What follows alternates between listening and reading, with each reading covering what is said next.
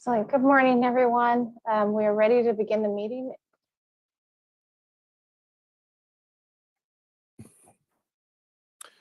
Okay, thank you everybody for joining us today. We're here for the Sonoma County Board of Supervisors meeting for April 19th, 2022, calling our meeting to order. We're going to start with the Pledge of Allegiance, and I would like to ask our Chief of Probation maybe to lead us into the pledge. I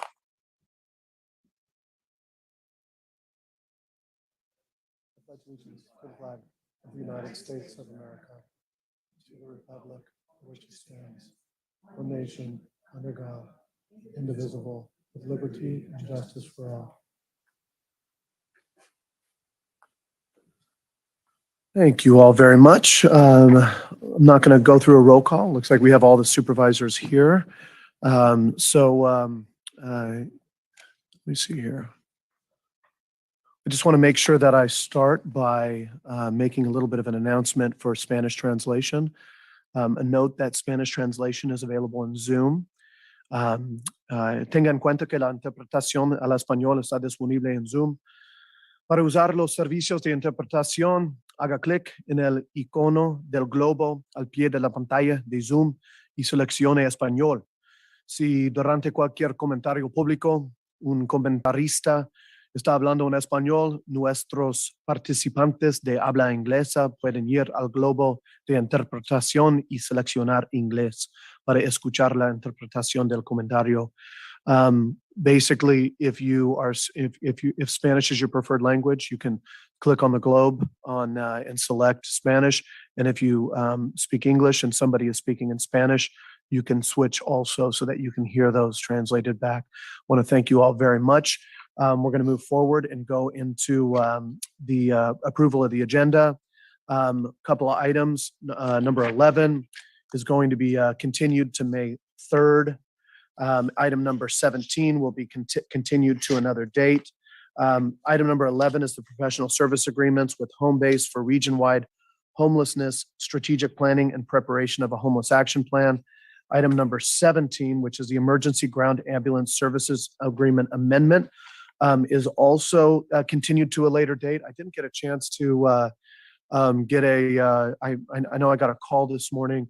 On the consent calendar, maybe if I can, hello, everybody. It's good to see you, Director Rivera. I'm sorry I missed your call this morning.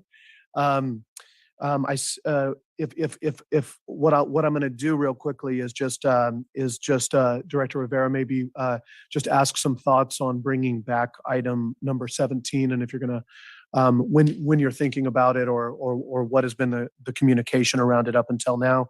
And then items number 49 and 50 on the closed session calendar have been removed from the agenda.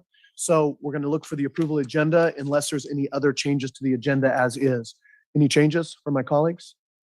Okay. All those in favor?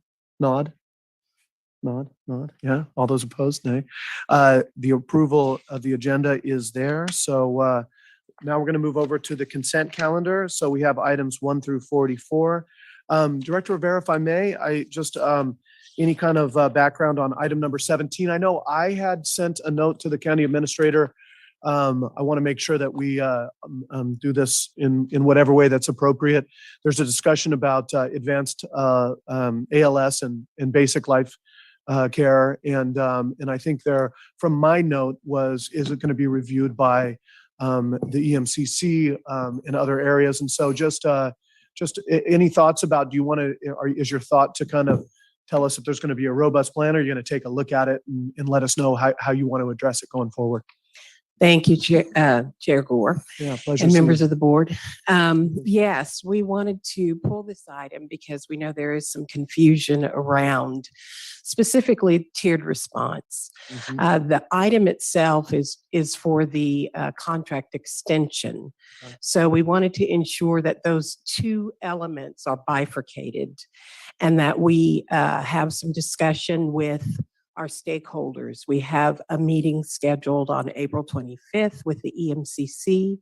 We'll be meeting with the city of Santa Rosa and various other stakeholders to ensure that they understand that this is a draft memo for tiered response, but with respect to the policy, that's going to be a full-on process that's going to entail all stakeholders and just a longer process going forward. But the draft memo around tiered response is just a year where AMR will do that tiered response during this contract extension. So we wanted to ensure that our stakeholders understood that we do want to engage their feedback around this tiered response policy moving forward, but that is not what the item is about. Okay. So we just wanted to clear up any issues around that. And we wanted to bring this item back, the contract extension, on May 10th. Okay, thank you very much. Appreciate that. Just since I'm here, even though it's not you but I know that you crosswalk with our interim director of CDC, Mr. Kiff as well, and that item number 11 is also continued. I know you work a lot on homelessness as well. Is there anything, County Administrator, you want to mention on that? Sure. Item 11 was continued because the budget information in the item was not correct. And rather than issue an addendum, we're just going to bring the item back corrected. So we're anticipating it's not that's going delayed. to come back on consent on the 3rd. Correct. Okay, great. Thank you so much. I just wanted to call you up here because it's good to see you and be in person. You're not two-dimensional. It's good to see everybody here. Okay. Colleagues, anything else on the consent calendar? Items 1 through 44? Any issues? Okay. With that being said, all those in favor of approving, public comment on the consent calendar. I apologize. Been out of this for a couple weeks. Public comment on the consent calendar from here in the chambers. I don't see anybody here. Anybody outside? Doesn't look like it. We'll go online for any comments on the consent calendar. Marcy, minute and a half. Thank you. For those who would like to comment on the consent calendar, please raise your hand in the Zoom app or press *9 on your phone if you've joined the meeting by telephone.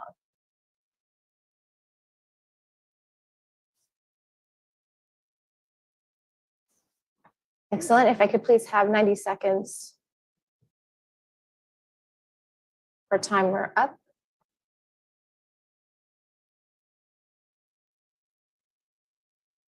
And the first commenter is Thomas.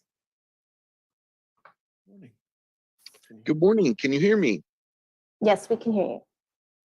Oh, good morning. I just had a question about number 32, which is the certification of the roads, because I remember Supervisor, maybe he was chairman at the time, Rabbit, who was extolling the virtues of the county, I think, or decrying the number of miles when he said there were 3,200 miles, and that report's 1,300 and some miles maintained by the county. And so I was trying to figure out or reconcile that. That must mean the 3,200 are the total, including the cities and the county, or was there a reduction in the number of maintained miles by the county, in which case would be a kind of a miracle, but it would be fabulous. I'm just trying to figure that out. Thank you. I'll pass it over. Thomas, I want to thank you because you just teed up the best softball for my colleague Supervisor Rabbit. There's nothing he likes to do more than talk about the exact number of miles in the county. So Supervisor Rabbit, would you like to elaborate? Yeah, I don't remember ever saying 3,200 miles, but there's always been pert near right around 1,368 miles. Now I have to almost go up to 1,369 if you round up from 0.71. Thomas, there's also, I know there's obviously every city has their maintained miles. Petaluma has 271. I'm not sure what any other city has. There's also, sometimes they refer to lane miles as well. And so a 4-lane road would obviously be quadruple the mileage going forward. So, but the total miles is, I know, certified each and every year. I'm not quite sure what happens to the little increments that we gain or lose. Somehow our measuring capabilities improve year over year, apparently. But this is it, 1,368.71 miles, which is the equivalent of one single road from here to Oklahoma City, Oklahoma, that we are all responsible for. And just one last thing, Marin County has 420 miles that they're responsible for. Napa about 430, Solano 630, and we have 1,368.71. I was in a county in North Carolina earlier this year that had a small county, about 40,000 people, that had 2,000 miles and then 600 additional miles of gravel roads, but it was all managed by the state. And it's one of the last three states that manage and are trying to put it back onto the counties. They're trying not to allow it. Anyways, other comments on consent calendar? Thank you very much, Thomas. Thank you. And thank you for the slide. 1 minute. And if the next commenter can please unmute and state your name.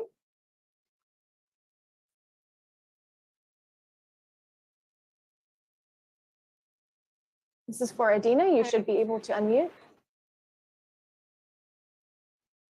Can you hear me? Yes, we can hear Yeah, you. we can hear you. Okay, hi, my name is Adina Flores, and I had emailed you all yesterday 2 consent items that I requested to be pulled. One of them was the contract with the equity consultants, and the other one was pertaining to the wildfire funding. I'm a little bit concerned that we're trying to approve contracts with vendors that have not registered with the California Secretary of State nor the IRS. Therefore, we have no idea where those funds are being allocated because they're not legal contracts. So I would like further clarification on that. Thank you. Thank you, Ms. Flores. County Council, I know I asked you about that because I did see the emails also, and I asked about that this morning. So I thank you for calling in. Go ahead. I'm going to ask Marcy to promote Lisa Fiat to a panelist from my office. She'll respond to the item with that is the Regional Parks item.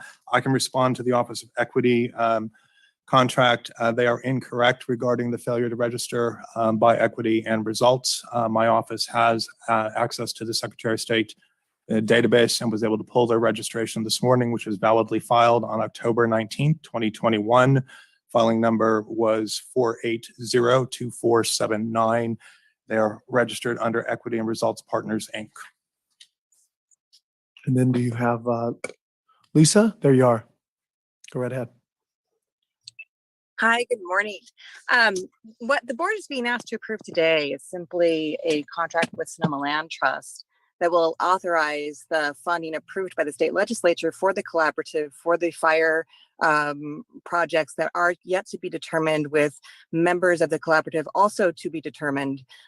So the questions presented by Ms. Flores, while appreciated, are not prompted by today's action. Sonoma Land Trust is certainly qualified and is committed through the documents to vetting the organizations that will receive this money to ensure they're both lawfully operating here in the state of California and committing to use the funds for the purposes identified. We are not aware of any particular problem with Audubon Canyon Ranch that can't be resolved. I spoke with representatives for ACR last night, and it appears that it's a simple paperwork error related to the AG filing. And moreover, the concern appears to presume that charity status is required in order for the funding to be lawful. I reviewed the legislation last night. There's nothing in the bill that requires the funding to be directed to a charity. It simply is requiring the funding be directed to the collaborative for fuel reduction projects, and that's certainly going to take place.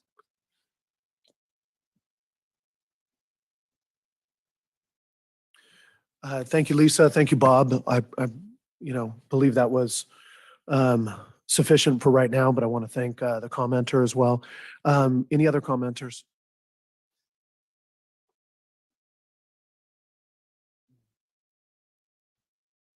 Chair Gore, there are no further commenters on, actually, I take that back. We do have another commenter. Bob, if you can please unmute and begin. Hi, good morning. This is Bob Neal, the Stewardship Director at Sonoma Land Trust. And I just want to thank you all and confirm what Lisa just shared. I think we all agree that wildfire resiliency is a critical issue, and the Sonoma Valley Wildlands Collaborative, of which Sonoma Land Trust is one member, is doing really valuable work in the Sonoma Valley. Sonoma Land Trust has functioned as being managing the grants that have come to Sonoma Valley Wildlands Collaborative, and we work closely with all the partners. And I assure the board that we ensure that the funds are both delivered to qualified organizations, and we ensure that the work is done according to the funding requirements. And we'll do the same with this really important money coming from California Department of OES. And I'm happy to answer any questions if you have any at this time. Thank you very much. Anybody else from the public? Thank you. And at this time, there are no further commenters. One thing also that I just wanted to make mention of is item number 27, Russian River Watershed Water Resilience Planning Project. This is 1.6 million that goes into 3 different areas. Just for those who continue to wonder about the Potter Valley project and our water security and our water future, this project has 3 distinct areas. One is to continue to study and work on the actual plant, the Potter Valley, the facility itself, in and around that network. The second part is really for the Potter Valley area with their resiliency planning.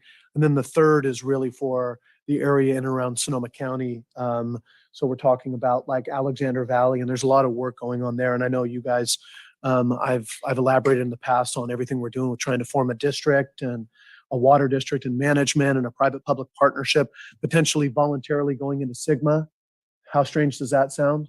After we tried not to get into it before, but to be able to manage water. So there's going to be a lot more coming on this, but I just wanted to, acknowledge it being there. So thank you very much. Is there, doesn't look like anything else. So let's take a vote to approve of the consent calendar as is. Supervisors, approval of the consent calendar signify by saying aye. Aye. Nays? The ayes have it. It's unanimous. So move on from the consent calendar. Thank you very much, staff. I'll tell you, ironically, I went back and looked at an old board meeting because I'm a glutton for punishment when we used to make comments on consent calendar items. And it was amazing. Amazing the things when you think you're like making important announcements, but you're just, there you go. Thank you. Yeah. Yep. You laugh, but I could show you that video too, sir. So going straight into it, 45, Personal Services Agreement, Chief Probation Officer. This is to authorize the chair of the board to execute a second amendment to the Personal Services Agreement with David Cook, Chief Probation Officer, extending the term for 1 year from April 30th, 2022 to April 29th, 2023. I'm actually going to propose an amendment to this that extends it for another 3 years after that, and make sure that that Chief Cook is going to be with us until at least 2030. Let's pass it over, Christina Kramer, and then Chief Cook. Good morning, Christina Kramer, Human Resources Director, and I am pleased to present a second amendment to Chief David Cook's Personal Services Agreement. Chief Cook was initially appointed as our Chief Probation Officer on April 30th of 2016.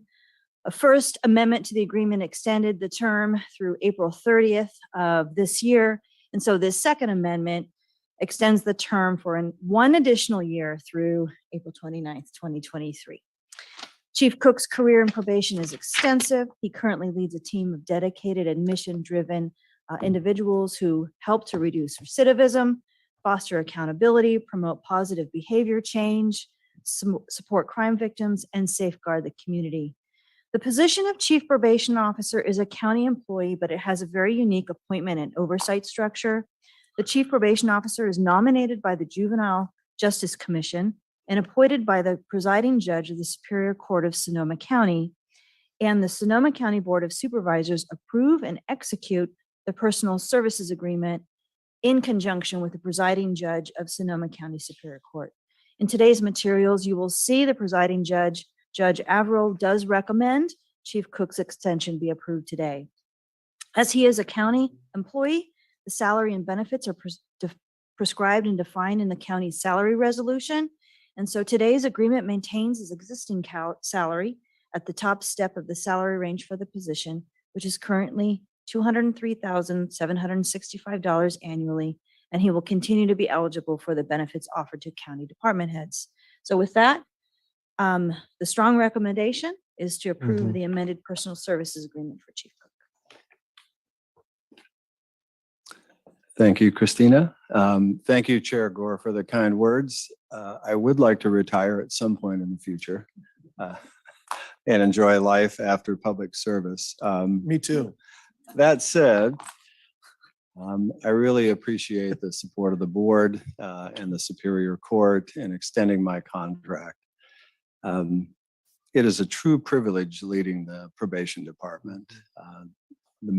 I work with so many committed and capable men and women, along with our justice partners and the social service agencies that we work with, and of course, the community-based organizations that deliver vital programming to young people and adults under supervision.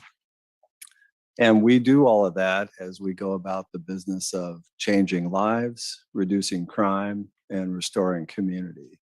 And it is a very noble profession that we are in probation. So thank you. I love that you say that. It is a very noble profession and nobody really thinks about it, right?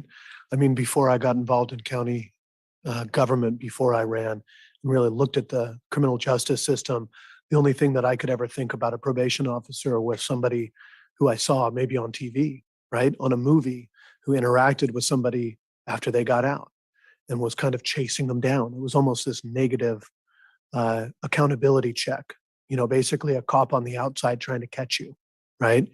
And I will say, if there's anybody watching from your department, but directly to you and to others, this is that if anybody looks under, you know, the hood or behind the curtain, what they're going to see is an amazing group of purpose-driven public servants in a noble amount of work that are steering people towards function and honoring that everybody has a tough time and the safety net doesn't grab everybody, and that there's ways that steer people towards progress. So I really want to honor that and thank you for stepping up for another year with us. And all jokes aside about extending your contract, I say that with a huge amount of respect from all of us about what's going on with your department. And I understand that we're going to be having further discussions about your right sizing your department when we get into budget, right? Yes. Okay. And Anything again, else? Thank you, Chair Gore. I really appreciate that. And the comments, I'd like to offer you a position as a spokesperson for the department because you very eloquently state what we do. Yeah. Well, thank you. Supervisors, Gorin? I suspect that our chair has a few more years on the board before he can accept the extra help position that you're offering. David, thank you so much. I have learned so much as a supervisor from you about the collaborative nature of probation, the great intersection between criminal justice, social work, community involvement, and you and your incredible staff deserve all the kudos that you get.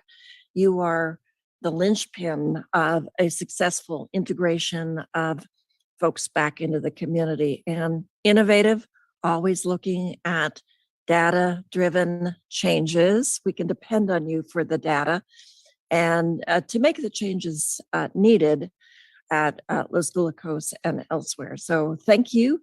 Thanks to all of the incredible work of your staff. Really look forward to another year or 2 or 3 or 4. There we go. You know, I just want to echo exactly what Supervisor Gorin said. And I like to think of there being kind of 2 types of people in general. There are people who have lots of ideas and there are people who like to get things done. And it's the people who live at the intersection of those 2 things that I most admire. And you are one of those people.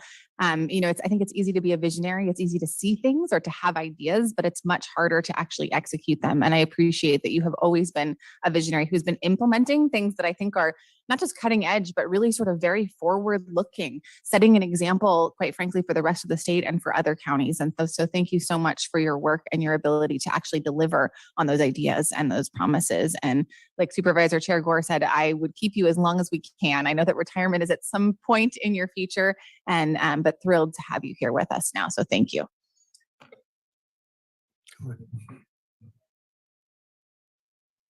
And I make one more comment? I entered my career as supervisor during the controversy of the Sierra Youth Center. You were at the center of that whirlwind. And I do remember the comments of former supervisor Valerie Brown. So you smoothed that over, you moved forward. It went through a couple of evolutions, and doesn't it give you some satisfaction that it's going to be used, repurposed as the CAL FIRE resident camp? So there is life in those old buildings. There it is. And wasn't that just ironic that people were upset that we were closing a detention facility for juveniles because there wasn't enough?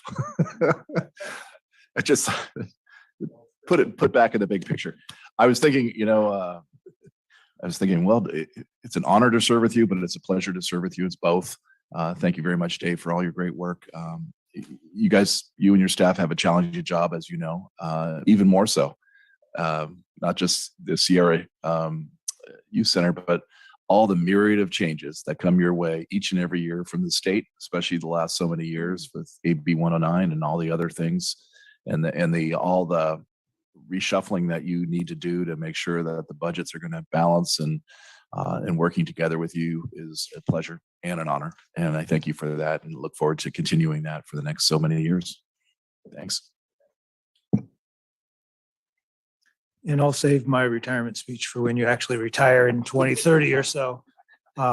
In the meantime, I'll say, well said, Chair and Chief.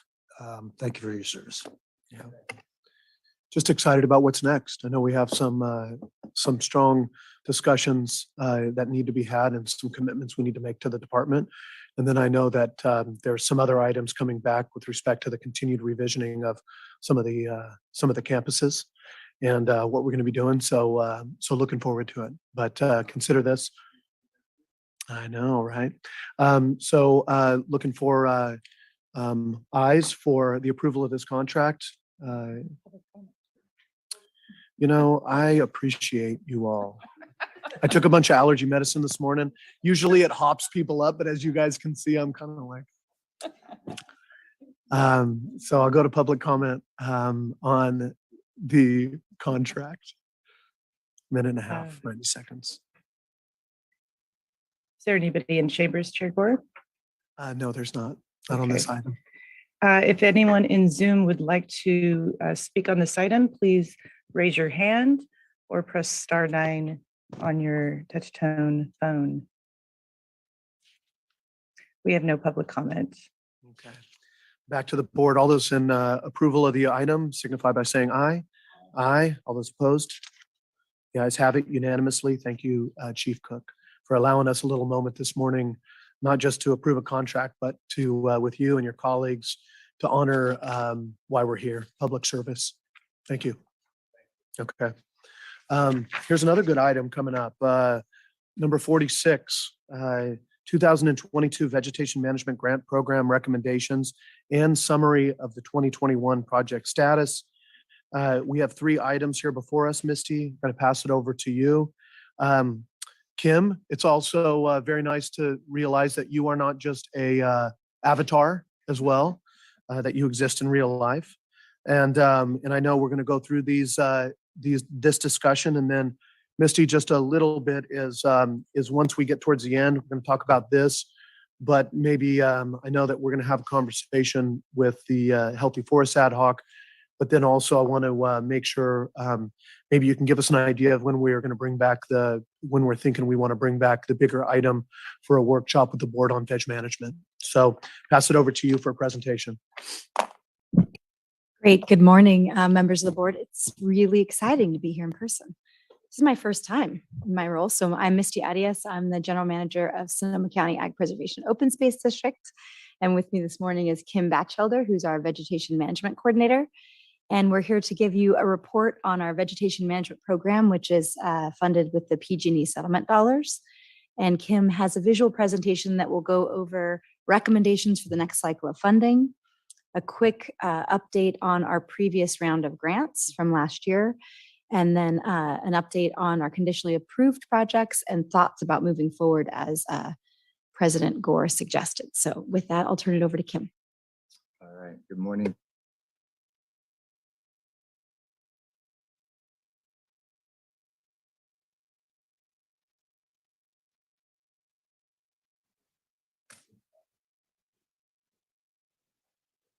Kim, could you introduce yourself to us too? I mean, I know we've all seen you, but just your background and how long you've been with us and in what you're working on.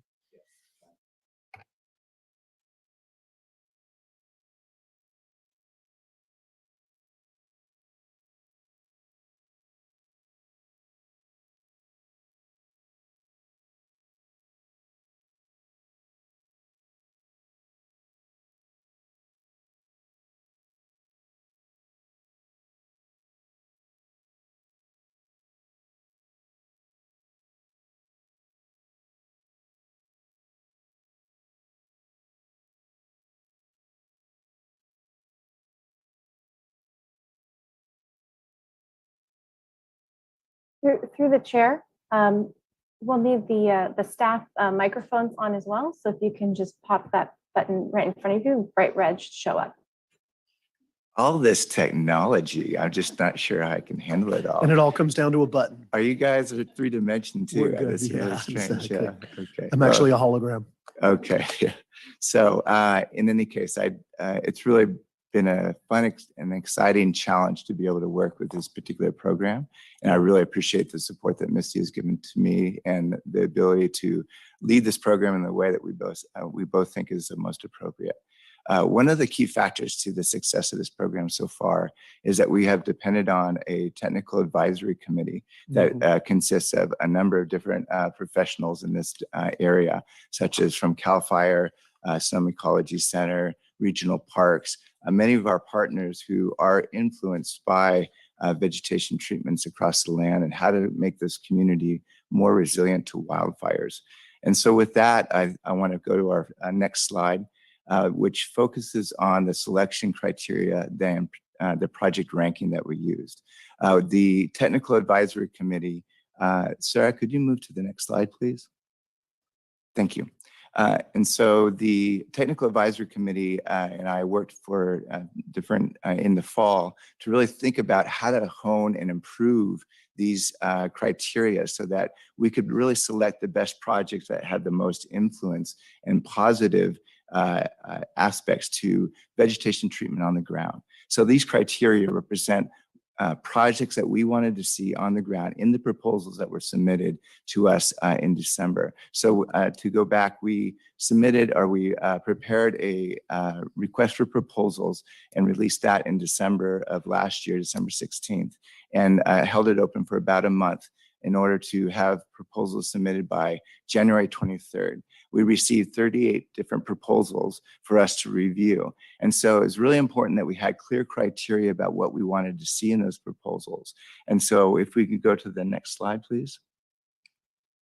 And so along with those criteria I just showed of calming zones and treatments of burned areas and things, we also really wanted to emphasize the importance of multiple benefits, that it wasn't only fire resistance, but we were also thinking about how the types of treatments that we are hoping to see in these proposals were having a holistic approach to how the treatments were impacting the environment as well, that it was that landscape scale management. I think the first round where we really saw a lot of roadside treatments and defensible space proposals, some of which were compliant with CEQA and others that were not. But we learned from that process. That first round, we learned a lot. And so with that intention of really trying to make this the most impactful program that's possible to help reduce the amount of threat of wildfire, these are additional criteria that we included in this particular effort. And so with that, I want to go through the very long, I call this my monster spreadsheet, because these are the score sheets that each one of our 8-member selection committee members helped fill out. And these criteria, this scorecard represents 9 different criteria that include just the general proposal quality, whether the project budget was online, was on target, whether the timeline was appropriate for what they were trying to do, whether they had the technical capacity to be able to do these types of projects. Those types of factors are really important for us to evaluate 38 different proposals across the county. And so with that, each team member provided a score that was weighted in some categories. For instance, the budget was really important for us. The project benefits, was it helping to engage a community that was under a severe threat? Was it able to accomplish and bring together multiple landowners and communities that were under threat? So those are types of factors that we took into consideration. Oh, could we advance the next slide, please, Sarah? Thank you. And so this is, again, the scorecard that we use, and each member filled out the scorecard. We consolidated their ranking per each different project, and then really got a sense about whether those projects, which ones really rose to the top, and then how much money they would need in the end. And so the evaluation committee helped filter through all these different projects. One other factor I wanted to bring up, the Community Wildfire Prevention Plan developed a tool called the Project Ranking Tool. And this is one of the first times we got a chance to test this tool to see if the tool was effective in really bringing those projects up to the top. So that was kind of the first criteria that we used, or ways in which we got the applicants to fill out the project ranking tool to make sure that it was really accomplishing our goals as far as its proximity to the highest fire hazard areas, its ability to affect communities that were vulnerable to fire. These types of factors were considered in the project ranking tool, as well as the criteria that I just covered. Next slide, please. And so this is our map that really depicts all the different projects that we approved. There's 18 projects that we recommend to the board to follow through with the grant agreement. There were a total of 38 projects, so that meant 20 projects did not meet our criteria for meeting our goals as far as creating projects that were helping to protect communities, or that were accomplishing those goals of holistic approach of environmental impacts and things like that. So with that, I wanted to kind of highlight some of the factors that we came up with. Could you advance the next slide, Sarah, please? Thank you. So with that, the project highlights I think are really exciting are that 55% of the projects were multiple treatments. That meant that they were trying prescribed burns or grazing, as well as maybe a shaded fuel break. They're looking at a comprehensive nature of their treatments. It wasn't just one treatment that might have to be done again the next year. We were trying to look at the longevity of these projects. 9% were fuel breaks only. We did have a few roadside treatments or defensible space projects, but we tried to diminish those because we saw that as kind of an annual maintenance item, and ways, and we need to be more creative about ways in which we could address roadside clearing and working with people like the Transportation and Public Works. But I think there was a chance for us to think about a larger scale. And so those efforts, 20% of the projects were in prescribed fire and grazing. So we thought that was a really positive step in the right direction. So next slide, please. And so here are the projects. I have 2 slides in a row that list the different projects and the amount of money. I just want to pull out a few of those I think are really interesting. The Coulee Ranch Cal VTP project is an effort to bring 19,000 acres under a prescriptive burn schedule and plan. And that allows the ranch, which was protected by a conservation easement, is able to do these treatments under the California Vegetation Treatment Program, which is an environmental impact report on this type of activity that allows the applicant to do this treatment over the scale of 10 10 years before it needs to be reevaluated for under the CalBTP. This is really helpful because that property is also used as kind of a training ground for some of the firefighters in the region to learn how to apply prescribed burns on the ground. I think that's a really important step for our county. Also in the next slide, I'm showing the number of different projects. The things that I think are important to pull out here is that we have the Oddfellows Rec Club calming zone, as well as the Summer Home Park calming zone.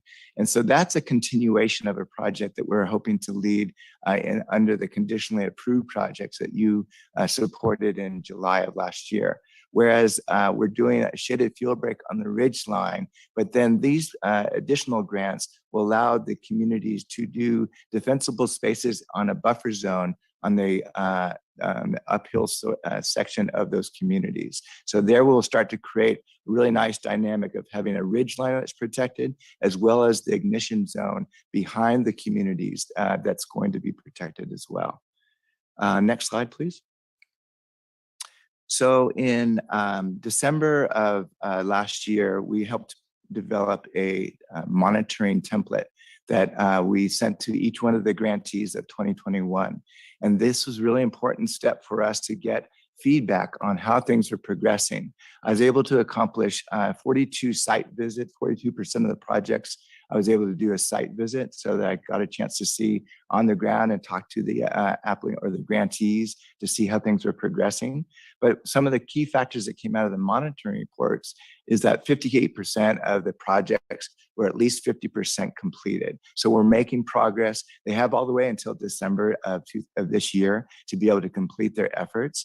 But some of the other factors, we were able to treat about 232 acres so far. That's of the 725 acres that are proposed for completion by the end of the year.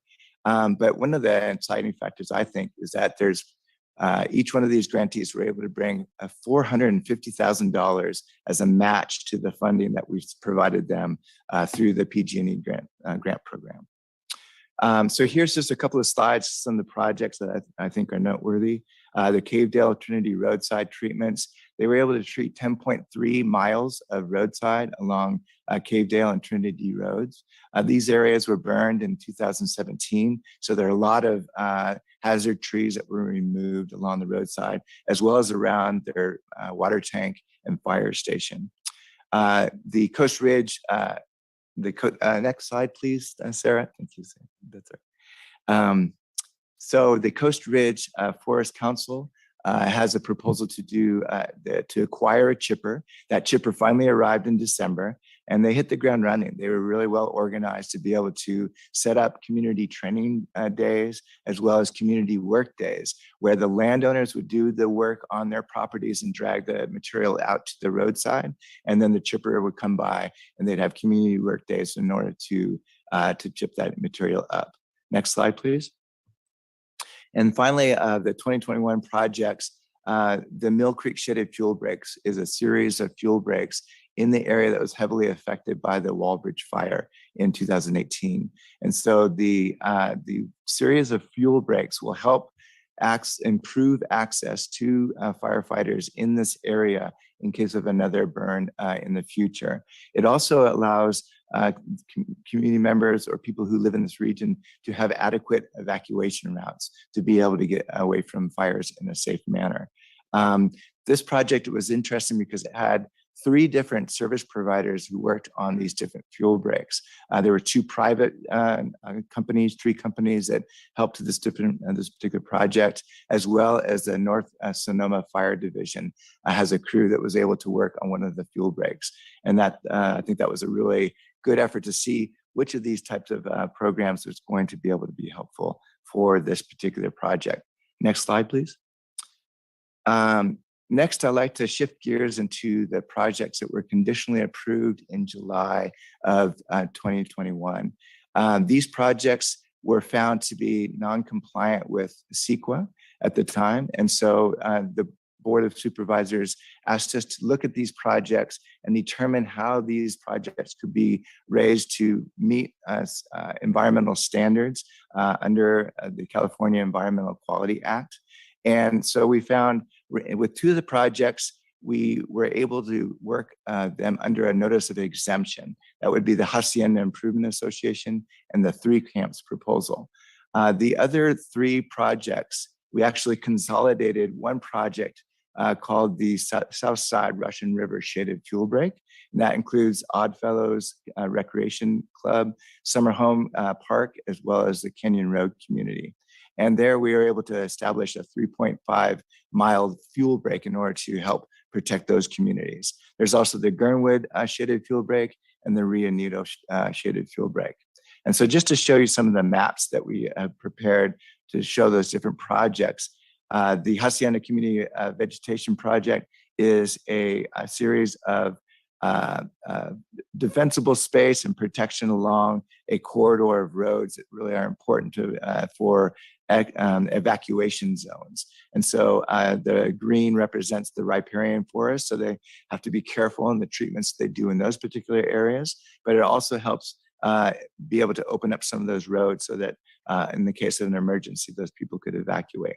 On the other map on the right-hand side is the 3 Camps Fuel Reduction Program or project. In that case, it's along the Bohemian Highway where we decided that under a notice of exemption, they could go 100 feet away from the structures and create separation between the built infrastructure and the wildlands vegetation. And so that will help those communities be protected and reduce the amount of ignition points coming from the structures going into the wildlands, as well as fires that might be coming down the hillside. The next slide, please. So here's an example of some of the shaded fuel breaks that we've been working on with those communities. This is the Southside Russian River Fuel Break. And this is a really interesting project where through a number of different meetings and site visits, we were able to identify a shaded fuel break that primarily follows the ridge line, which is the most important area to be able to protect for firefighting efforts. So fires coming from the south or ignited in the near closer to the river can be held, or other treatments can be applied by establishing that shaded fuel break. We're going to have to do some adjustments because one landowner on the south side was not willing to work with us, but we think that we have a good alignment to be able to meet our objectives nevertheless. Next slide, please. This next slide is the Gernwood Neighborhood Association. It has a shaded fuel break that they proposed, and we felt it was really in line with what we're trying to accomplish. It was not compliant with CEQA. So again, as we will do with the Southside Russian River project, that will be under a California treatment, vegetation treatment program, where we will do biological and cultural resource studies on those projects to make sure that we're not running across any special habitat, as well as making sure that there's no cultural resources within that alignment. Next slide. And finally, there's the Friends of Rio Nido shaded fuel break. Again, this is an extensive shaded fuel break along the ridge lines. We're working with 15 different landowners. This is a relatively new organization, Friends of Rio Nido, that is working in this activity of shaded fuel break. So we will take some time to be able to get that project going. Next slide. And so after 6 months on the job of working with these different shaded fuel break projects along the Russian River, the conditionally approved projects, all the grantees that we were awarded in 2021, and the projects that we feel are important to support this year, we've literally learned a lot about what vegetation treatment can look like on the ground and some of the challenges that some of these groups have run into. And we're really seeing a need to close the gap, that there's a need for technical assistance, support in planning and project design for different groups like homeowners associations that just don't have much experience with this type of thing. So we really hope to support a project or kind of a micro grant where we're providing $5,000 to $50,000 worth of technical assistance or planning support to be able to help these projects move along so that they're more competitive in a grant process like the one that we're running with the Vegetation Grant Program. So we think that this is a positive direction that we think that we'll be able to support more areas. We'll be able to take a look at areas such as districts 1 and 3, or 2 and 3, excuse me, that means time to quit. But one of the things that we really wanted to focus on is the ability to support projects that we haven't been able to attend because of environmental compliance or areas that just didn't have the right treatments according to our criteria. The prescriptions were just inappropriate for the areas and weren't taking other factors into consideration. So we hope to work in districts that haven't received a lot of attention, that did not receive of any proposals. We want to encourage groups that might have interest in doing so, but give them the support that might be able to help them get over the hump and being able to apply for a competitive grant process. So with that, I'd like to entertain any questions you might have. Thank you very much. Let's start with this project or these projects and what was presented before us. Misty, I think I also was thinking about when we're going to bring back an item before the board to workshop and kind of like, where are we? 25 million was what we said of the PG&E settlement dollars. How much have we obligated and allocated? We had the CLEAR report. How are we going to go after that? Because a lot of those things that were recommended in the CLEAR report, some of them have been addressed in other areas like LIDAR, but governance and other issues are still out there. So actually, why don't you just give me an idea so that we don't have to do 2 rounds on this and the supervisors can kind of ask about these projects and or the other ones as well. Yes, sure. So as President Gore has suggested, we have created an ad hoc of your board to discuss in more detail how to bring a cohesive approach to vegetation management. There's lots of funding opportunities out there. There's many local experts. And so Kim and I are working with the technical advisory committee that Kim mentioned to be more cohesive in the approach that we take as a county to these efforts. And so I would expect that with ad hoc and technical assistance, it's probably about 4 to 6 months before we come back to the board. We had we were looking really optimistically at that and had initially had a date in May, but I think it was really smart to be thoughtful, take a step back and take in all these pieces. And there's a lot of funding. So in the meantime, while we're working with your board and other advisors on what's the best approach and how do we use the remaining PG&E settlement dollars as leverage to draw resources, we are also working with CAL FIRE. With Carol Hart has put us in touch with a local gentleman who is the lead for some of the vegetation management grants about matching our veg management funding to expand the capacity of the local program. Okay. So in furthering our understanding of all of the funding available in the state and the federal government in this capacity and the needs of the community and addressing the balance of ecological function and vegetation management, I think it's going to take a few months, maybe 4 months of discussion and then get it back to the board. Great. That's fair. Thank you very much. So is it fair to say that everything that we've seen up until today is still all within that $8 million that we originally set aside from the 25? I'll get back to you on that if you need to.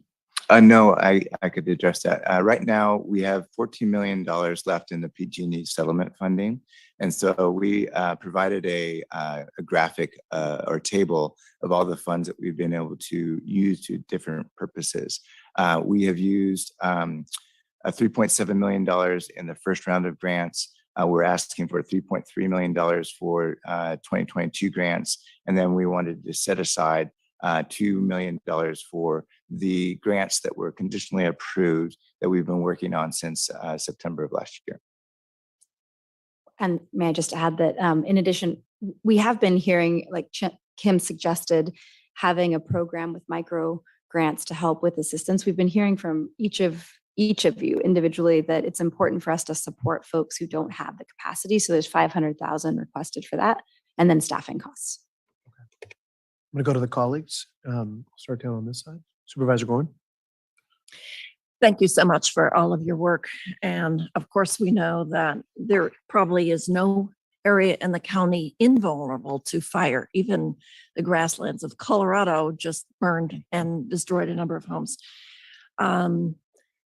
Thank you for your work. Thank you for your team's work. Thank you for the matrix. And this is what I asked you to do and what the board asked you to do. And we really appreciate the complexity of the analysis going into it. but we're also looking at neighborhoods that still suffer trauma from the fire. And I probably can speak to a couple of them and say, why weren't we funded? We Right. were one of the epicenters of multiple fires, Cavedale Road, for example, Trinity Road. So the process that you're going to use to outreach to those neighborhoods about why their particular grant was not recommended for funding, what's the timing and what's the process for that?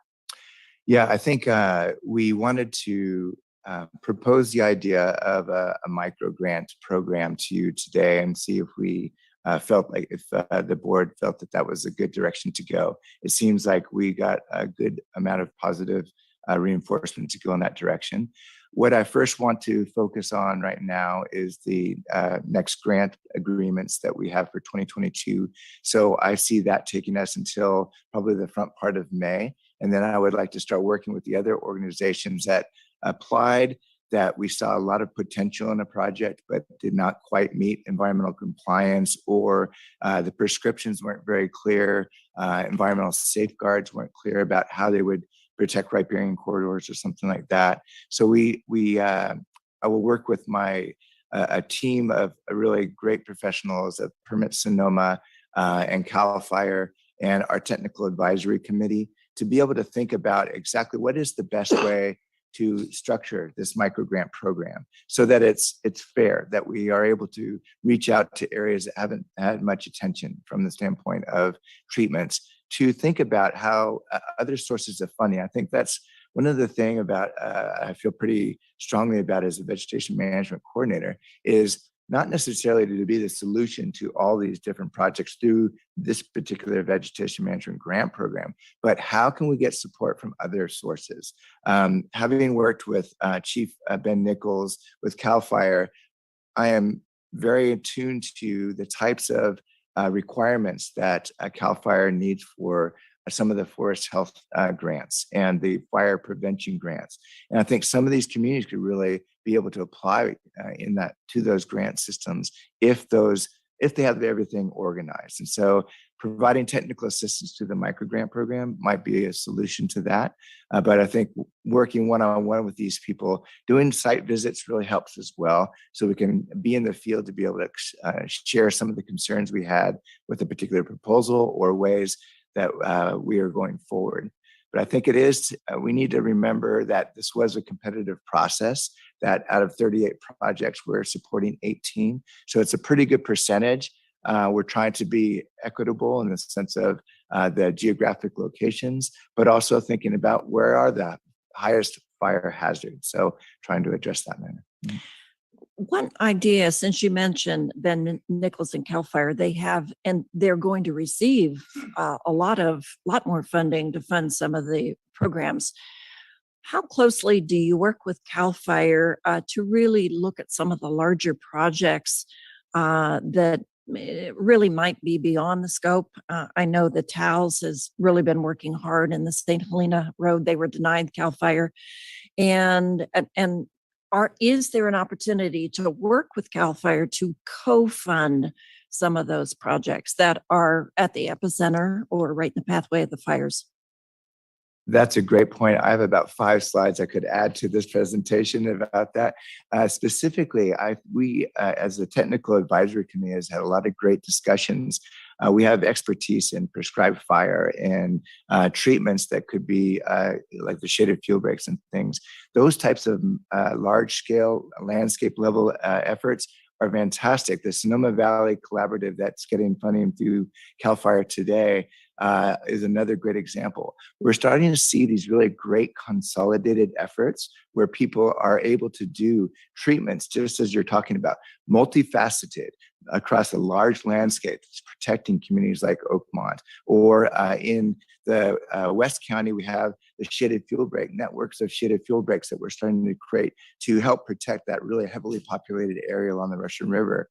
In the 4th district, we have a number of fuel breaks. We have prescribed burning. So we're starting to see this consolidation of projects. And that was one of the things I emphasized during the list of projects, is that we are trying to provide funding to projects that are adding value to the ones we funded in 2021. So I think that's kind of working towards what you're talking about.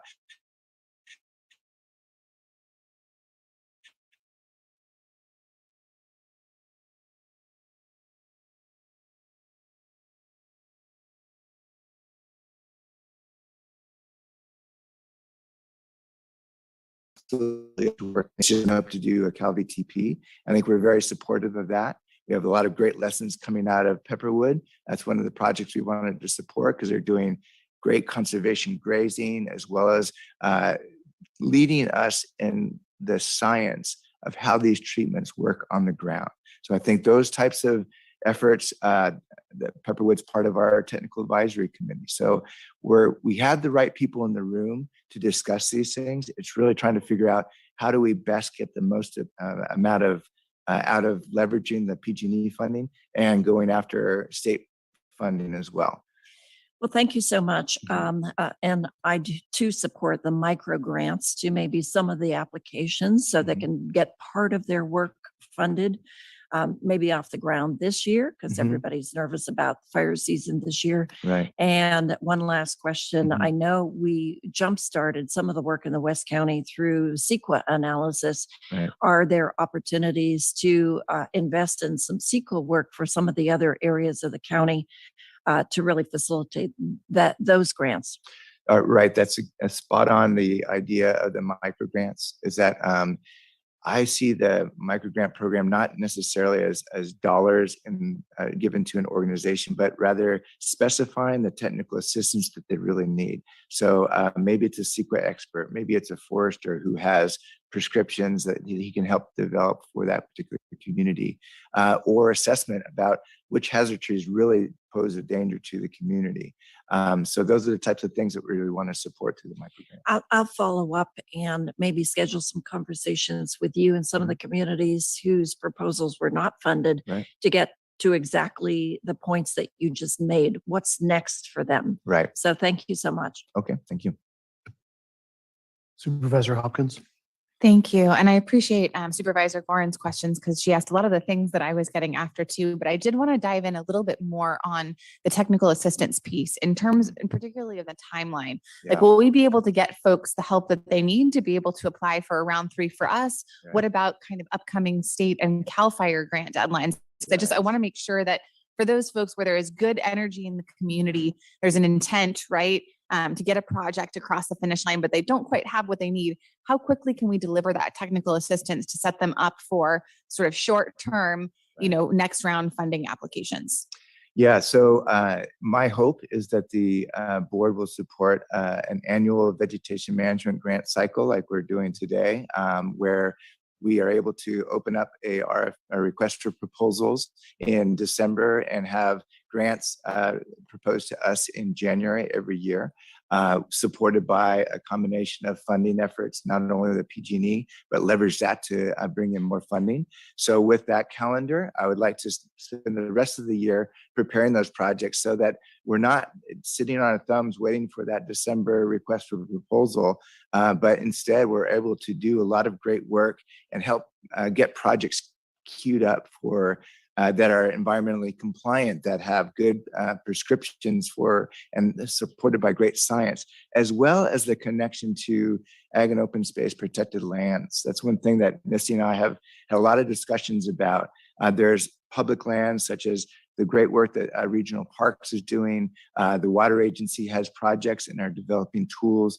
I want us to be able to, as a county, really take advantage of those tools. The project ranking tool that the CWPP developed, that was something we tested and we were able to see its effectiveness on the ground or through this grant review process. The decision support framework that Sonoma Water is developing, those are elements that we really want to incorporate. Every year, we need to get better at what we're doing in vegetation management.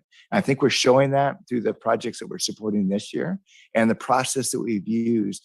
And I think that really bodes well for us when we go to CAL FIRE and say, hey, look, we got this system in place where we're seeing great criteria on the ground, we're seeing results, and we think that we need your support to be able to do the work on the ground. Thank you.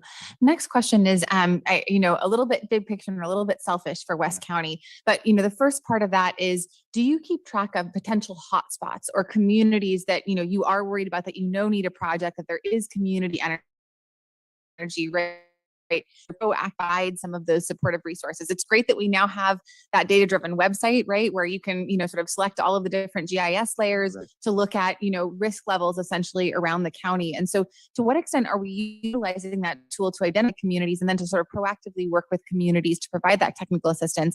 And then part two of that question is the selfish portion, which I think you probably know the area of West County that I'm talking about. We have an amazing organization, Safer West County. We've been working really, really hard to try to get a project across the finish line to really protect that Bohemian corridor Occidental area, which I see as a very high risk area because of the limited kind of ingress and egress opportunities for that community, and obviously being very densely forested. So, first part is kind of how are we looking at that big picture around those, I would call them communities of fire concern, right? And then number two, any updates on opportunities for maybe technical assistance, because it sounded like that project wasn't quite ready for prime time, but how are we working to support that effort in the Occidental area? Are you sure? I'm just going to big picture first, and Kim's much better at all the details, obviously. I think what we're excited about in working with the ad hoc and working with partners such as Permit Sonoma with the brick grant that they have is having a county-wide perspective of where the greatest risks are and what are the best treatments for those areas. And then I think once we have that approach, it gets at something Supervisor Gorin was asking as well, is that I think that makes us incredibly competitive for bigger pots of money. So drawing resources that are not in small scale veg management, but bigger scale opportunities. And so I think that's what we're excited about, is over the next 4 to 6 months working with you to set us up for that. And that will definitely rely on the data sources that you're suggesting. And we can then maybe flip our perspective, similar to the work that we're doing in land conservation, to going in building relationships with those communities and letting them know about those opportunities. That's what I think we're hoping for in the next phase. And then I'll let you answer the more. Yeah, and I think it's a great question. I think one of the things that we've been really relying on is the process that we created. It was the Vegetation Management Grant selection process. And so we got round one done in June of last year. We got the second round going to you today for your support. That's been a heavy lift to be able to design and implement the grant program. But I'm really excited about now moving on and being able to support the projects in a greater way. So now that the grants are in place, and we have a system to be able to monitor their impacts, I now want to be able to focus on that outreach part, that how to best use the tools that we have available. As I mentioned, the decision support framework that Sonoma Water is creating. We have the natural and working lands climate, adaptation strategy.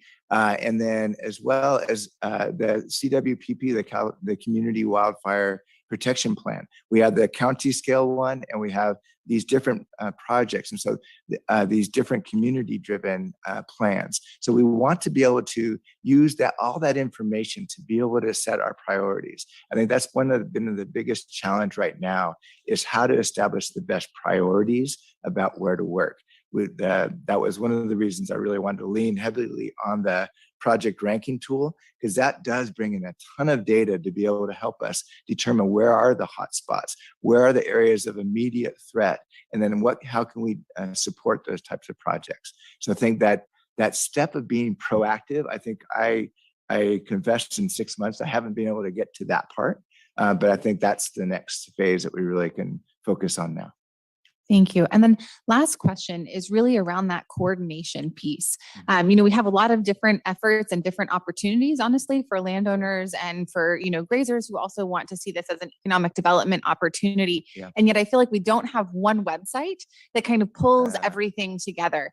And so where are we in terms of coordination and resources? And can we look to you as potentially that ability to pull together? Because, for instance, that information is fantastic. That's up online somewhere, although I feel like I have to search in my email to try to find the link, right, that works to pull up the GIS information where you can Yeah. actually look at your level of risk and kind of where the areas are of concern in Sonoma County. And yet that's different from where the grant applications are, which is different from a local fire safe organization that might be sort of your best entry point into this conversation, right? And so and then there's the BRIC grant and there's what Permit Sonoma is doing, right? We have this kind of constellation of opportunities, but not really anyone who is pulling it together and saying, here is the one-stop shop. Here's your entry point. Here's your front door. And then from that front door, you can go over here, or you can go over here. You know, if you have a property this size, if you're looking for home hardening, you go here. Hey, Skype over here has opportunities too, right? We have all of these different opportunities, and yet I'm kind of concerned that folks might not know how to avail themselves of the opportunity. So could you talk to me a little bit about that coordination piece?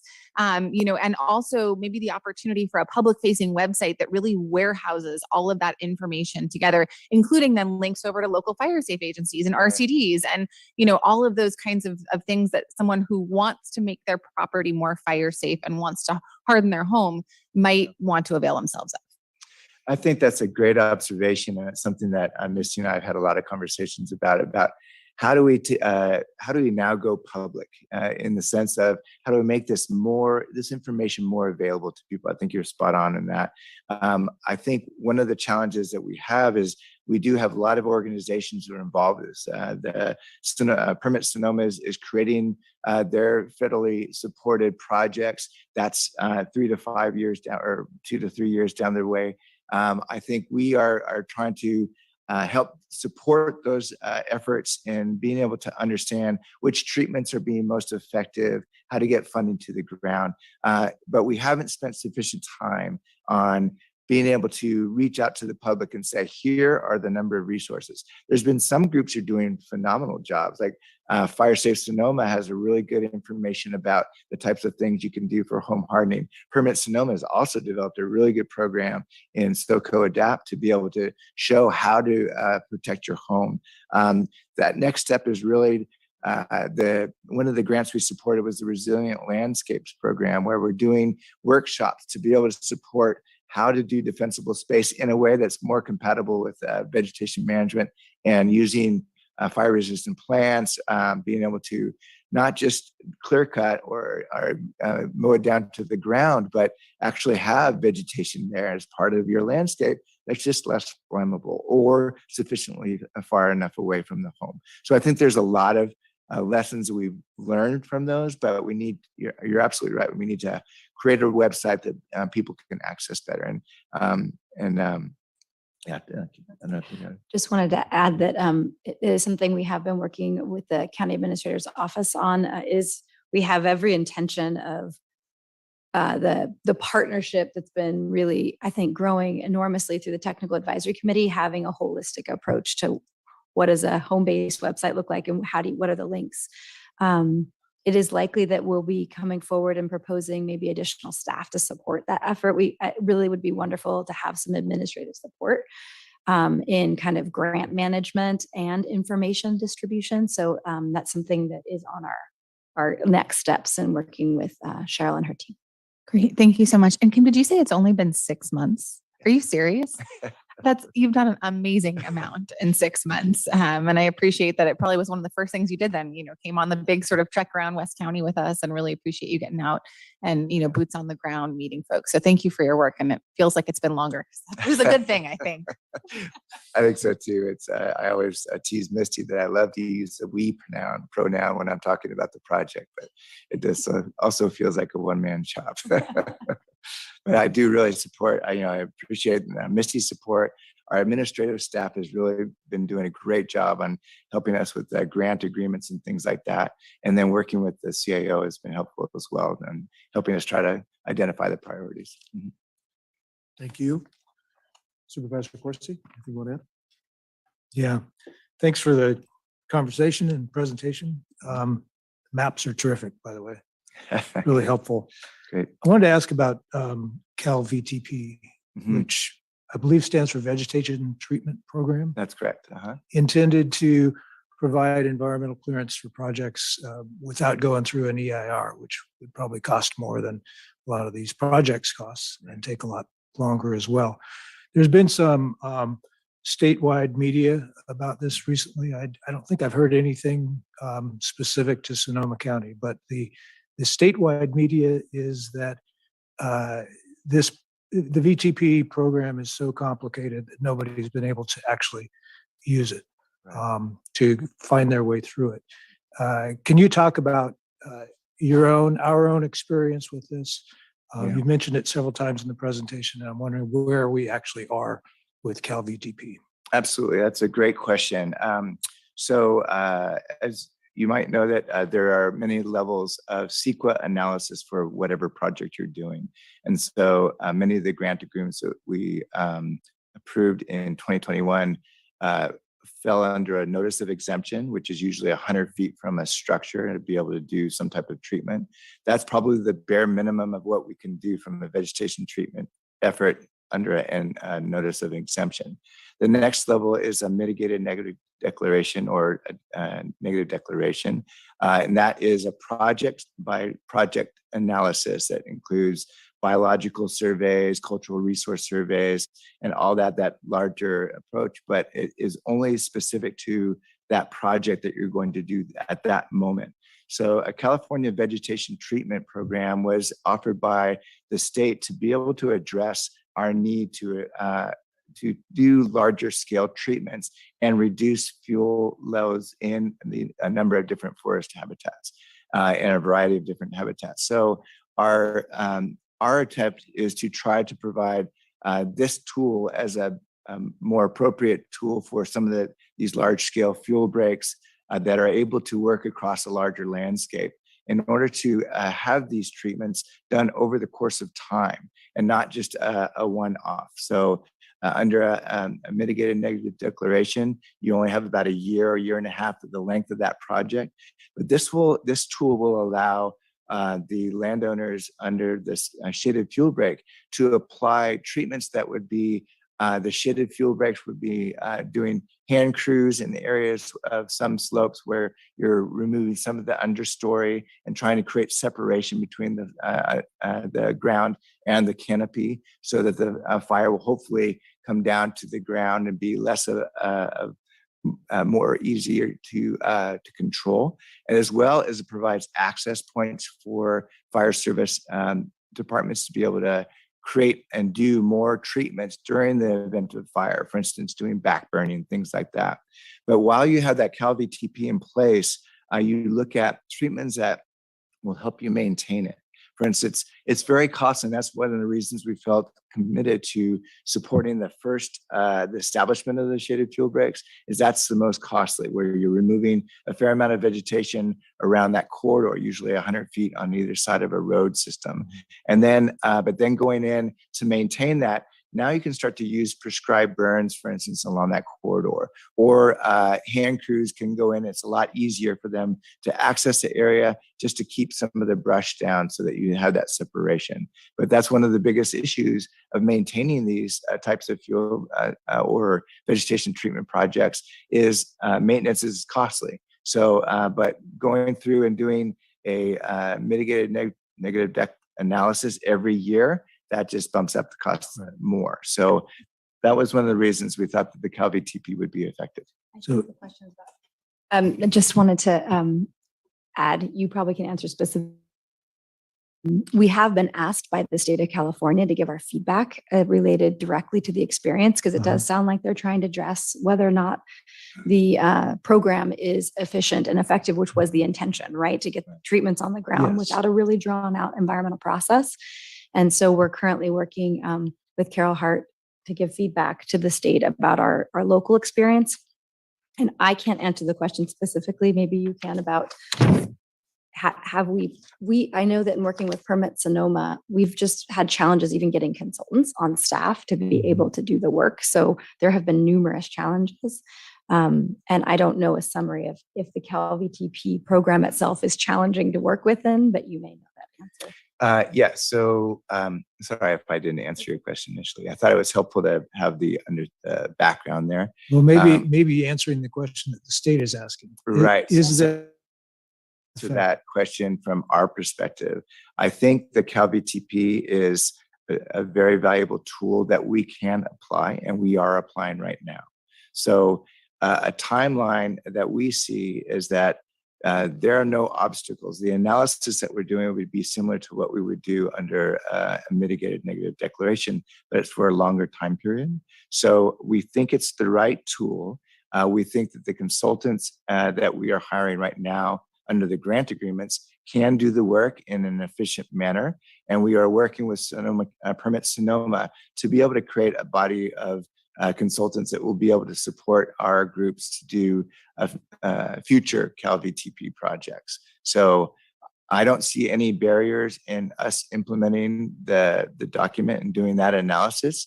I see it as an absolute essential to us to be able to do this work on a large scale. Right. If we are able to do a mitigated net deck on each one of these projects, we'd be spending more than 75% of our funding on that instead of doing work on the ground. If there are any problems with CalVTP, are they delaying any of these projects? I think when you run into, you have to do spring botanical surveys. That's probably one window you have to make sure you meet. Cultural resources are something that you never can predict how long it's going to take, but there are experts in the field that can help you do those types of analysis. But I do not see any serious delays with us to be able to get the work done on, or the field work done in April and May, and then have a document ready by August for Permit Sonoma and Ag and Open Space to review. And then Permit Sonoma would represent the county on meeting the state requirements for accepting that document as a CalVTP. Okay. CEQA. I'll look forward to hearing more about that down the Absolutely. road. The other thing I wanted to ask you to address, we still are hearing from individuals and organizations who see vegetation management as kind of a cover for logging, for doing damage to the environment. Right. You talked about the technical advisory committee that's working on this and the different groups that are involved, but would you just kind of address that criticism here directly? Absolutely. So specific to the commercial logging, none of our grants are allowed to do that. So a CalVTP allows you to remove some trees in order to create better spacing between trees, as the forests tend to be overstocked, so that there's a lot of canopies touching. There's a lot of there's no distance between canopy and the understory. So our efforts is to we can remove trees. I think the prescription for some of them are trees under 10 inches in diameter. Those trees do not represent any commercial value, or would they be allowed to convert that to commercial value? So no logging is permitted under our grant applications.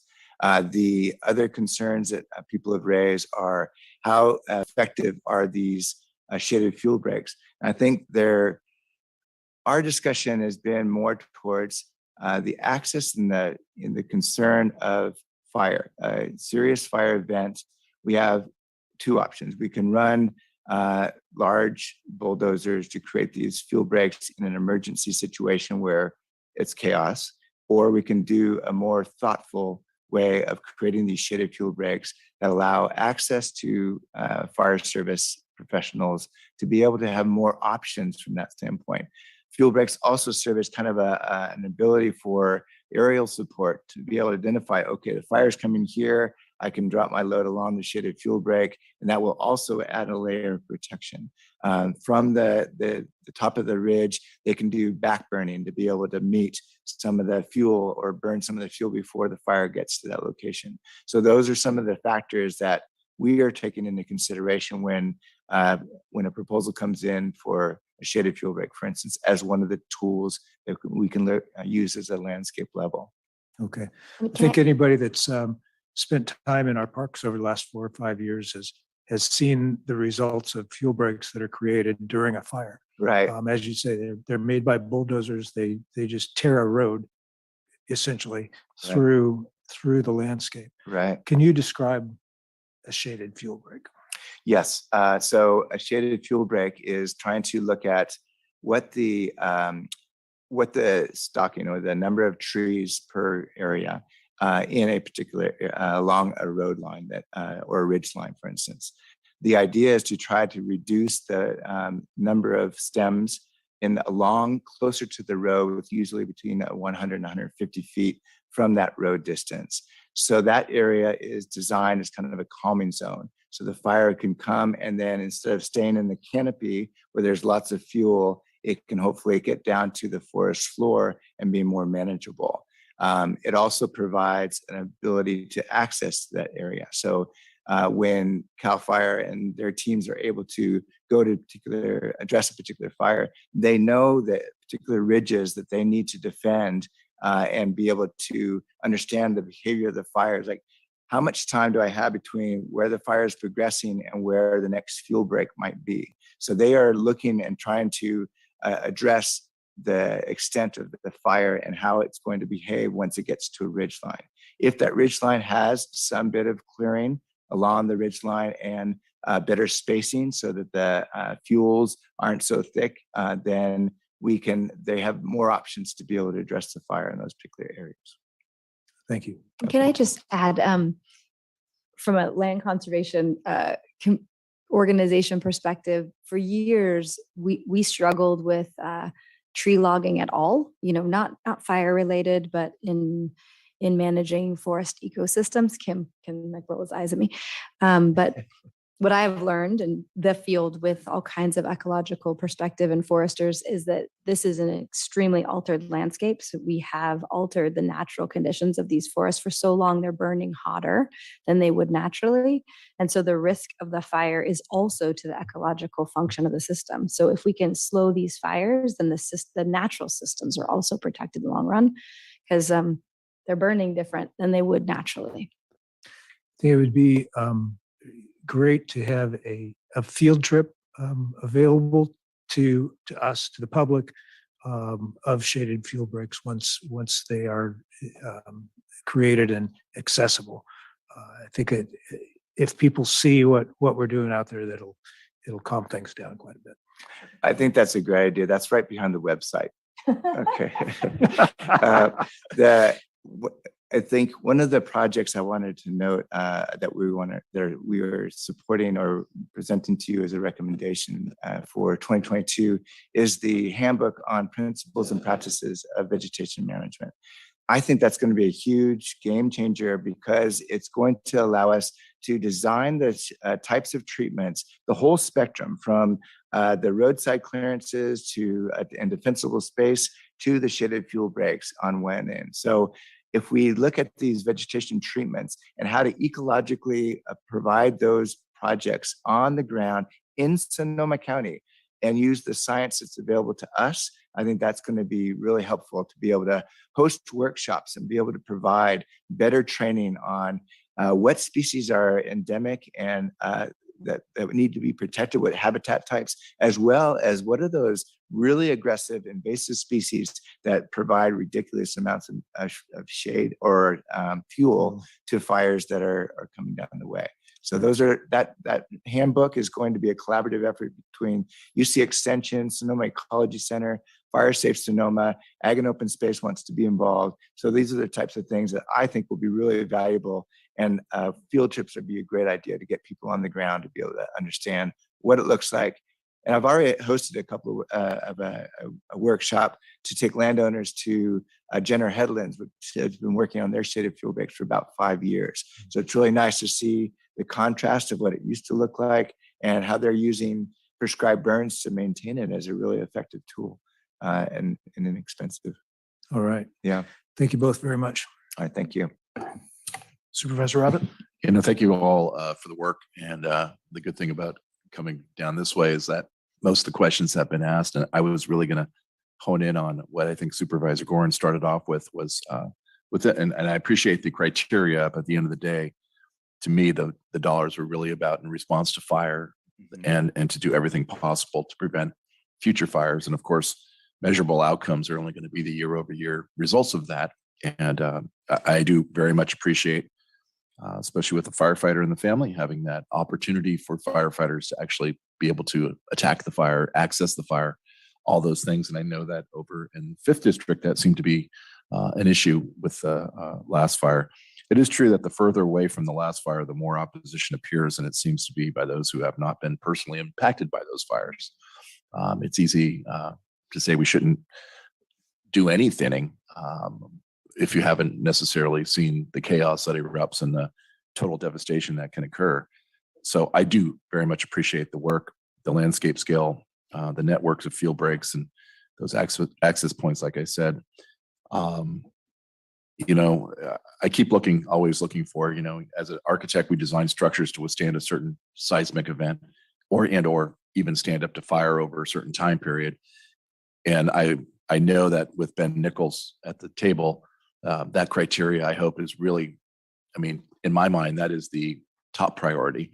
And how we do that, of course, is going to be very smart. I did see it's actually over in Napa County, but in a kind of a oak woodland that was worked through by hand crews and limbed up about 6 feet and cleaned up all the understory. And the difference between what it was before versus what it is now, you can see that would be, it's still a challenge, I'm sure, if there was a fire going through there, but at least you would be safe if you were trying to make a stand, as opposed to not even going into an area like that, because it just wouldn't be safe to begin with. So I think that's a huge part of it. And again, I know that there's not any projects this round down my way, but that's okay, because we also haven't lost houses down my way.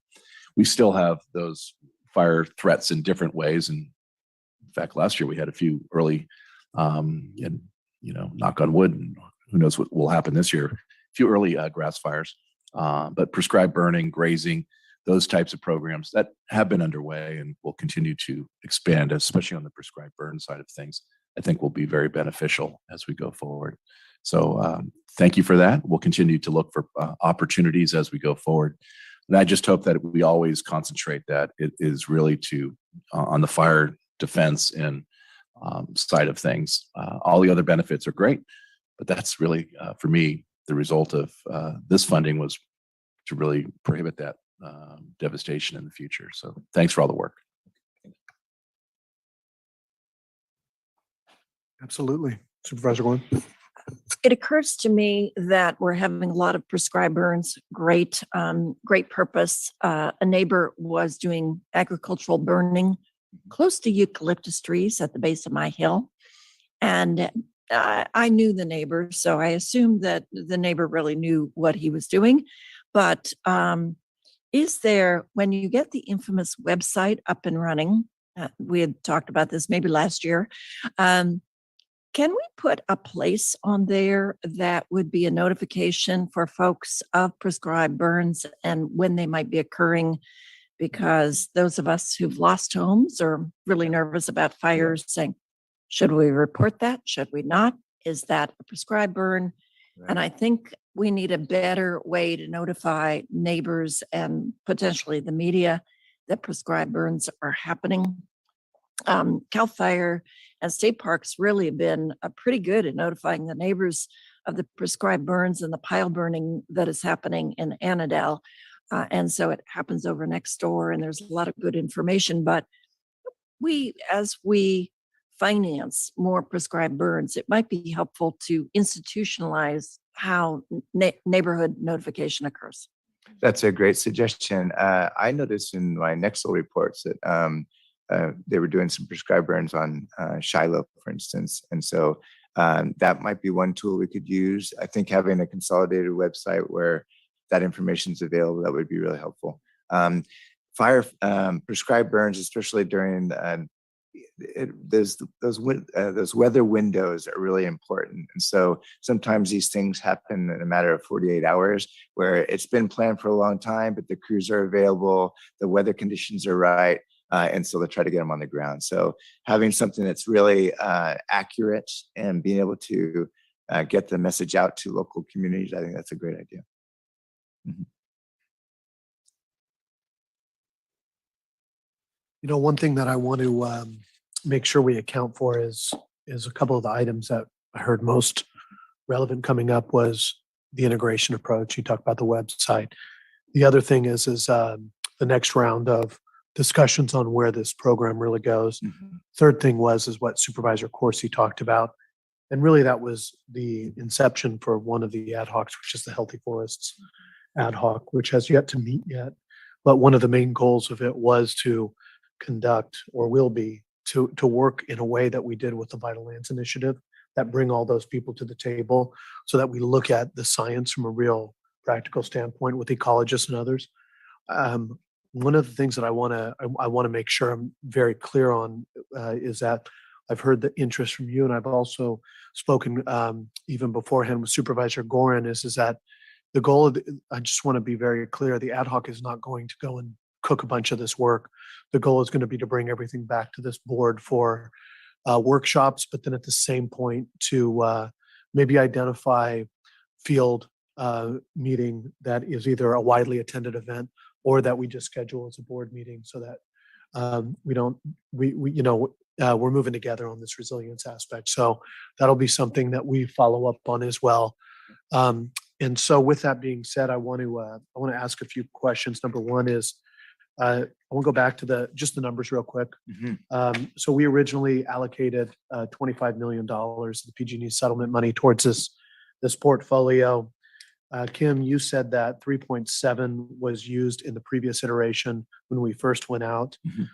What we're requesting today in the two resolutions, or the items B and C, is $2 million to fund the conditionally approved projects from 2021.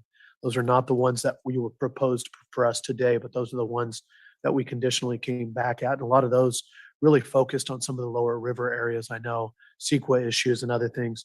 And then it's 3.3 million today for what you had allocated. Is that That's correct? That's correct. Okay, so you're asking for, but not as a part of a budget resolution today, for the money for the micro grants. We actually included that as a budget resolution as well, as the $500,000 for. Oh, sorry, I Okay. didn't see that down at the bottom. Okay, 500,000. Thank you. I was wondering if it was embedded into that.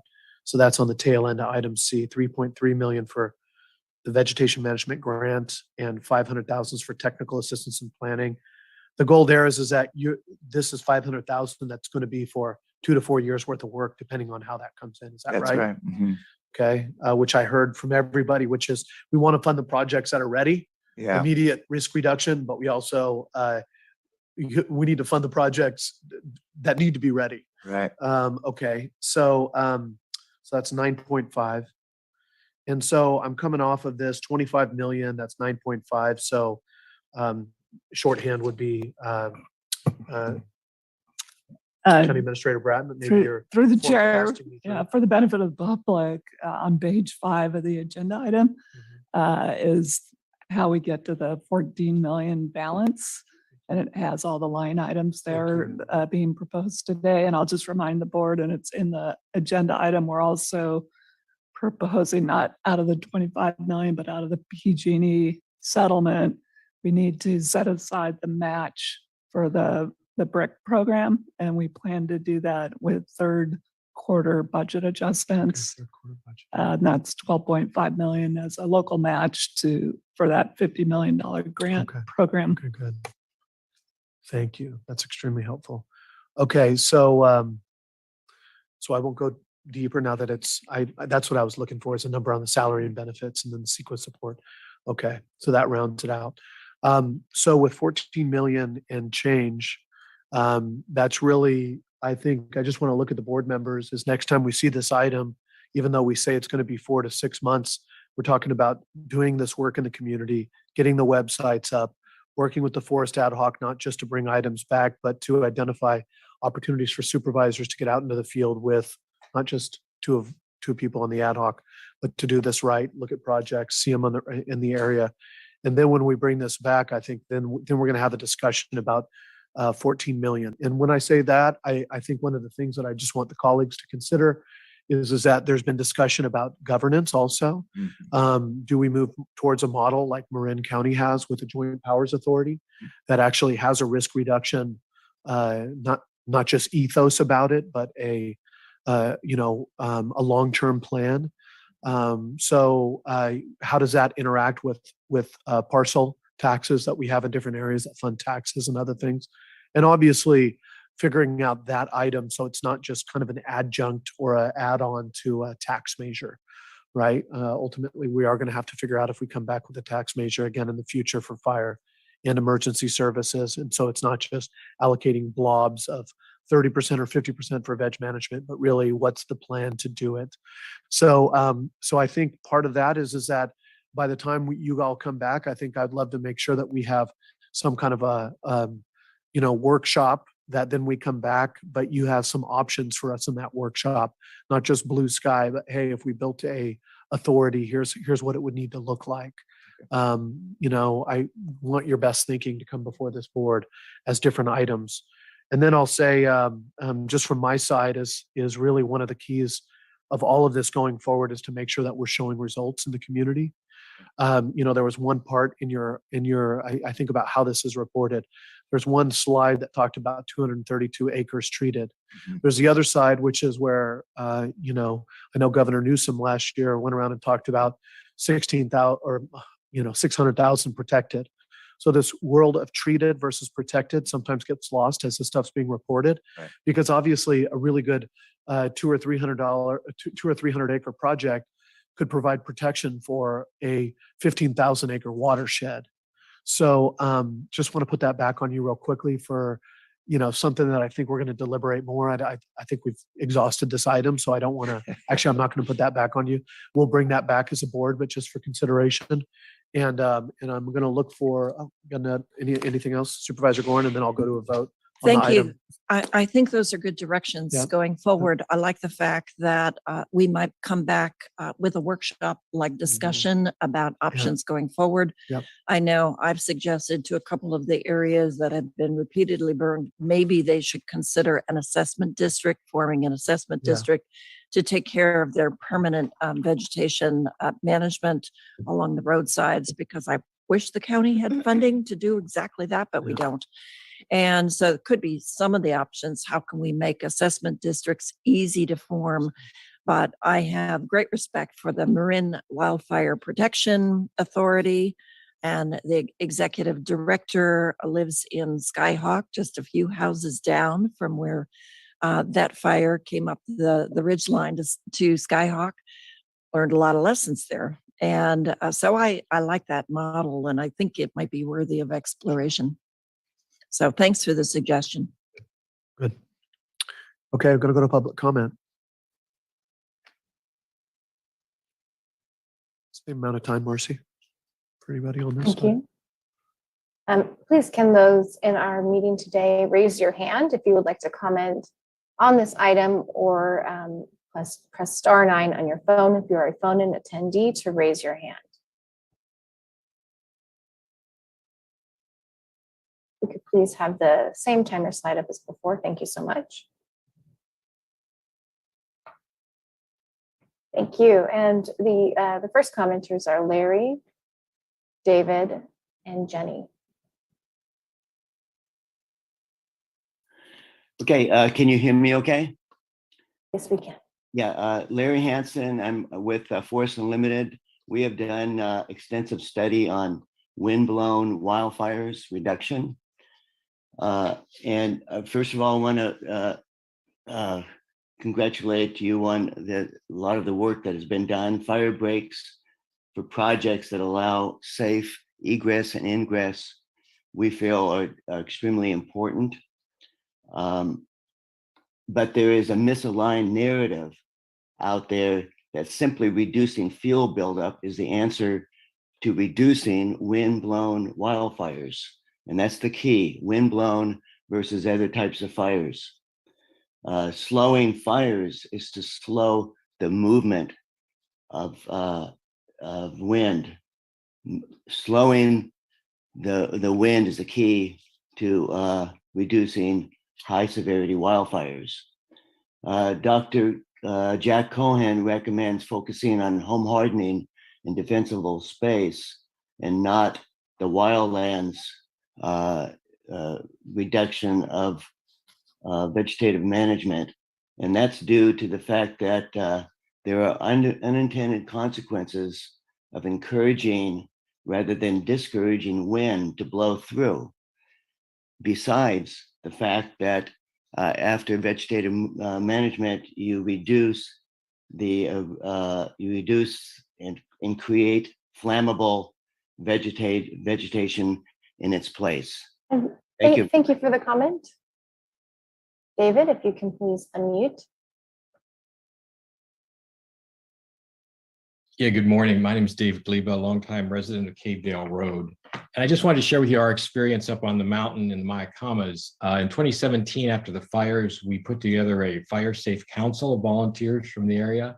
And then our community wildfire protection plan that we created, basically it was sort of a 3-stage plan. The first stage was to remove the brush and from about a 10-foot easement on the roads of Trinity and Cavedale. And we were delighted to get $250,000 last year through the program, and that work was completed successfully. This year, one of our volunteers, super volunteer, put together the application for this year's cycle. And we were also hoping, as Kim said, to add value to the projects that were approved in 2021.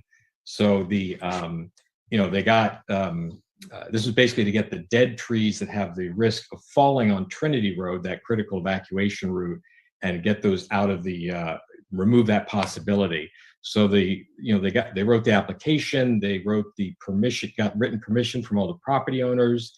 The local fire foundation committed $10,000 to the project. We used the same forester as last year, and they had no CEQA issues as TPW submitted the CEQA exemption on our behalf because they believed in the importance of the work. So just wanted to let you know that really it seems like it's a fundable proposal. Understood it didn't meet the criteria this year, but we do depend on sort of super volunteers to do this work, and it is pretty discouraging. Thank you. Thank you. If the next commenter can please unmute and state your name. Hello, can you hear me? Yes. Hello. This is Jenny Blaker. I did submit a letter from, I think, 9 organizations and over 30 individuals with our concerns. First of all, I'd like to say thank you for the very clear, thorough presentation, and it was interesting to hear some of the discussion. But first of all, I'm wondering how much is the county spending, or what proportion of money is the county spending on home hardening? Because that's been shown over and over again to be the most effective way to prevent fire damage to homes and communities, especially the area immediately around the home. And then up to 100 feet of defensible space and no more. That's been based on over 2,000 case studies by Dr. Alexander Seifert. So what is the proportion that's being spent on home hardening and immediate defensible space as opposed to the vegetation management in the forests? And secondly, what is being done to protect existing forest ecosystems without creating all the disturbance, particularly to wildlife and impacts to water quality from all the disturbance to soil that is created, especially when there's heavy equipment doing logging. I've seen some areas of Mill Creek where there was. Thank you. Oh, thank you so all much right. for the Thank comment. you. And the next commenter is Thomas. If you can please unmute.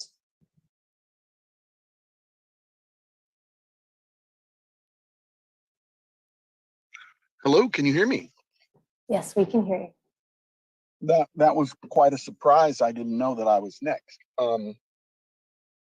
Thank you. I'm driving, so I have to park.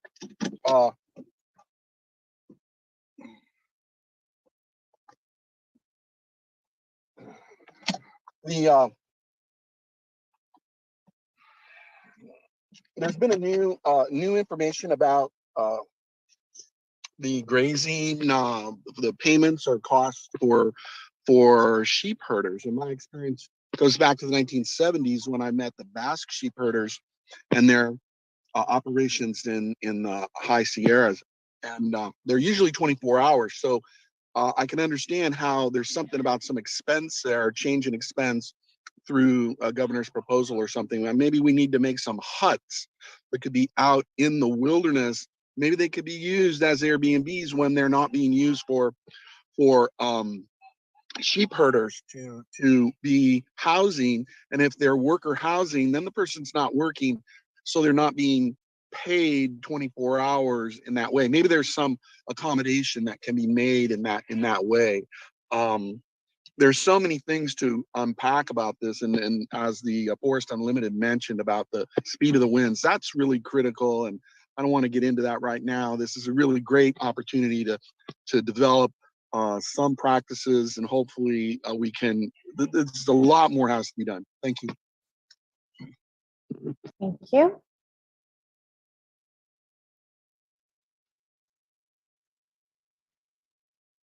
Chair Gore, there are no additional commenters. Thank you very much. I want to acknowledge a couple things that came up during public comment. Number one, there was a question about how much money allocated to home hardening. I would encourage, I think you said her name was Jenny. I've heard you call in a couple times on that. One thing is that the vast majority of the money for the federal grant, the BRIC grant out of FEMA, is focused directly on home hardening. I believe in that proposal to FEMA, it includes assessments of, I know in 3 geographical areas, thousands of homes. The other thing I just want the colleagues to be aware of is that when we bring forward the Skype business plan, I believe it's at the next meeting or it's in early May, we will have an opportunity to discuss home hardening as a part of Skype. I did, to link up our Skype team, something we've talked about for a long time, is had a meeting with, hosted with leads from the California Insurance Trade Association and our staff to do a pass off. State Farm and Allstate joined that meeting, and State Farm was one of the leads in developing the Boulder program that allows you to do home hardening, but then also link with insurance providers. So Barbara Lee is running point on follow up on that, and so I know that there's going to be some discussion there. I know that so the simple answer to that question about how much is that that's $12.5 million of county money matched with $37 million in federal money for just under $50 million in total project cost. It does have defensible space, calming areas, and home hardening, but home hardening is kind of the lead in the key of that. So would encourage you to join. And then a lot of the other stuff that came up with Forest Unlimited, I want to thank the conversations. That's exactly why we created the Forest Ad Hoc, to which Supervisor Corsi was talking about. We want to make sure that we sit with all the individuals and we talk through that. There was a mention of Mill Creek, and there's been a lot of discussion about salvage timber harvests through CAL FIRE permits. We'll have to also identify if that's always going to be a state process or if we're going to have any local control over how that works going forward. And then also there's a tree ordinance that's set for later this year to come up that we will discuss. So there's quite a portfolio here for all of us to wrap our heads around. With that being said, I want to see if there's any comments from my colleagues before we go to a vote. Supervisor Hopkins. Thank you. And I just actually wanted to follow up on both the BRIC grant as well as the conversation around the Marin Fire Protection Authority. And I know it's a different department, but I do think it would be great to bring back an update on the BRIC grant and just sort of looking at the chair and the CAO to find out where we are, what resources are needed. I understand that maybe there was an RFP going out on the streets, but I would really love an update on that. And then I think that Jenny's comments and Chair Gore, to your point, also sort of reflect that need for what is the warehousing of the information, right? Because we actually do have home hardening resources. We actually do want folks to focus on that work. And yet that's being held in sort of different spaces than this conversation around vegetation management. And so I think that by having some kind of a centralized resource, that would really help folks figure out exactly, what path they want to go down for the need, to meet the needs that they have with respect to wildfire risk reduction. And so would love to have the conversation with the Ag Preservation and Open Space District about resources and about what is needed to serve as that umbrella to really make sure that there's a portal, like an entry point for folks to come into to then figure out what path they go down to try to prepare themselves for wildfire season. And then also just wanted to follow up on the conversation around the Marin Fire Protection Authority and get a sense of sort of where we can, as a board, go to learn more about that and sort of what we want to consider when it comes to governance around vegetation management. So I'm just kind of curious if there's like a majority of the board that wants to have that conversation and kind of formally agendize it in the second half of the year. I think it's a really important one to have. And I've heard a lot of positive feedback about that model. And my understanding was there was also state funding on the table that McGuire had earmarked for other areas to kind of set up a similar governance structure. And I don't know if anyone has heard anything about that, but I thought he earmarked a few $1 million for counties to apply to if they were interested in emulating that model. So I don't know if the first that's thing I possible would to say share. is that I really agree with your proposal to agendize this for the second half of the year when we're going to go through budget now. And then as much as we're talking about 4 to 6 months, let's line this up strategically. Let's bring back an item that is maybe even its own workshop, its own day that focus specifically on this. Maybe let's line it up around like September when we have a declaration every year of like fire emergency awareness, time that we do a gold resolution to, and we're going to be doing a lot of stuff. Let's try and think about a time that really coincides and brings kind of an update on what we've done, but those items that we haven't looked at yet. Okay. Is that fair for the colleagues? So that'll be a conversation with the county administrator. Maybe we can think about it now, but we have the second half of the year calendar. We have it scheduled to review it and formalize it in July after we get back from recess post-budget. Yeah. I just want to clarify what I think I'm hearing and make a recommendation, and that is the Helping Forest ad hoc. As we heard from staff today, we're looking at probably 4 to 6 months to bring back some options from that body of work.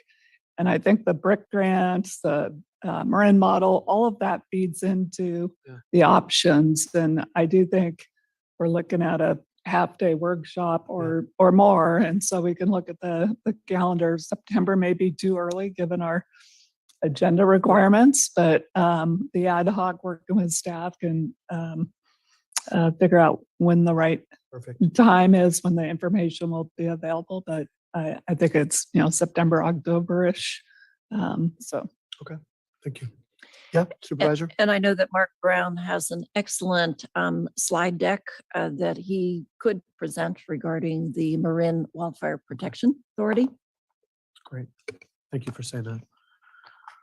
Okay. So without further ado, we're going to move on to voting on the actual item 46, A, B, and C. This requires a 4/5 approval. So all those in favor of approving item number 46, A, B, and C, signify by saying aye. Aye. All those opposed? The ayes have it. That's unanimous. Thank you very much. And we'll get back with that ad hoc and bring direction back for us all. Thank you so much. Okay. Thanks very much for your time. I'll take a 5-minute break and then we'll go to item number 47. You want to use the restroom?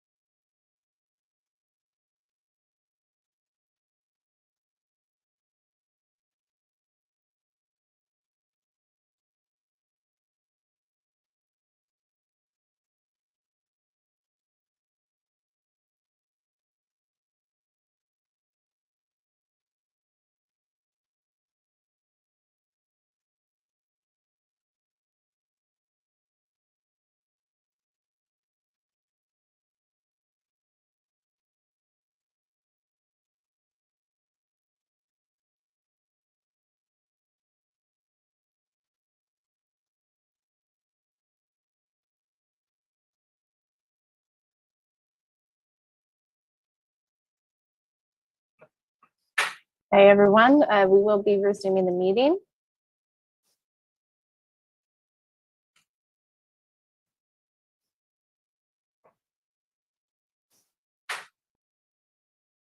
In just one moment. Thank you all. Chair Gore, we're ready to resume when you are. Thank you, Marcy. Appreciate that. Okay, we're going to move to item number 47, Emergency Medical Services Level 2 Trauma Center Redesignation Agreement with Santa Rosa Memorial Hospital. I'm going to pass it over to our presenters. We have Tina Rivera, Director of DHS, Jen Banks. Thank you for joining us as well. And I don't know if we have, I believe I saw Jennifer Klein from our Chief Deputy County Counsel on Zoom. And I also have Brian Cleaver here. Is he joining us today, Director Rivera, or, okay. He's zooming in as well. Okay, we're going to pass it over to you. And I know that this was an item that was on our consent calendar at one point. It was pulled. I know that Supervisors Gorin and Corsi expressed an interest in following up on it, which was supported by the other board members. And so look forward to seeing what you have here today and if there's any amendments or any other discussion. So thank you. Pass it over. Absolutely. Thank you, Chair Gore. And we've done a lot of work and rework on this item. So without further ado, I'm just going to pass it on over to Jen so that we can just get into the meat of what's been done thus far. And we'll begin our presentation. Good morning, Chair Gore, members of the board. Thank you for letting us return with this item today to discuss the approval of our trauma services contract with Providence Santa Rosa Memorial Hospital. We do have Cinda controlling our slides. So Cinda, let's go to slide 2, please. So just a quick overview of how we've gotten to where we are today, coming back to the board. County of Sonoma and Santa Rosa Memorial Hospital entered into the current agreement for level 2 trauma services on May 1st, 2010. This was an 8-year initial term contract with the option to extend. We did extend and executed in May of 2018. And our current agreement is set to expire this month, April 30th, 2022. So going through our County Board of Supervisors approval process, county staff did provide a full presentation on March 22nd, 2022 to the Board of Supervisors. In addition to that, we also allowed opportunity for a community meeting to really hear and have some better engagement with the neighbors that presented some concerns about aircraft noise. So earlier, actually it was the end of 2021, we hosted that community meeting with the neighbors. When we did attend the board on March 22nd, we were asked to return, and we are returning today with some contract revisions to include language supporting an air quality study. Part of the community meeting, we discovered that the neighbors of the hospital vicinity had requested a sound study, and that language was already added in the contract. So following our Board of Supervisors meeting, we returned and met with Providence Santa Rosa Memorial Hospital, and they did immediately agree to support both an air quality and sound study. And those studies in the new contract are identified to be done within an 18-month term of the effective date of the new contract. So since then, I think it's also really important to stress the hospital did really hear during the Board of Supervisors meeting concerns about communication. And the hospital has been working very hard to improve some of the communication streams with the public. With that, Cinda, if you want to pull up the hospital website, they have already, per a request that came from the neighbors that attended the last board meeting, they have already made enhancements to their website and added a communications link. So if you go to the Santa Rosa Memorial Hospital campus site and you go to their contact us link, you will see that there is now an air ambulance inquiry link. And if members of the public click on that link, there are very clear instructions on how you can connect with the hospital and submit inquiries on any flights coming into that facility. So this has already been completed, made available to the public, and the hospital's effort to improve those communications. We will continue under the new contract to host in partnership with the hospital our neighborhood meeting that is under the current EIR that's in place with the hospital, an identified meeting. We are required to meet quarterly with the hospital, allowing opportunity for any concerns from neighbors in the surrounding area of the hospital to come with questions. The EMS agency has attended that meeting historically since infancy. And with that, we're a standing agenda item to discuss any EMS aircraft issues or concerns as well. So back to our presentation. The work that has been done and negotiated with the hospital is all really identified on this very busy slide. I can read it if it's requested to do so, just so it's very clear. Otherwise, I think, everybody's had opportunity to put their eyes on it. And then the new language is in the additional PowerPoint slides. But I'd really like to leave opportunity for any questions you might have for myself or Director Rivera this time. And if you'll go move to the final slide, Lucinda. So the bottom line is we're recommending the approval of the contract for the level 2 trauma services with Providence Santa Rosa Memorial Hospital. And as a reminder, this contract does expire April 30th. Without these trauma services, we jeopardize losing these particular services within our county. So if approved, the contract will move forward, and the residents, our neighbors and visitors to Sonoma County will continue to be assured that we have highly trained staff, specialized medical care professionals. These individuals will be available to provide life-saving interventions here within our county for patients who are suffering from acute injuries and illness. So with that, we'll turn it over to you, Chair Gore, and the board for feedback and for questions. Thank you for the presentation. I appreciate that. Pass it over to Supervisor Gordon. Good morning. Thank you to the neighbors being here, being part of the conversation, and thank you for all of your efforts on tweaking the contract before us. Yes, we are at the very end, and we feel some pressure to approve the contract. Let me ask you, based upon our informal conversations, I thought we were going to have strengthened language that talked about the responsibilities of the quarterly meetings with the neighbors and the process of outreach. And there seems to be on the first page of the agreement just a resolution stating the commitment to have quarterly. Supervisor Gordon, 1 second, please. I apologize. There's some feedback. Anybody who has a cell phone or any of the microphones that are active, please step it back. No, it might be, but I think it stopped because I've seen that in the past. Thank you. Was my first board meeting that I had my cell phone right here, and they said, no, don't put it next to the microphone. It has feedback. So great. So my question, to make a long story short, is I'm sure the neighbors will comment, but they feel that they are not, there's not a process in place that really speaks to their needs for the improved communication, something that the hospital and the outreach. And so from your perspective, is there something in the agreement that would give the neighbors some assurance that this will happen and minutes will be recorded on the website? And how might we work through that process to strengthen the commitment of outreach? I will say that the hospitals are committed to working with the neighborhood group.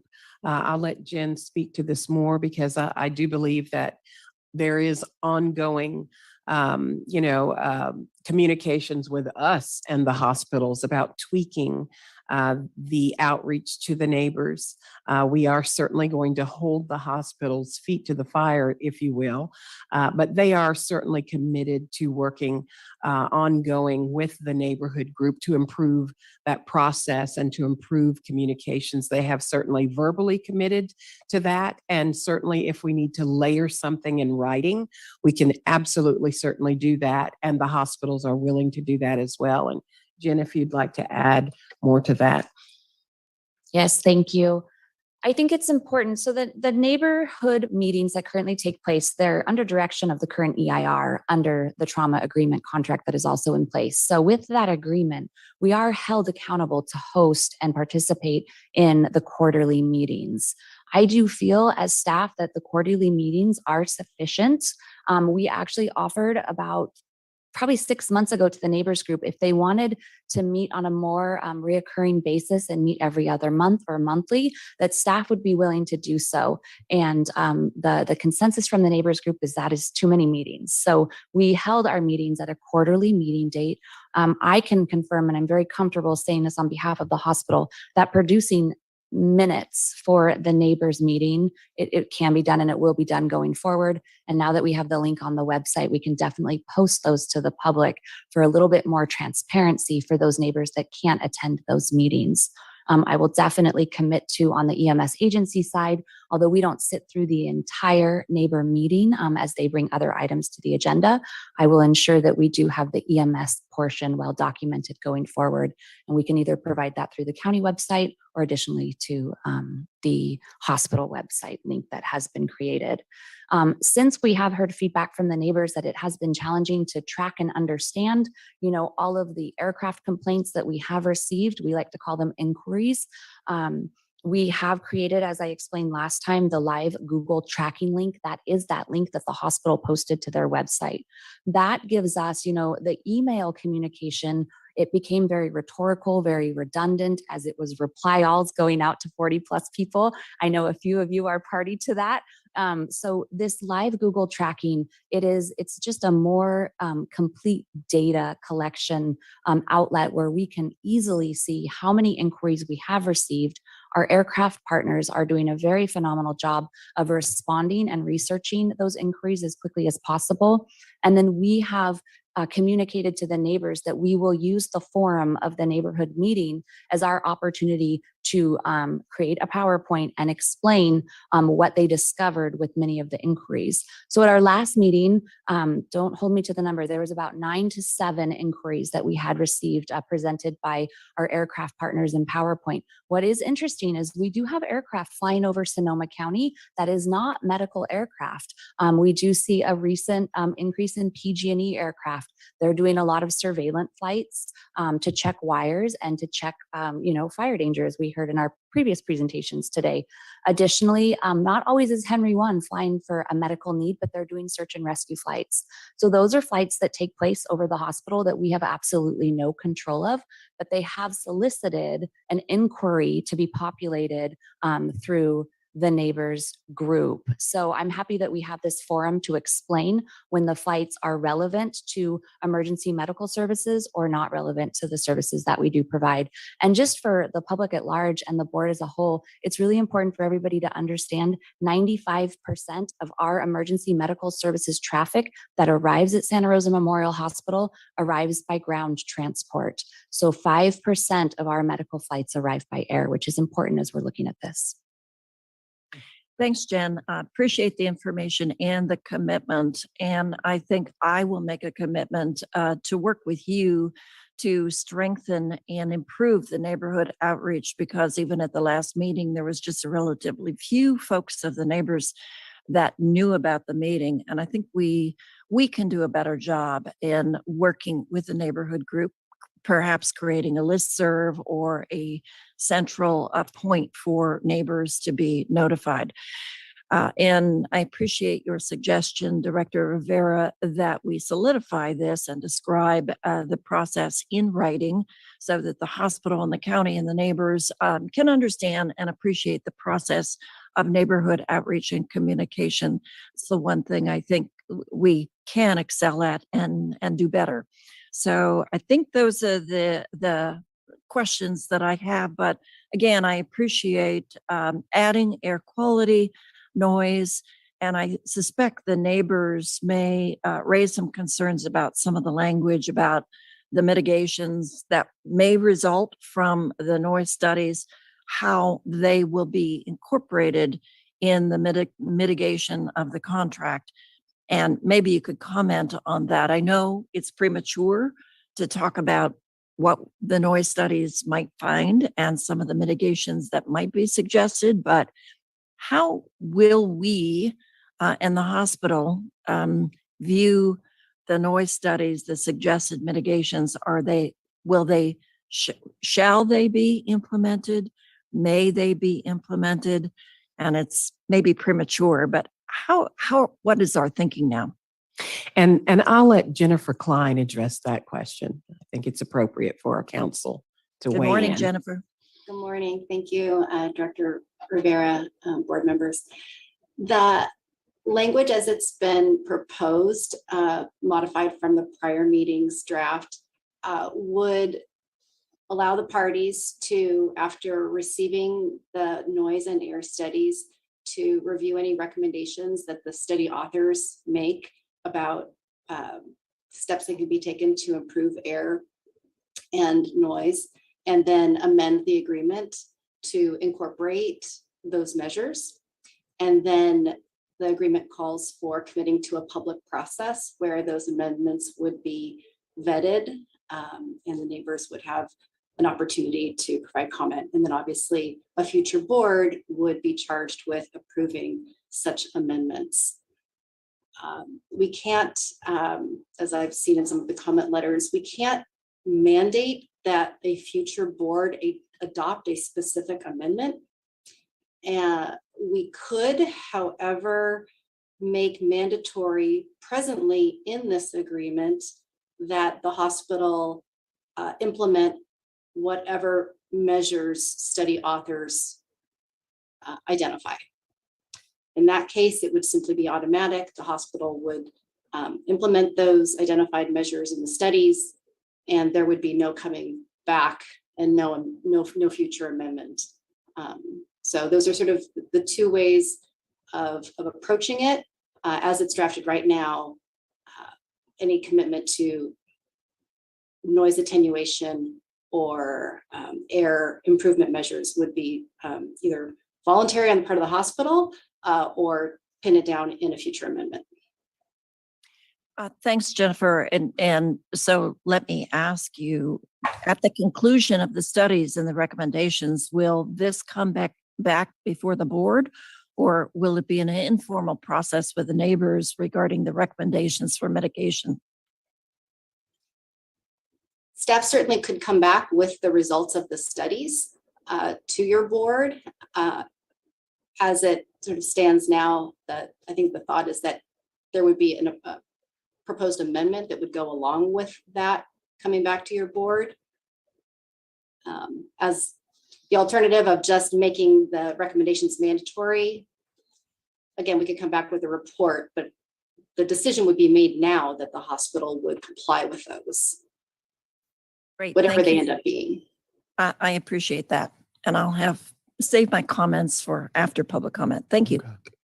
Thank you, Supervisor. Supervisor Hopkins, Supervisor Corsi. Thank you.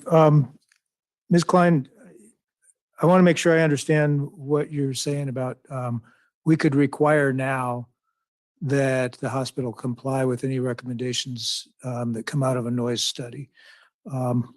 We've been told that as far as the flight routes that are used, that we don't have control over that.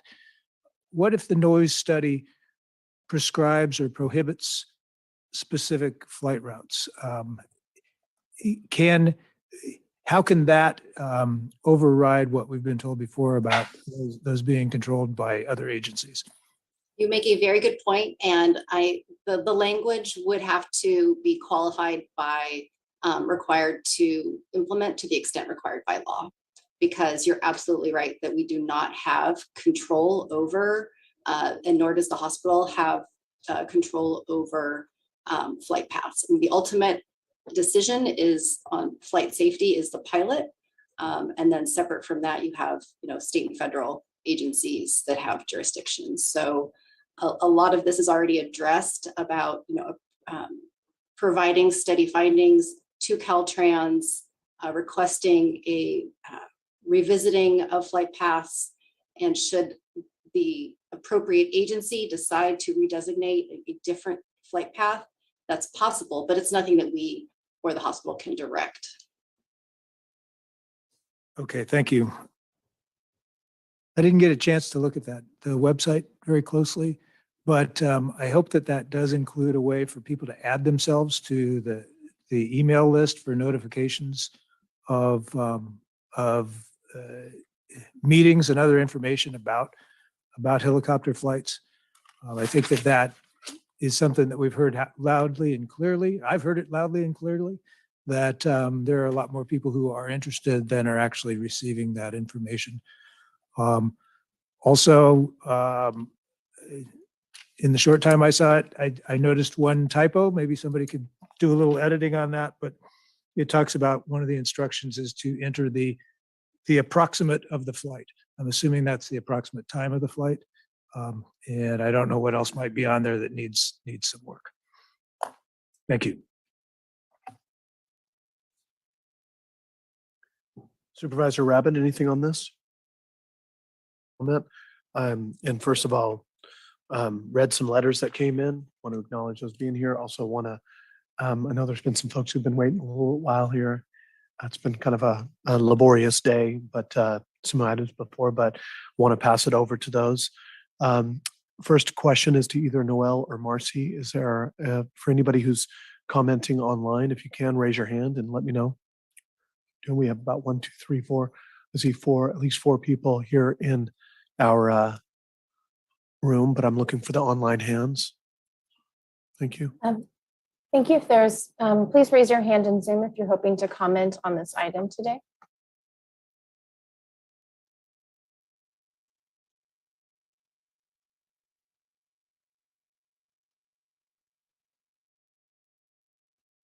Thank you. Presently none in Zoom. Okay.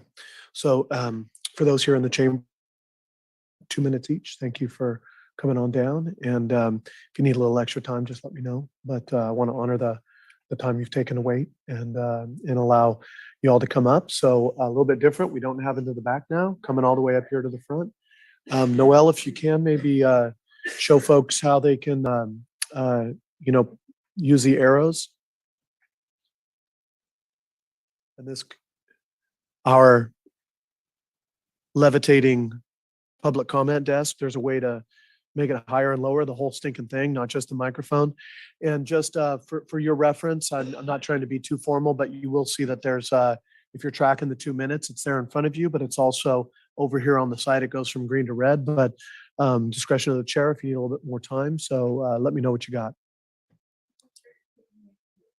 Yep. Thank you, Mr. Chair, Councilmember Boardman. Apartment Drive. The letters last week with a lot of comments about the process and so forth, but staff made a comment about. Through the chair, we'll just need the lectern mic on, so it should be light blue on the bottom of it. Okay. Is that on? Yes, thank you. Can I have 30 seconds back? You sure can. Thank you. So thank you very much for the board's leadership in responding to the neighbors' questions. It's been a 12-year journey for us, and it's refreshing to have a governing body with authority to finally acknowledge our issues and take the leadership, particularly Supervisor Gorin and Supervisor Corsi, and the rest of you as well. We appreciate your support. I have to respond to your staff report earlier about 5% of their EMS responses are helicopters. It's still 500% increase in the last 12 years. Think about that. 500% is a lot. It's hard to ignore. So it's just important that you understand the total scope of that. But more importantly is the hospital has done a masterful job of running out the clock on this. They're very skilled at that. They have shown in 12 years that they have never publicly acknowledged the fact that they champion their program. No one disputes that, but they never acknowledged that those same services have impacts. And we've tried to bring them forward. 2 years ago, we worked with your staff. They admitted that they can't, with the current contract, enforce some of the provisions, and the issues we raised, they considered legitimate. We bought into the process of building a new agreement, but that process went by the boards because the hospital remained silent and ran out the clock. And so here we are. They're scaring us all about the fact that they're going to walk away from the tens of millions of dollars that they've invested in these services. and no one is disputing how important they are.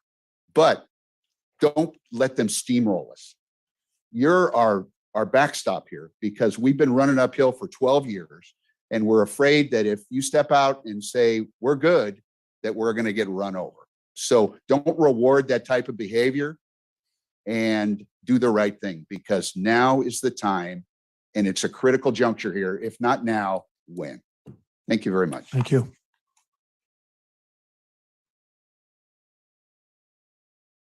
Hi, my name is Deborah Solomon. I live on Reagan Way, and I want to thank you all for all of your efforts on our behalf and for giving us the time to speak here today.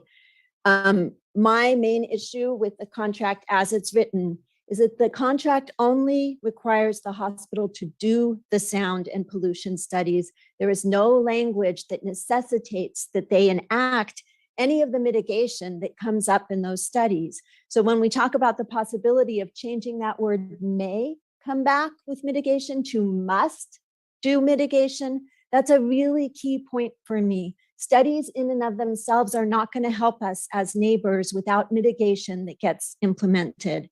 And I want to say that asking us to trust the good faith effort here, you all were in the room last time when the hospital executive said that their fleet of helicopters don't give off any fumes. You all were in the room last time when we were told that SCEMS has no access to flight data prior to 2018. It's hard to trust when these are the sorts of comments that are being made. And along those lines, in terms of building trust, one of the things that I would really like to see is a third-party mediator leading the meetings between the hospital and the neighborhood. Because yes, they do meet and explain, but they don't listen and respond. And so we are being explained to, but we are not being heard. And there's a really big difference there. So I'm asking you, please, don't just tell us to rely upon trust that the hospital will do the right thing. We need to get some meat in this contract. We need to have some teeth where the wording has to say what is required of them in terms of mitigation and in terms of responsibility to hearing the neighbors, not just showing up at a meeting with them. Thank you.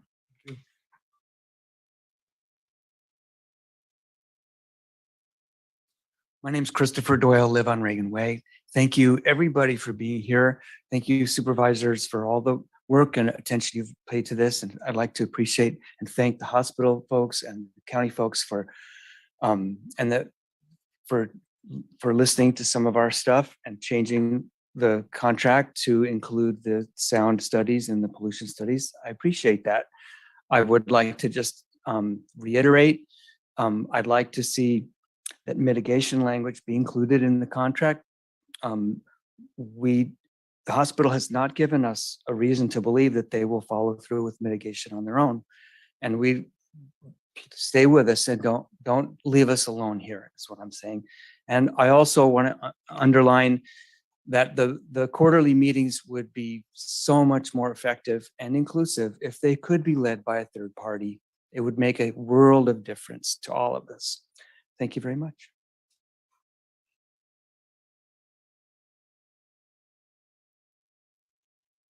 Yes, good morning. I'm Christina Sunderlage on Talbot Avenue, also a neighbor. And I had something prepared. I had a possible compromise, and I will still suggest it. I think it's a moot point, however. But I'm very grateful to have heard, I believe from the lawyer who's on Zoom, correct, that the wording for the mitigation suggestions that will come out of these studies could be worded that they are mandated to be done by the hospital. So that I think is the best thing that we've heard today. My compromise was going to be a flipped the time around. So they've been asking for the 8 years and then the 4-year renewal. My option was, let's front load it. Let's do the 4 years first, because we have 2 years that's only studies being done. And then we'd have 2 years within that first 4-year time frame to be working on mitigation efforts, which made some sense to me, because then at the end of the 4 years, we're coming back here for the renewal for the 8-year contract. So I thought that made some sense. I don't know, Jan and Tina, if that sounds reasonable to you. And like I said, it may be a moot point if we are going to be able to include that mitigation language. And if we have a mechanism to come back to the board to check in about those mitigation methods. And then, so the only reason I was offering that time compromise was that it made sense to have some way that we get to come back and check on, everybody gets to check on what's going to be being done, not just what the study said to do. So I thank you for all your time, and everybody's thanked you, and we appreciate it. And we appreciate you all taking into consideration our thoughts. Thank you. Thank you. I don't see anybody else in the chambers. Is there anybody online now? Raise your hand if you'd like to make a comment. Thank you, Chair Gore. I do see one hand at this time. Ms. Thomas, hoping to give you a little awareness. If you can please unmute. Yes, thank you very much. Do forgive me. Obviously, a heliport is a type of airport. Airports are covered under the Professional Engineering Act. So it does fall under some qualifications that I have, and particularly with regard to the noise. And as I mentioned before, I didn't really clearly mention the last time, which was that the helicopters approximately, because they're different kinds, make at 500 feet, they make 87 decibels, that you hear them at 87 decibels from when they're 500 feet away. And when they're 100 feet away, they're making approximately 110 or so, somewhere between 105 and 110 decibel noise, which is pretty much the level that is the beginning of pain, of serious, like, torture pain. Now, if someone's in their house, it's a little mitigated. If there's foliage and so on, it's mitigated. When it's not mitigated is when initially the helicopter is pointed in one direction and the rear rotor is pointed 90 degrees to the essential through line of the center line of the helicopter. That rotor is pointing 90 degrees to that. And when that turns, so that noise is coming out 90 degrees to the direction of the helicopter. But when the helicopter turns and tries to land and so on, then that noise is, you're in a quieter area, and then as you turn, then that noise is directed towards you or other folks. And that noise is approximately 100, 110 decibels as well, just because of the design of it.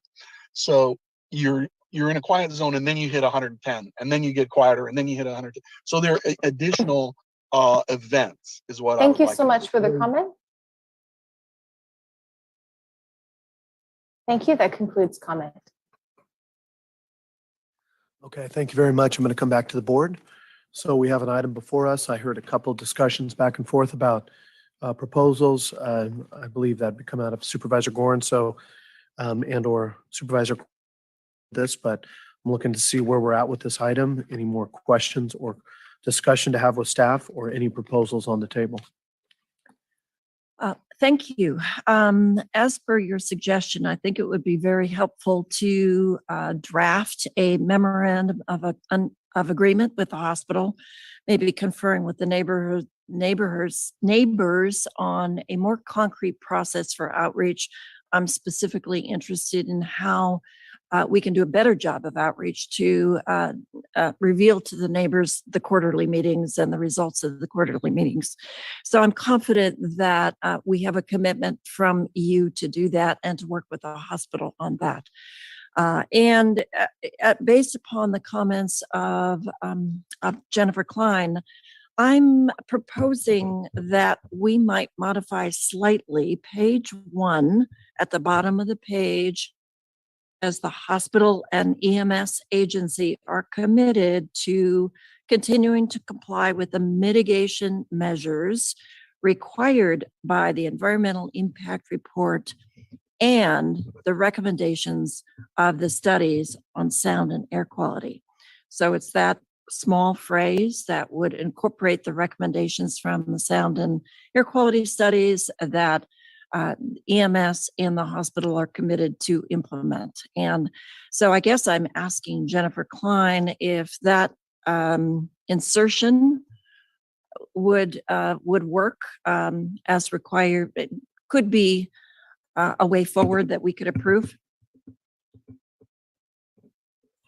I guess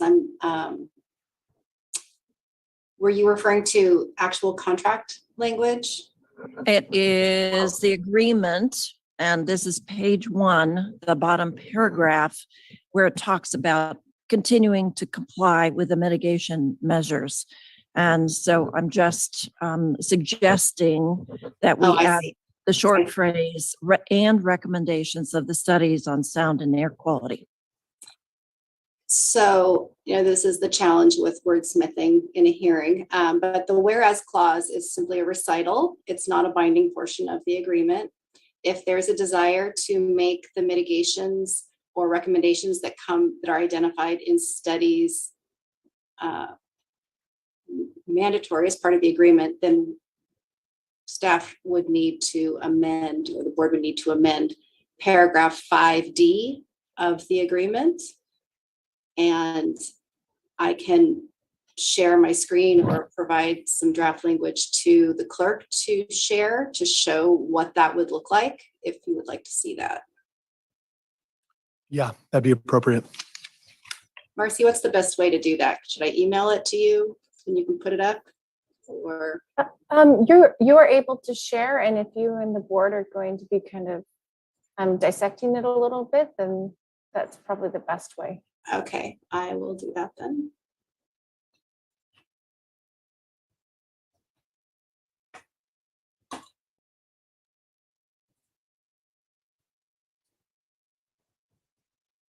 Confirming it looks good. All right. So presently, the as proposed. Can we blow that up a little bit? Because boy, it's tiny print. Sure, I'll do my best here. Better. So this, the first paragraph you see here is the as proposed. This is what's in the proposed agreement now. Again, that's the agreement may be amended to address the study's findings and recommendations. A modification to address the concerns would read, here's the markup, but I'll read the clean version. SRMH, Santa Rosa Memorial Hospital, shall implement all noise attenuation and air quality improvement measures and recommendations identified in and consistent with the studies and to the extent allowable by law. Notwithstanding this paragraph, the EMS agency may in writing extend the 18-month timeframe provided under this section, under section 5, for the delivery of studies by up to 6 months for good cause shown.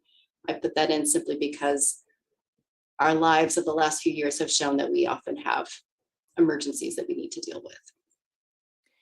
Jennifer, could you be a little bit more specific about where that paragraph is going to be inserted?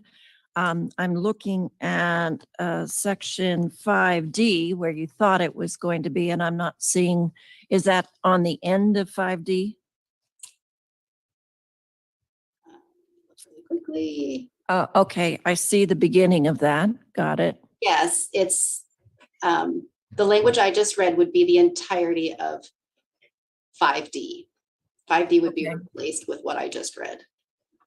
Okay, great. And if you could send that to us, I think it's fine. I trust you to get to that point. So I'd like to see the clean copy of that. Oh, sure.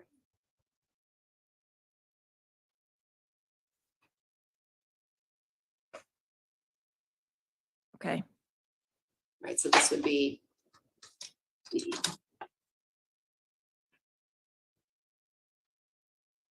I can't write that fast. My shorthand days are gone. Read it again if that would be helpful. Yes. Santa Rosa Memorial Hospital shall implement all noise attenuation and air quality improvement measures and recommendations identified in and consistent with the studies and to the extent allowable by law. Notwithstanding this paragraph, the EMS agency may in writing extend the 18-month timeframe provided under Section 5 for the delivery of studies by up to 6 months for good cause shown. So Section 5 is the section in the agreement that we added and expanded to address all of the noise and air quality studies. So there are several paragraphs in Section 5 that address the requirements for the studies, the requirements for the study authors, and such. So, and time frame. So this is just zeroing in on the issue of making those study, whatever the study authors identify and recommend to improve the situation out there, those would become mandatory automatically. There would be no need to come back with an amendment. So I can stop sharing. This is satisfactory to me. I appreciate, Jennifer, your wording. Should I leave it up or keep sharing?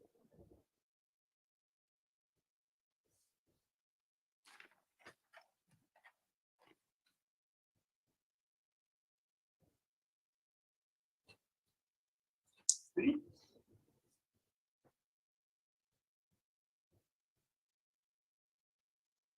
And could you put that language back up on the screen? I'm still scribbling.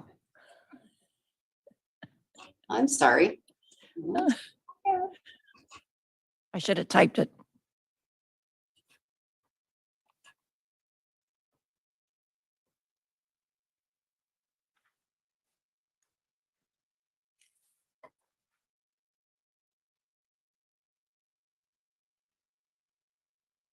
Great. I'm comfortable if the rest of the board wants to comment about their acceptance or not. Look around. Supervisor Corsi, you want to weigh in? Yeah, I believe this is what the neighbors were asking for. I'll support this language along with Supervisor Gorin. I want to talk about the request for a third-party mediator for these meetings. And I think that, we talked about this in the last meeting also, is that there's a lot of, as one of the speakers said, there's a lot of receiving information, but there's not a lot of back and forth. And there's doesn't seem to be I know that the neighbors don't feel there's a good faith effort to hear on the part of the hospital. And if there's a way to require a mediator in these meetings, someone that both the hospital and the neighbors can agree on, I would like to see that done as well. If I may, these meetings, we are invited to the meetings, the county, and these meetings involve other agenda items that do not include the trauma center or areas that involve us. So I think with respect to a third-party mediator, that is really something that's on the onus of the hospital to, because if it's a third-party mediator, it's something that's going to have to be paid for. And it's really a conversation that really needs to be had with the hospital. So I don't think it's something that we should dictate, in this forum. So I really, as far as a third-party mediator, I think it's something that should be a discussion with the hospital. If it doesn't belong in this contract, that's fair, that's fine. If the hospital is listening, which I have a feeling they might be, I want to let them know that I highly encourage that this is a way to help repair the relationship between the hospital and the people who live nearby. And I hope you'll consider taking this action. Thank you, Supervisor. Supervisor Rabbit, anything on this item? No, I appreciate the work done by staff, by my colleagues and the neighbors making their points known today. And it seems like the changes are agreeable. I think there's still that overall arching question that we talked about last time in terms of really the capacity of hospitals within Sonoma County. Certainly a level 2 trauma center is something that we very much appreciate and acknowledge that there's going to be helicopter trips in and out. But I do think that we still need to kind of have that bigger, broader view of hospital capacity, as we found out through the pandemic, which was sometimes an interesting discussion going forward. And just to have that as part of our overall big picture plan of providing health for residents of Sonoma County. But I'm fine with that and appreciate the work, and hopefully that's good. I was going to ask about the term, especially with Mr. Mullins' comments, but it seems like if this is instituted, that the term is less of an issue, and that was probably fine. Supervisor Hopkins, anything? Okay. I don't have anything to add. So, Ms. Rivera, Jen, anything you want to add on a final note on this? I think we're good. And we just continue to look forward to working with the neighborhood group and working with the hospital partners to continue to move the work forward for the community. So what I have before me is I would entertain a motion to approve with the changes specified.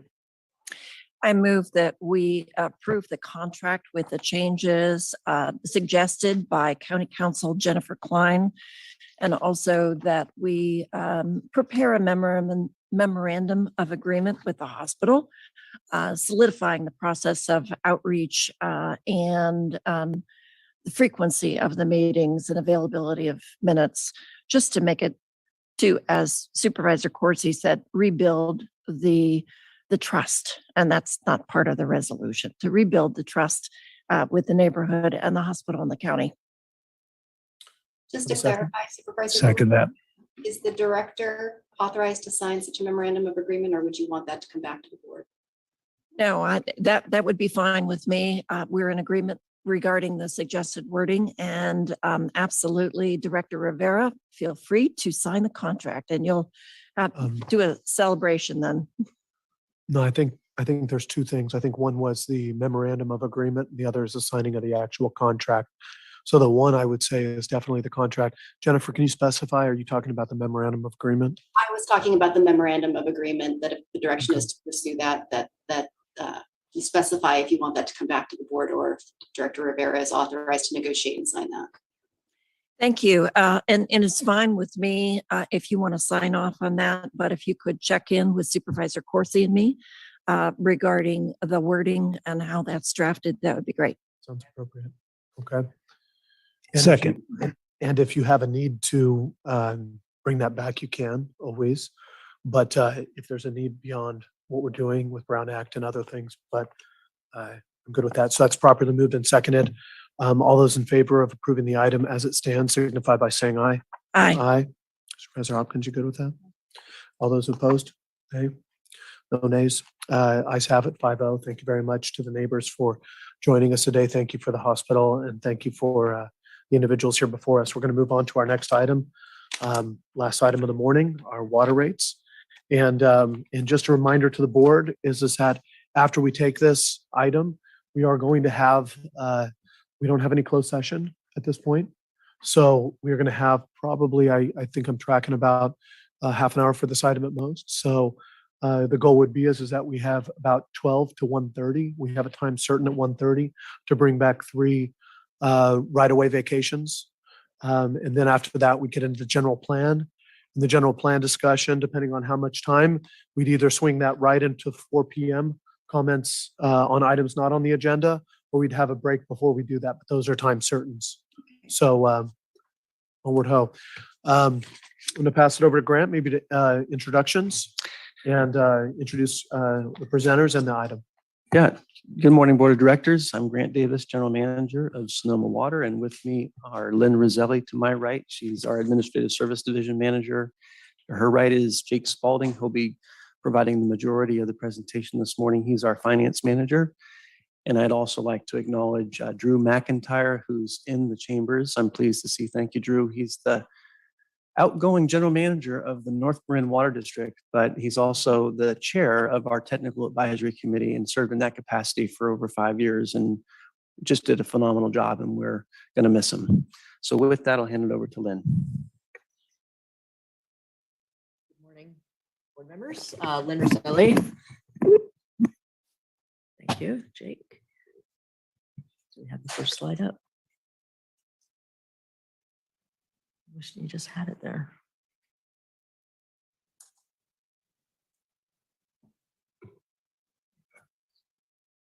Slideshow.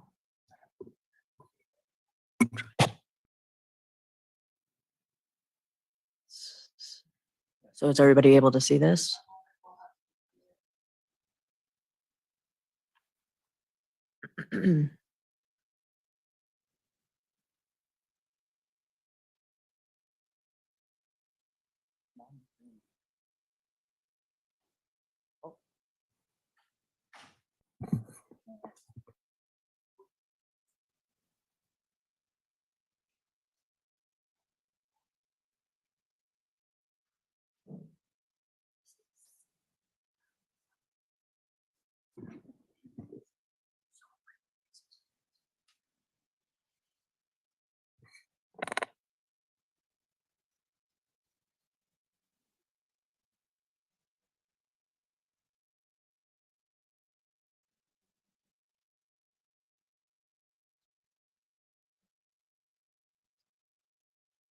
So apologize for this. This is for those that are following by Zoom, we're attempting to get a PowerPoint presentation up to the board.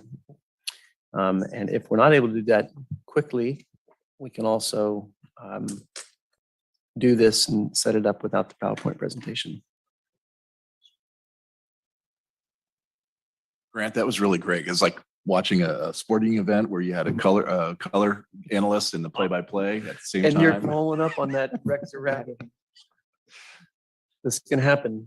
You think about how many years we've been with COVID and learning to have a hybrid. Are we going to get that up, do you think? She's going to promote us. Okay.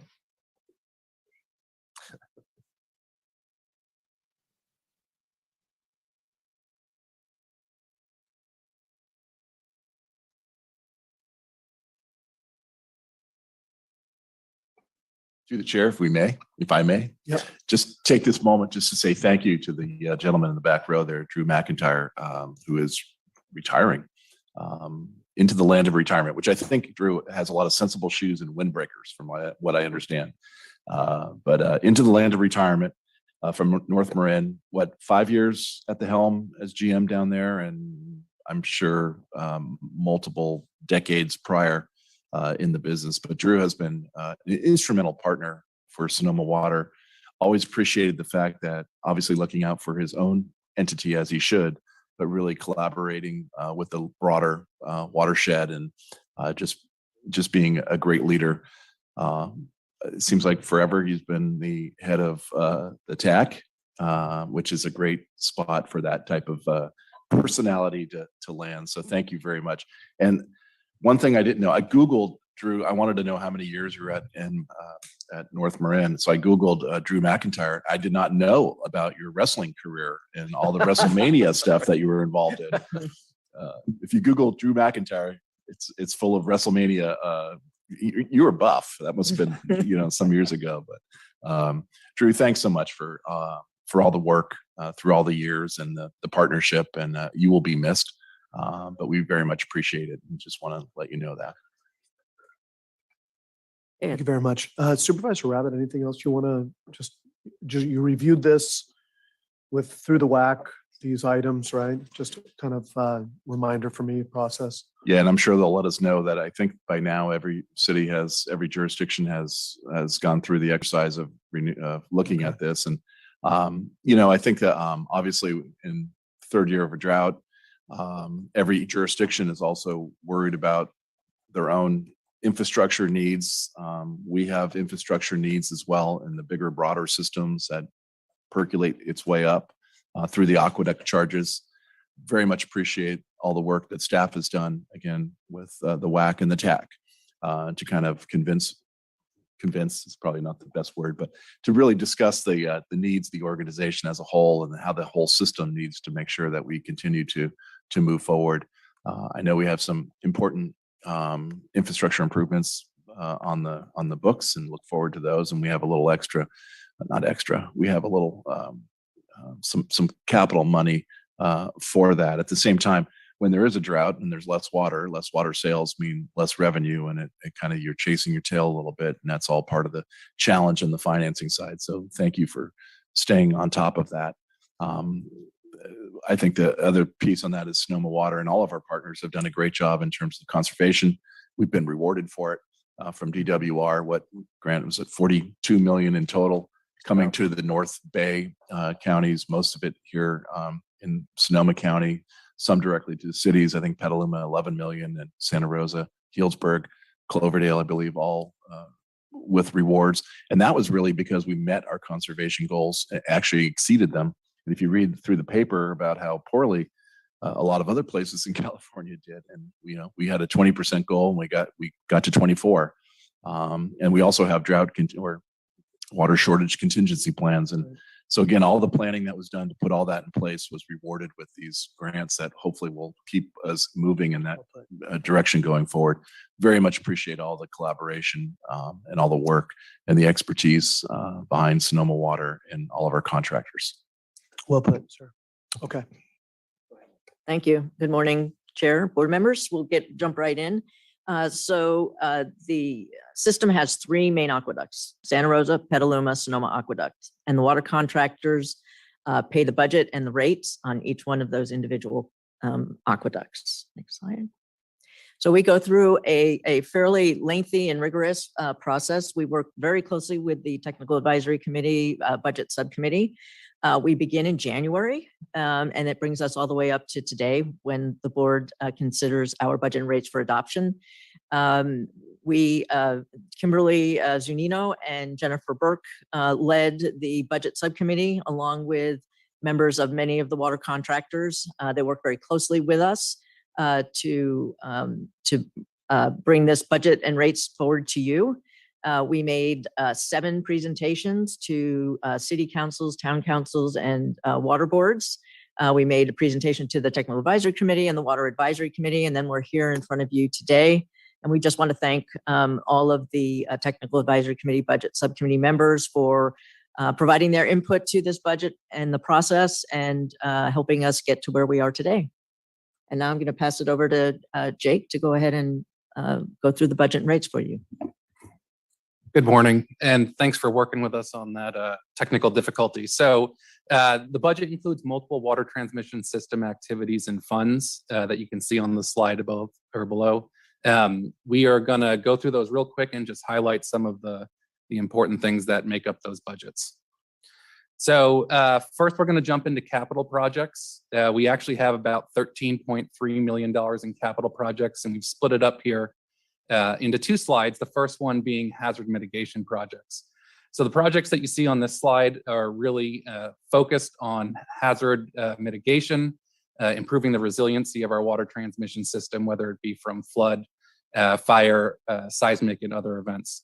Of note on this one is that many of these projects are FEMA funded, so we've been able to offset the cost of these for the water contractors. We have another $10.1 million in capital projects that are not specifically called out as hazard mitigation. However, these do also improve the resiliency of the system.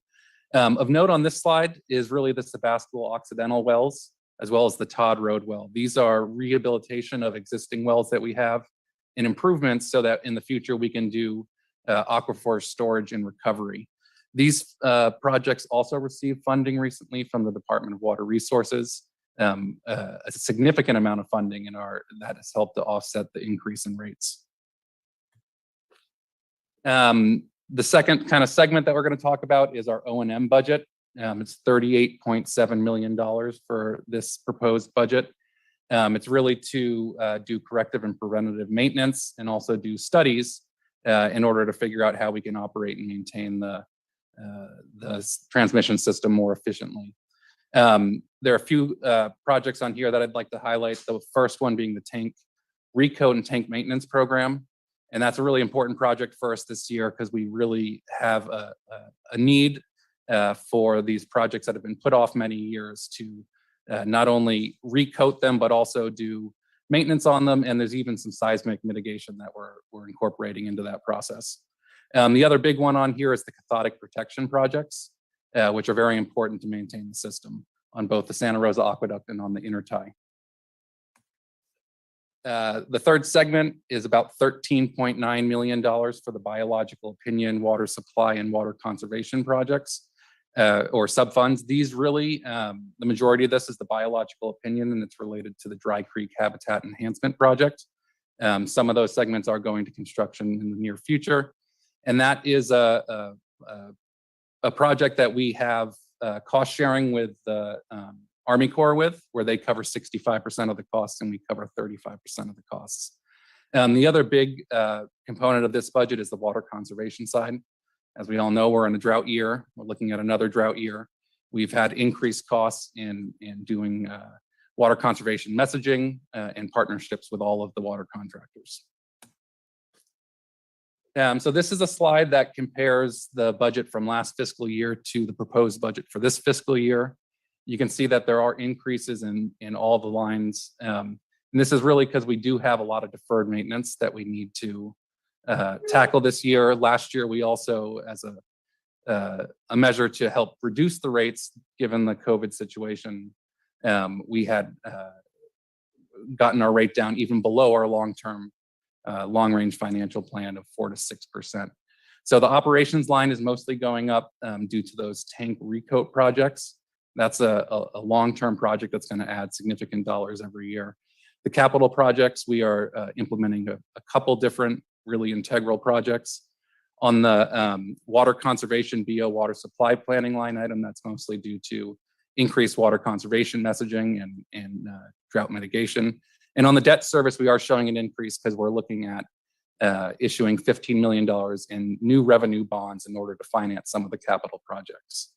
The other big item on this slide to note is the significant increase in the use of grants, fund balance, and bond proceeds. The talented staff at Sonoma Water has, really come through in developing projects, applying for grants, and getting awarded at both the state and the federal level. And this has provided significant savings for our water contractors. So the total budget here is $71.83 million, offset by 15.31 in use of fund balance, bond proceeds, and grants. This slide shows you the breakdown of the different segments. You can see that operations and maintenance is the largest component. This is mostly funded by rates, and it's a segment that we really can't get grant funding for. We do get grant funding for the capital projects, also the BO compliance, water supply, and conservation. And as you can see, the debt service there is still manageable at about 8% of our total budget. So real quickly, we're just going to talk a little bit about how our rate is calculated. We take the cost of operations and maintenance, and we divide that by the amount of water sold to get our cost per acre foot.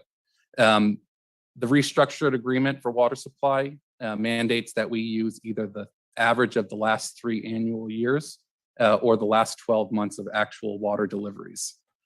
This year, we are using the average of the 3 annual years. It came in slightly below the 12-month average.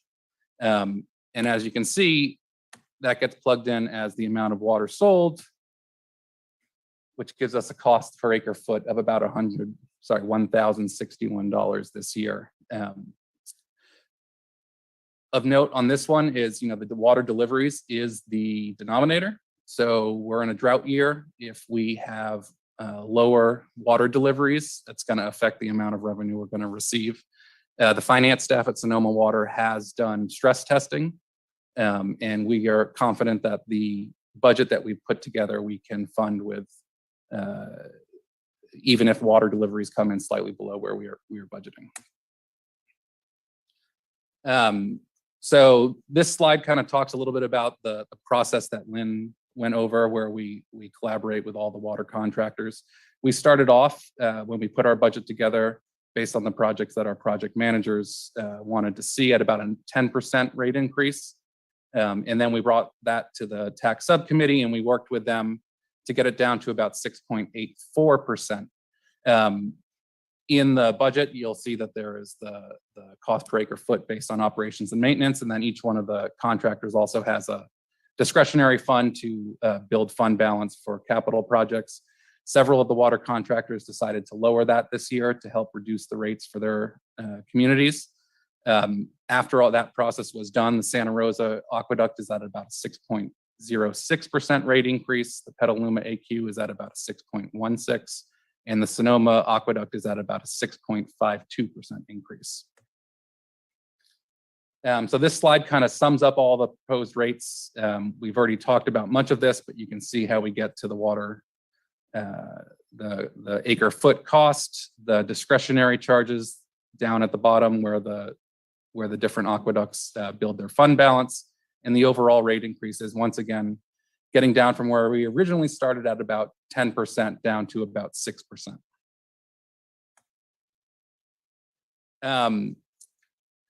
Sonoma Water has been and continues to be one of the most efficient and lower prices per acre foot of water. As you can see in this slide, Sonoma Water is on the left-hand side, going up with our agencies that are in the Bay Area that are like sister agencies. Sonoma Water is proposing about a 6% rate increase this year. We have talked to some of these other agencies. They're all going through their budget process as well. And it looks like the majority of them are going to be in the 7 to 15% rate increase this year. So we have definitely been able to get our rates down to a manageable increase. And lastly, I know we show this slide every year, which is really just emphasizing that Sonoma Water's potable water is really the best deal out there, significantly cheaper than bottled water. And that gas price is no longer accurate. As of this week, you could add probably another $1 to that. So this was unanimously recommended by the Technical Advisory Committee on March 7th. The Water Advisory Committee, sorry, this slide was actually built a couple weeks ago. So they have voted and it was also unanimously approved by them on April 4th. And today we're asking that Sonoma Water's board adopt the proposed budget as we've just presented. Grant, do you want to add anything or? No, I have nothing to add. I just would highlight the fact that Lynn has been doing this for many years and has really improved our process. She's the one that goes down and visits all of our contractors to get here. And Jake is a new finance manager and Lynn has been working through this. So I want to thank Jake for the diligence and Lynn for the work to get to this point, because it's not lost on me that it has not always been this way. First time I had a chance to pass some rates, it was 19%. And in some ways I've never lost sight of that, and hopefully we'll never have to do that again with our long-term financial management under their leadership. So thank you. Thank you. I appreciate that. Questions from the board. The first thing is Jake, be careful because you might, be sucked over here to run an office after a fire recovery or something. The way that works. What'd you say? Right. Yeah, there you go. We have a tendency to do that. Lynn, I want to thank you for your work. Every time we've sat down in my office or here, it's always been professional. The amount of work, upstream work that's been taken care of that makes this, I wouldn't say easy, but it's easy for us because you've done a lot of hard work along that. And I think I just want to honor that. And Grant, thank you very much for the professional way you bring this forward. Any questions or comments from the board? Supervisor Corsi. I'll just echo what you have to say, Mr. Chair. It's great that when we get this in front of us, you've reached agreements with all of our contractors at this point. That's a lot of work, and it seems easy because we don't have a lot of questions. We don't have a lot of angst in the process, but that's because of the work that you've already done. So just want to appreciate that. And thank you, Lynn, for all you've been doing for a long time. Well, without further ado, I'm going to move to pass the items before us. Grant, anything I you know want to not add? to do this, but I'm looking at my buddy, Mr. Drew McIntyre. That's 3 and strikes. Strike out. That's 3. Give me some more. I did. I would love to have the, not nettle. True. Good morning. I think it is still good morning. Chair Gore, fellow directors of the Water Agency, I appreciate having the opportunity to say a couple things about the budget. Thank you, Director Rabbit, for your kind words. So as you heard in the presentation from Jake and Lynn this morning, introductions. Again, chair of the Technical Advisory Committee, which makes up the 8 prime retail water contractors that supply or that purchase the water from the agency. As you heard this morning, there is a process. There's a budget subcommittee first that goes and meets with agency staff, and the budget subcommittee from the contractors is about 6 of the agencies. It moves up from the budget subcommittee to the Technical Advisory Committee. That was unanimously approved, and then it went to the WAC. But I do want to reiterate that it's not automatic. I mean, there is back and forth, as your general manager, Grant Davis, indicated. Started off at a little bit under 10%. The retail water contractors budget and plan for rate increases each year in the range of 4 to 6% from the agency. So I want to just continue to encourage the staff and the board to keep that in mind, that 4 to 6% rate range. This year, the final adopted amount prior to the individual agencies making corrections and their contributions for rate stabilization was a little bit under 7%. We recognized that last year the agency and the staff went below 4% because of the pandemic, and we're certainly all in support of the recommendations that staff has for maintaining the infrastructure and improving the infrastructure. So there's no wavering at all by the retail water contractors on the importance of maintaining the system. So that'll continue in the future, I'm sure. I do want to, but a couple more minutes, I do want to just acknowledge, and Jake mentioned it before, the great work that the staff does on getting grant funds. I mean, the grant funds are a huge benefit to obviously the agency, but the ratepayers as well through the retail water contractors. So you saw the budget that's being expended for Dry Creek on the biological opinion. A lot of that's federal grant funds that helps control the cost. And then what the agency has been able to do at the state level for regional resiliency in the Russian River and Santa Rosa Plain groundwater wells. Recently, $9 million is 20% of the initial phase 1 grants that were allocated by DWR in the entire state of California. So you guys do a really good job getting those grants, and I just want to continue to emphasize how much appreciated it is by the water contractors. So again, I am stepping down, retiring as the general manager of North Marine Water District. I just want to leave by saying thanks for the opportunity to be able to speak in front of this board when it comes to budget meetings, and especially working with the staff at the agency. It's a really good, competent group of professionals here, and I'll miss working with them as colleagues. So thank you. Anybody else in the chambers? Anybody online?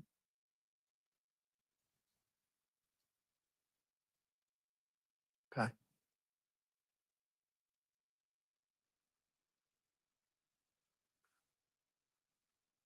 Let's go to the online commenter.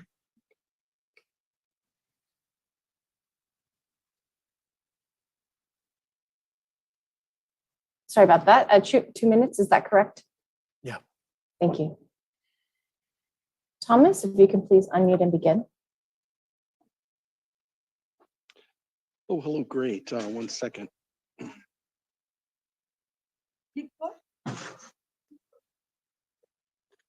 Too many things here. Thank you very much. Can you hear me? Hello? Can you hear me? Yes, we can hear you. Great. Appreciating the opportunity to speak up. I didn't hear very much in the presentation about utilization of the two southern water basins, groundwater basins for storage. And I did hear about the wells for recharge. And I'm hoping that there could be some characterization of those wells. I want to acknowledge all the great work. Everyone's working, very hard on protecting the water, and that's very important. And I would point out, Lake Pillsbury is incredibly important to maintain. But with respect to the southern groundwater basins, it's very important that they get recharged in the not just in the aquifer, but in the groundwater. And so that's important from the surface water recharge. And that doesn't really occur so much with the injection, and particularly at the depths that they are. And so it would really be helpful to have some characterization of the volume that's being recharged by those and in relationship to the runoff. And of course, that's going to be a very small number, right? So you can characterize that, though, in the case of the cost of those injections, right? So I realize it's kind of it's a Band-Aid, a salve on the wound of the lost water. And it was a benefit if we understand that, and then we can develop other programs that are upstream that help us, and we can understand the cost relationship of what that saving of that upstream water is. And so I appreciate the opportunity to speak. Thank you. Thank you. Thank you very much. That will conclude public comment. Okay, thank you. Bringing it back to the board. I know there was, by the online commenter, a couple questions. I know that this appropriate place to bring those questions is really before the WAC meetings, which are publicly held meetings. I acknowledge the items that were brought up here today about system-wide resiliency, but that is, we had one meeting on that already, and accepted a statement today of allocation of our money from DWR grants and some others. So a lot of work going on that on a comprehensive system. Thank you very much. I'm going to come back to the board. Anything else? Yeah. I just want to appreciate all the work that went into this, and I think open the door, as I always do, about planning for the future. I just wanted to know if give you an opportunity to comment on some of the unknowns that we obviously have and that's facing Sonoma water. I'm thinking in particular about the biological opinion, right, which will be changing. We'll be getting a new one of those. And then, of course, we've been having a lot of conversations about long-term water resiliency and storage, and just curious if there's anything that you want to share in terms of updates or planning for the future. Director Hopkins, that's a great question. I think you can answer it two ways. That could be a very long answer because as all of our directors here have been working on groundwater, and we're struggling as water managers to manage in extreme weather events. So as you've rightfully noted, the first week on the job, you were down in flood response mode for Guerneville and the lower Russian River. We're in the third year of a drought. I think that this board, you board of directors, each and every one of you has urged us to be as innovative as possible and to make the type of investments in science that's going to help us determine how best to manage. And you've been hearing over the years the type of projects that are working for us as well as other parts of the state. They replicate what we're doing with our management of our reservoirs. So it's never a dull moment. I'm profoundly appreciative of our board of directors. Each of you has been involved and supportive of different elements of our work. The last caller, I'll just comment because it was made. We do have a pilot project that happened in the Sonoma Valley long before the Sustainable Groundwater Management Act even was passed in 2014 by the state. That's a challenge. We're going to need to figure out a way to make sure that we sustainably manage our 3 basins, possibly 4. And without going on, because it's been a long morning, I just leave it at that there isn't a day that goes by that our staff is not looking at both maintaining the existing system and investing in the future to be able to manage in extremes. And we appreciate the support and your guidance. Thank you. Anything else? Okay, good. I want to thank you. Coming back to the board, we're going to approve of this item and thank you for bringing it forward. Looking for a vote. So all those in favor of passing as it stands? Aye. Aye. All those opposed, nays? None, the ayes have it. I want to thank you all very much. Appreciate you all for our morning session. Already kind of outlaid that it's a little bit after 12 now. We're set to be back here for a time certain at 1:30. County Administrator, anything to add other than that? Okay, so we have three what look to be about 5-minute vacationing of the right-of-way items, and then we'll move directly into the general plan. And the only thing after that is at 4 o'clock is a time certain for public comment. Items not listed on the agenda. Thank you all very much. We're going to recess.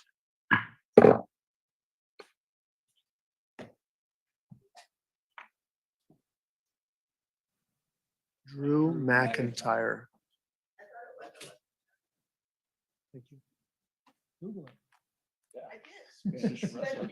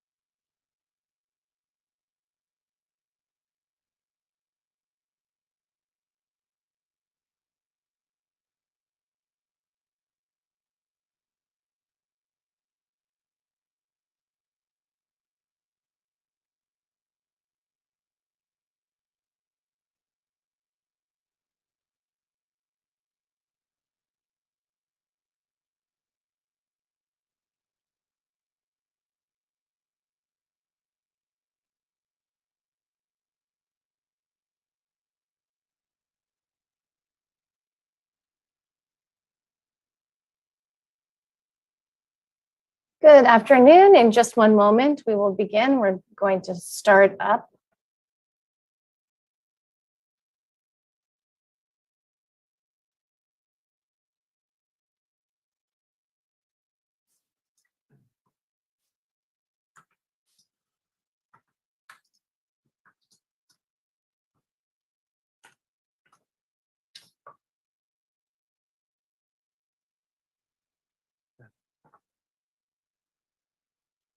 Reconvene from a recess. So as we're talking about recesses, let's move on to vacations. Item number 51, 52, and 53, which are individual items, are all right-of-way vacations for portions of county right-of-ways within the unincorporated area. So let's start with item number 51, and Dennis, if you can, introduce your staff members. Well, thank you. Thank you, Everybody Mr. who's Chairman. here. Yes, it's great to be back in person, and Yep. with me this afternoon is Gary O'Connor, who's our county surveyor. As memory has it, Gary retired several years ago and came back on very important occasions to help us out as we need. And this has been a great supplement to our staff, witnessed by the number of vacations that we have on this calendar and we'll have on successive ones. Very important for clearing up property title as people go through the permitting process. Also with us here today, Carrie Reinerson and Josh Ricci, who are engineering techs and do so much of the survey work. One of Excellent. the highest performing units in Permit Sonoma. Yeah. And I'll wait for the other two when we get to their end. Okay, sounds good. So So morning. Gary, it's nice to meet you. Thank you. I know Gabe. I know some faces up there. Are you back full-time or are you No, heavens helping us out while we, what's the plan for the position? We're recruiting for the position Okay. now. Yeah, I've been- Well, I retired in 2011 and I stayed on as county surveyor just as extra help until 15 when Gabe came along. Okay. He decided to retire, so I was still here. I was working a few hours a week doing odd jobs, so they asked me if I'd come back, and now I see Thank why you. I retired. So it's, Yeah, good. it's Here we go. I do enjoy it. Thank you very much. Blessed with a great career. Great. But before you today is a right-of-way vacation of a 5-foot lane out in Monterey. Next slide, please, Ross. There we go. This lane was dedicated on this map back in the 20s, and it's on the lower left-hand corner. Next slide, please, Roz. And you can see it there at the end of the lot 1. It's not stated what the lane is for. It seems to go to the river, but it also abuts the railroad. So we weren't sure whether it was for railroad access or access to the river. Next slide, please.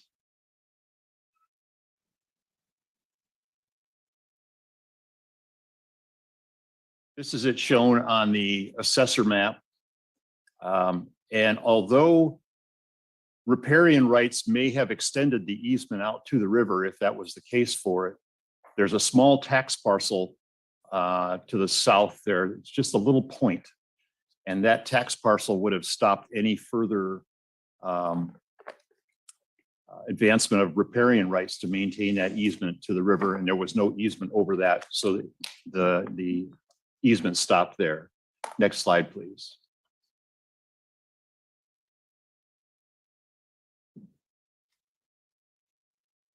This is a better map of the easement itself. You can see where it goes across the property, but then it ends at the southerly property line of the original parcel. Next slide, please.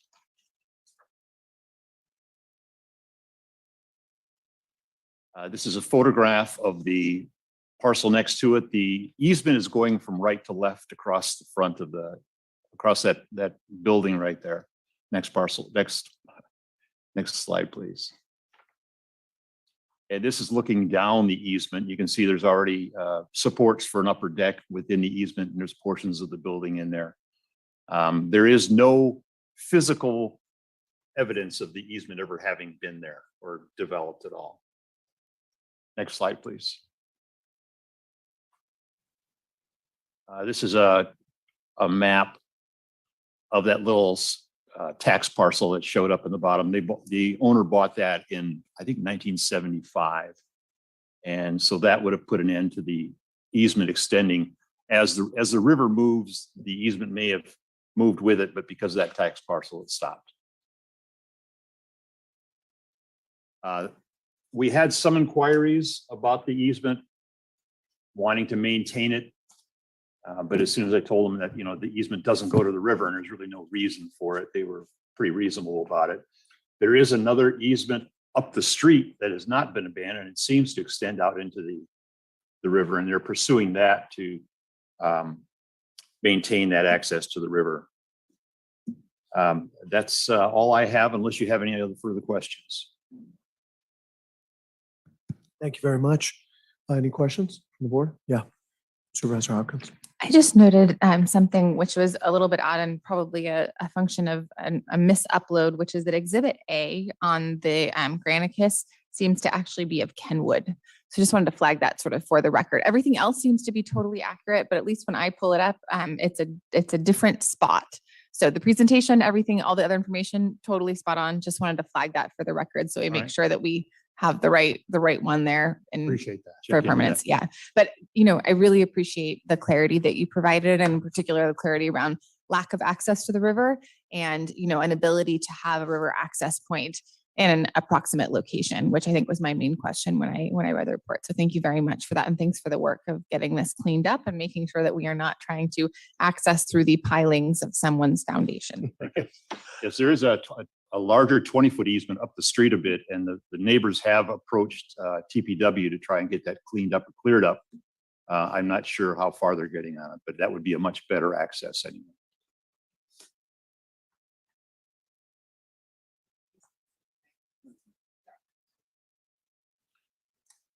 Anything else? Any updates we need to read into the record for that, or are we all okay? No, I just mean with respect to that, or is it all good? Bob? I don't know if there was just a mention that that some of the information was uploaded was the wrong place, Kenwood, just on Granicus instead of into the other area. Just since this is a formal public hearing, do I need to acknowledge that in the hearing at all, or? It's improperly uploaded online, or it's not available online at all? The next one is in Kenwood, so that's maybe where the confusion they came just from. combine them? I just mean for a legal document. Just wondering if I think there's- it just got duplicated because we have that exhibit in the next one. Okay, sounds fine. Okay, well, what I'm going to do now is open up the public hearing. Thank you. Look for comments. Anybody here? In the chambers? None? Any comments online? Thank you. Please raise your hand in Zoom if you would like to comment on this item number 51. I see one hand raised. Chair Gore. Give them 2 minutes. Thank you so much.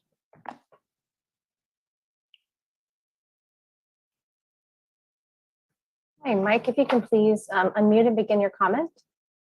Hi, I was just curious. You mentioned that there was another easement down the street from this one that is being currently pursued. Do you know the location of that easement that would provide access to the river? Yes, it comes off of Redwood Avenue.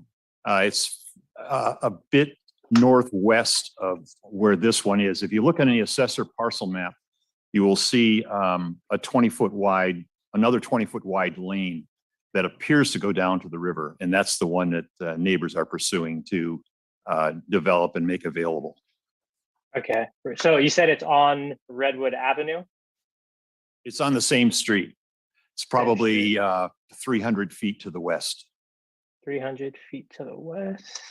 Okay, 300 feet to the west.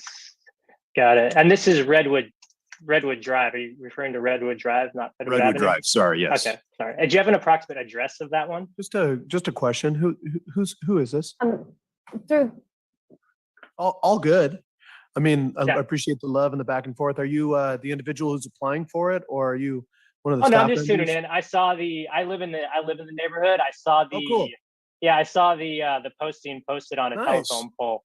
So I Gosh. decided to check in and see what was going on with easements in the I area. love this. Good old civic engagement, West County style. Exactly. So Yeah. I was just, I don't Hey, have take it any- away. Take it away. I'll Perfect, give you as much time as you need to figure this out. Thank you. Yeah, I don't have any comments directly on this easement. I was just curious if the approximate address of the other one that's being pursued. There wouldn't be an address on it since it's a public right of way. Oh, okay. But if you'll see it, it's a 20-foot lane that goes down to the river. Okay. And actually, if I can interject, Mike, feel free to follow up with our office because this is something that our office is aware of. And I was just informed that there's currently, it seems like a locked gate, which happens a lot, is that private property owners do put up gates because they don't want members of the public going and using public right of ways to the river. Unfortunately, this is something we deal with a lot in West County. And so please feel free to follow up with me and we will be working with Transportation, Public Works and Regional Parks to see what we can do about this one. Because I think it would be great to make sure that public has access to the public right of way to the river. Okay, perfect. And what was your name again? Sorry. Linda Just like Hopkins. Linda You can get me Hopkins. at District 5, the number 5. So district and then the number 5 at sonoma-county.org. At sonomacounty.org. Perfect. All righty. Thank you for all the info. And that's all I have. Thank you. God bless you, Mike Taylor. That was so nice. Even though you're not, I want you to stay with us for the rest of the day. This is what we want, is good civic engagement. You could always come in and get scared away though. Okay, anybody else? Any other comments? No, thank you so much. Okay, I'm going to close the public hearing and bring it back to the board. Any comments? Yeah. I have a slightly unrelated comment, but something that I do want to raise for the public and that I have been having conversations with the CEO about is that we actually had another few non-controversial vacations of right-of-way, including one that was actually publicly noticed to take place today and then got postponed. And we had a resident who was really tracking this closely, looking forward to getting it done. And I just wanted to kind of make sure that was going to be on the schedule at the earliest convenience. And also just to make sure that when we have these items that are hopefully going to be really quick, that we don't, kind of artificially cap the number of them that we can have at a public meeting. So I just want to check in on when we can anticipate what something that was publicly noticed to happen today, but didn't happen today, when we can anticipate that coming back. Thank you, through the chair. So Director Wick and I discussed it last week. Apologize on behalf of my office for the oversight, but I believe we're targeting May 24th to bring the one forward. Great. Thank you very much. And actually, I also, if Mike is still on the line, Leo just let me know that actually he believes that it's between parcels 9 and 10 on the diagram, the other right of way that's access. I don't know if that's something we can just pull back up just to sort of show that for the record that was on the existing map. But do you want to see if that's possible to pull that up? Roz, could you pull up the assessor parcel map for that, please? It will take a moment because I've got the other one loaded already. If you want me to, if you want to hold on. Yeah, it's okay. Let's take our time. Pull it back up. This is real-time solutions. Working on it. This is why I ran for office. I don't know about all the other stuff. And Roz, I think I can help you, Roz, if that would be of support. I got it right here. Oh, thank you. Yeah, I've got the other one already open. Thank you. Hopefully you can tell me if I have this correct.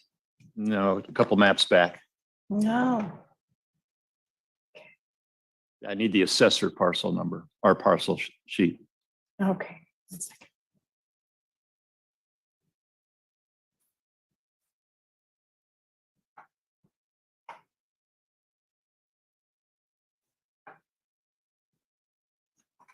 And while she does that, I just want to say that the items that got moved up, the survey staff have been doing a yeoman's job of getting everything processed.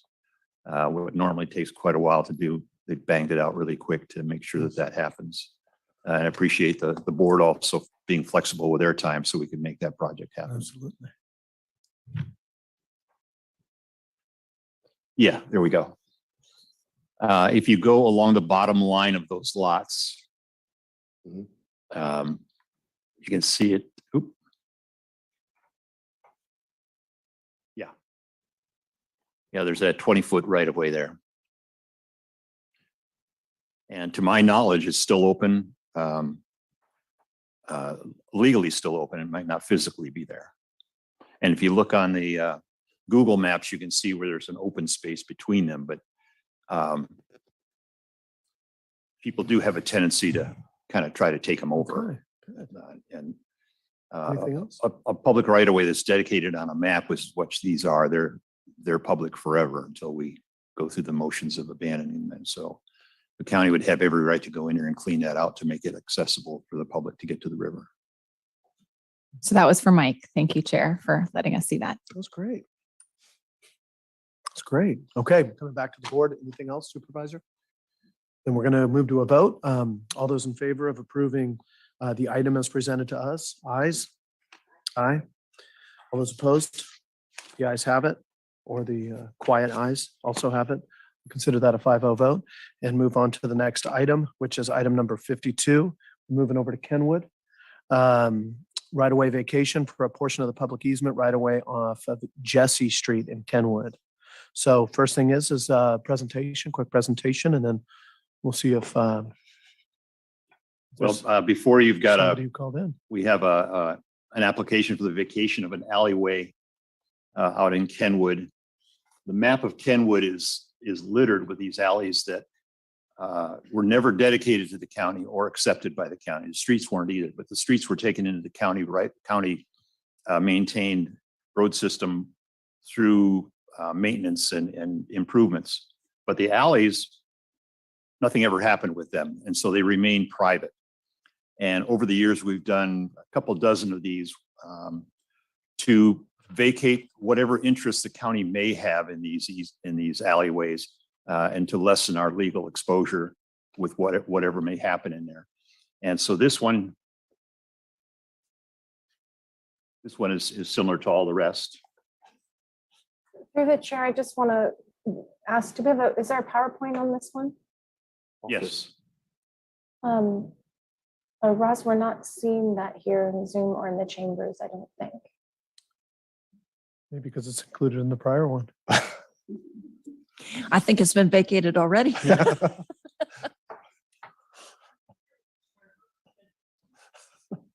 Oh, I'm yeah. happy to assist again. Just one moment. When I go on vacation from now on, I'm going to say I'm vacating instead of I'm vacationing. Yeah, I'm going to say vacated. As long as you're not abandoned. Well put. Me? All right, I think I've got this one here for you. Just one.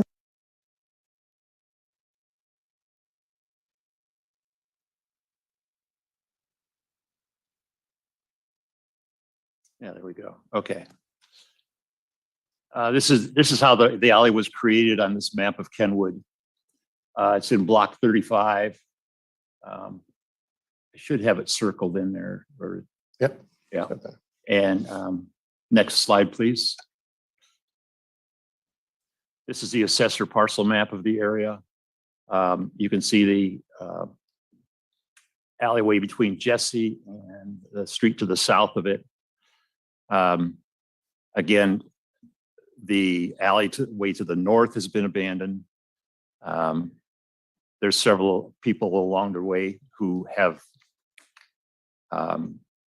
built in this. Next slide, please. This is looking south along the alleyway. You can see it. It's already landscaped. They've got roads, they've got trees. Next slide, please. This is looking north. And again, it's taken up with fences and buildings, landscaping. An easement has never been developed, nor is there any indication of it having been there. Next slide. That may be it. Okay. We had one inquiry about retaining the easement as a emergency vehicle access or as drainage, but it's not public right of way, so we can't do that. And the interesting thing is that I got that request from a guy from the house to the north who had abandoned the easement behind his house, but didn't maintain it as an EVA or drainage easement. So again, where our ability to put that condition on it. It's very limited because it's a private land. So I don't expect any sort of public comment on it.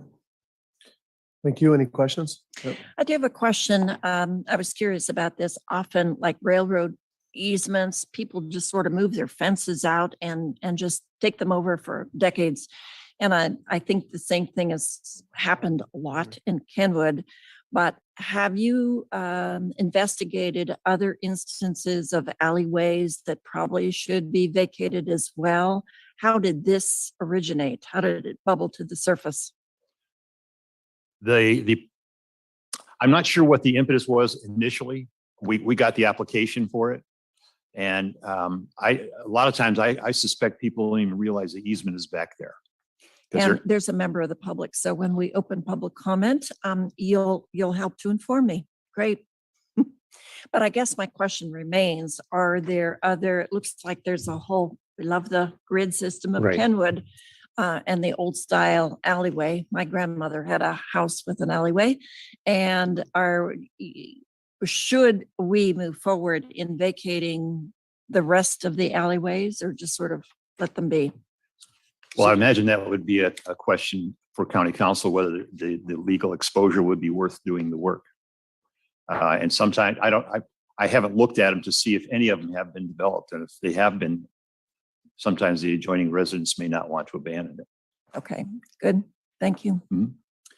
Actually, a perfect conversation for the next item, general plan There discussion for cleanup. So anything else from the board? No, nothing else for me. Okay, I I'm going to think open the there's some public hearing and go comment. to public comment. So open the public hearing.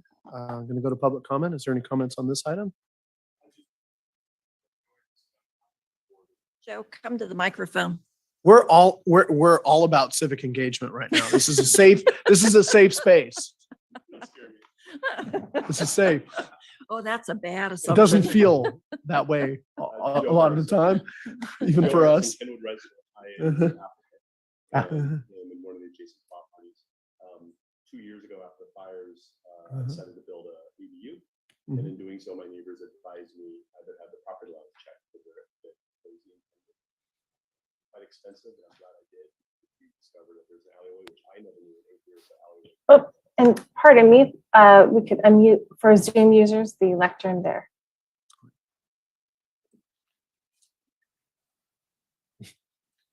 You don't have to start over. You can just.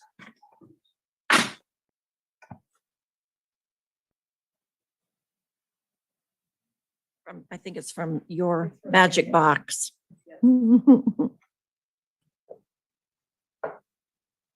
We could just take a seat here. She just had to turn on the microphone.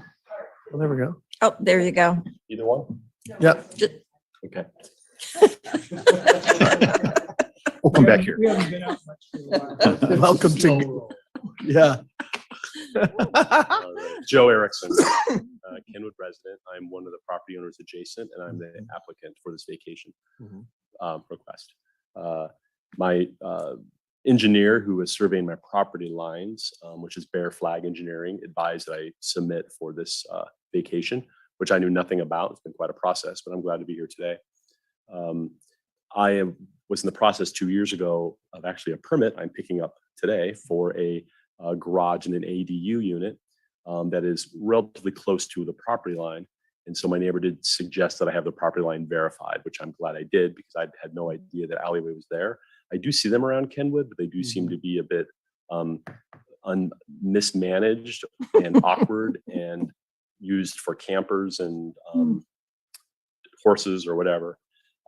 So it was my surprise that my neighbors on one side, probably inadvertently, some of them have been there for 30 or 40 years, have built fences absorbing, encroaching the full 10 feet is the alleyway. I think the alleyways are commonly 10 feet in there.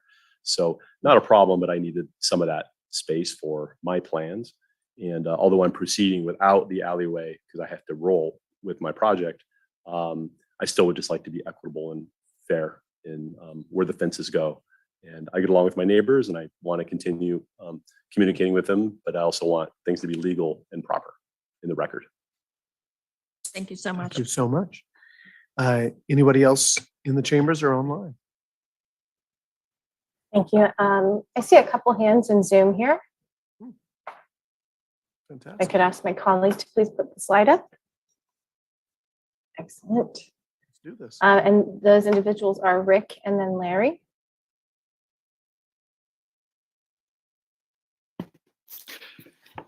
Yes, this is Rick Coates. As I understood it, you were taking comments about the general plan. Is that correct? No, these are public comments on an alleyway in Kenwood. Okay, well, We'll just be there in a more bit. general- Oh, okay. Just a more general comment on these alleyways and stuff. If there's some way to turn them into bicycle routes, that would be wonderful.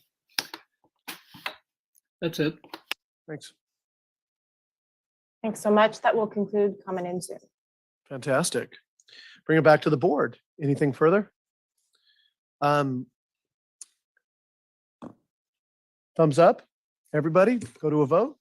Thumbs up. Can I just say, when we were working on the feasibility study for the Sonoma Valley multi-use path, the company did do some research on the older right-of-ways going through Kenwood to figure out if there was an opportunity for that route, and found what you just found. They were not exactly a clear route through Kenwood. Well, thank you. So just looking for thumbs up, everybody. Supervisor Gorn, you're good. Supervisor Hopkins. We have 5-0. And Joe, you said, right?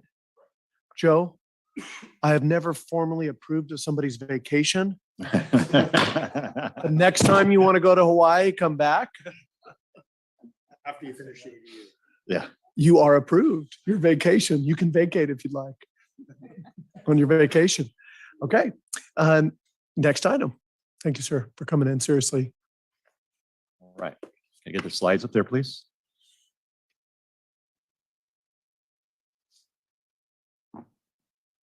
This is a vacation of two small parcels of land that were left over after Caltrans relinquished a portion of 116 Mays Canyon and Neely Road back to the county. And the road was elevated, all three roads were elevated. And these pieces ended up at kind of the bottom of the banks for the roads. Next slide, please. And this is what the state relinquished. Segment 2 and 3 were given back to the county. Next slide, please.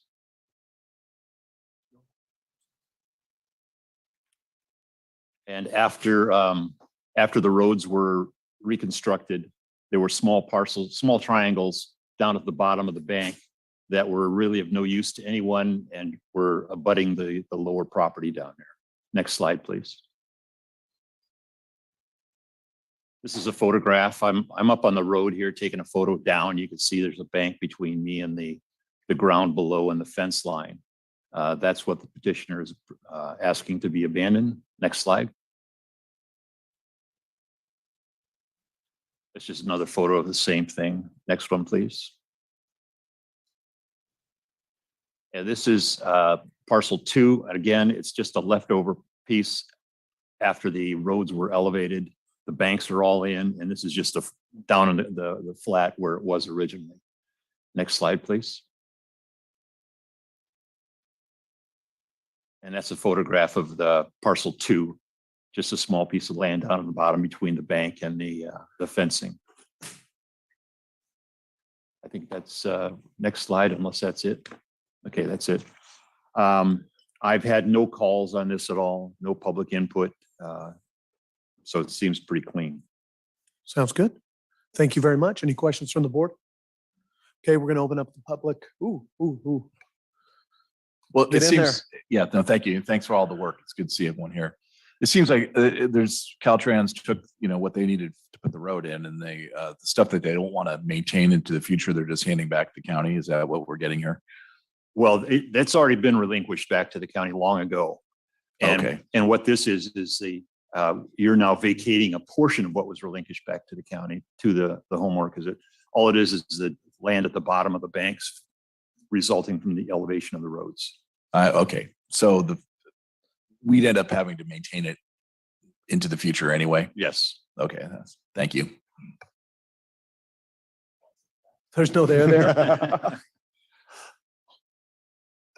Okay, coming back to the board, we're gonna, well, first, excuse me, we're gonna open the public hearing. Opening the public hearing, any comments from here? None? Any comments online, Marcy? Thank you. Just looking briefly to see if there are commenters in Zoom. And there are none. Okay, thank you. We're going to bring it back to the board and close the public hearing. I thought we were going to get the trifecta there. So just going to look at my colleagues, and all those in approval of this signify by saying aye. Aye. All those opposed? The ayes have it, 5-0. Thank you all very much. Thank you for a lovely intercession. Thank you. We'll have another one in a few weeks. Yeah, and thank you for your work. Seriously, I know a couple of them called you out and other things, but it's not often that during these days that usually turn chaotic and strange for us on Tuesdays that we get a little moment of pause and a couple of people just calling in. That's why I kind of playing along with it. So sincerely appreciate your work. Thank you. Yeah. Thank you. Thank you.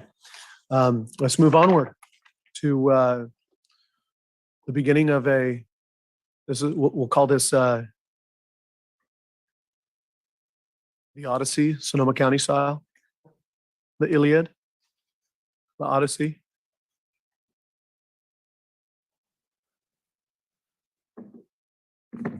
O and or. O, or, and wick. We're not worth very much in Scrabble. Wordle. Okie dokie. I want to thank you both for being here with us, along with your director, your department head over here, and Ms. Klein. See that you're here as well. This is an important item. This is we've been working on this for a long time, so I'm going to pass it over to you guys. I think the big thing, Tennis, that would be appreciated from your side is really, what do you want to achieve today? So as much as we get into this, what do you want to achieve and what do we want to stay away from today? Because I think there's a lot of questions also about structure. You know, we've gotten emails at times that say like, hey, there's a group that we've formed that is working on housing or other things. And so sometimes we get notes that say, well, why am I not on the housing thing for the general plan? So I think talk to us through, what we're going to review and what you need out of us today and what you're going to need the next time and when that will be. Thank you. Great. Thank you, Mr. Chairman and members of the board. We're excited to be here today. I want to give just a little context and then respond to the chair's comments, which I think are apt before we get into the details. So why we're here. About a year ago before the board, when we were discussing our work plan and getting into budget workshop, there was a discussion around what general plans are, why they're important, how old this one was, and why the need to update it, and how that would be financed. So I'll let my colleagues get into the substantive issues around the general plan and its purpose. But just to remind us here of the fiscal issue, back when the current general plan was adopted in 2008, there was established a general plan administration fee based on the efforts of that plan, which at that time was done all in-house with some augment from consultants, but primarily was done in-house. And the fee was structured so that based on that cost in 2008, future fees would cover approximately half. Well, as the plan has lengthened in tenure and its adequacy constantly needs to be augmented, we are using a disproportion of that fee to support the existing plan, not to forward fund a future one. Added to that are also state mandates that we've received around an environmental justice element, other elements, expedited housing element that's more expensive, greater need for community engagement. All those are adding on to the cost. So where we are today in the general plan administration fee is approximately $1.5 million. And already approximately $500,000 of that 500,000 is encumbered with staff resources to update the housing element, institute environmental justice policies, work on the safety element, and finish the local coastal program. So important things to get done. The money's there to do them, but that money, because it's being used for these purposes, isn't available for future general plan. So then Chair Hopkins suggested that we have a workshop in the future using the money that we do have to at least get started with a workshop like this today, which I think was a very good idea. I'm glad we could bring it forward. I'm glad people are really enthusiastic about it and asking why they're not included. Those are all good signs to me that people want to become engaged around the subject. And we encounter it when we're out in the community all the time around specific plans and other opportunities to engage with the constituency. So I think we're going to be a really good place once we do get started, but that's probably going to require another $5.5 million in addition to the money we do have. It will be a major undertaking. So we thought this would be a good time to get started in identifying issues that are important to the board, issues that are important to the public.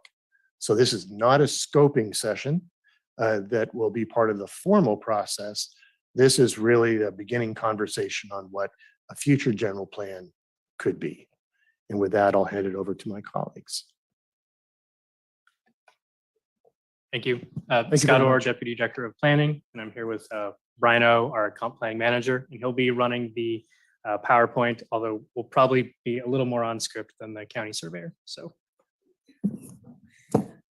Thank you, Deputy Director Orr, Chair Gore, members of the board, as well as Council Pittman and Administrator Bratton. Thank you so much for your time this afternoon. So we go from parcel to parcel to a more broader general topic, which is the general plan. And so we're grateful for the opportunity to introduce the topic to the board today and look forward to continuing our engagement with this board moving forward. And so currently we have a general plan 2020. And so this was adopted back in 2008. Much has happened since 2008. I was the class of 08. I won't go into what exactly where I graduated from to date myself here, but And which level of schooling was that? TBD. Well, high school. So I was fortunate enough to graduate then, and that was the current general plan, which was adopted by previous board. And much like the 3 general plans that predate the existing one, this is the blueprint. It is the somewhat of a constitution for how we regulate land use for our local jurisdiction. And so it identifies uses focused on agriculture, residential, commercial, all the great things that make up our great county here. And the basis of each general plan, we are at a 550-page general plan at the moment, is grounded in 3 sections: a set of goals, a set of objectives, and then implementing policies, which our staff works through on a day-to-day basis. And it really, it sets the long-range community vision for what we want for the unincorporated Sonoma County, which currently we're at 140,000 people strong. And this is the existing, our current elements. And so it's broken down. You see in column A here, the current elements that make up our general plan. Column B here identifies the different elements that have guidelines from the state. We are creatures of the state, and so we look to our state guidance as we implement and adopt new policy. And so everything from land use down to environmental justice are the required elements per state law which is noted in column C. And as Director Wick mentioned at the introductory remarks, we do have ongoing processes for the safety element, the housing element update, as well as our state mandates as part of the environmental justice Senate Bill 1000. And then we also have a set of optional elements that we feel, or the board and the community has identified in the past, everything from agricultural resources, air transportation, public facilities, as well as water resources.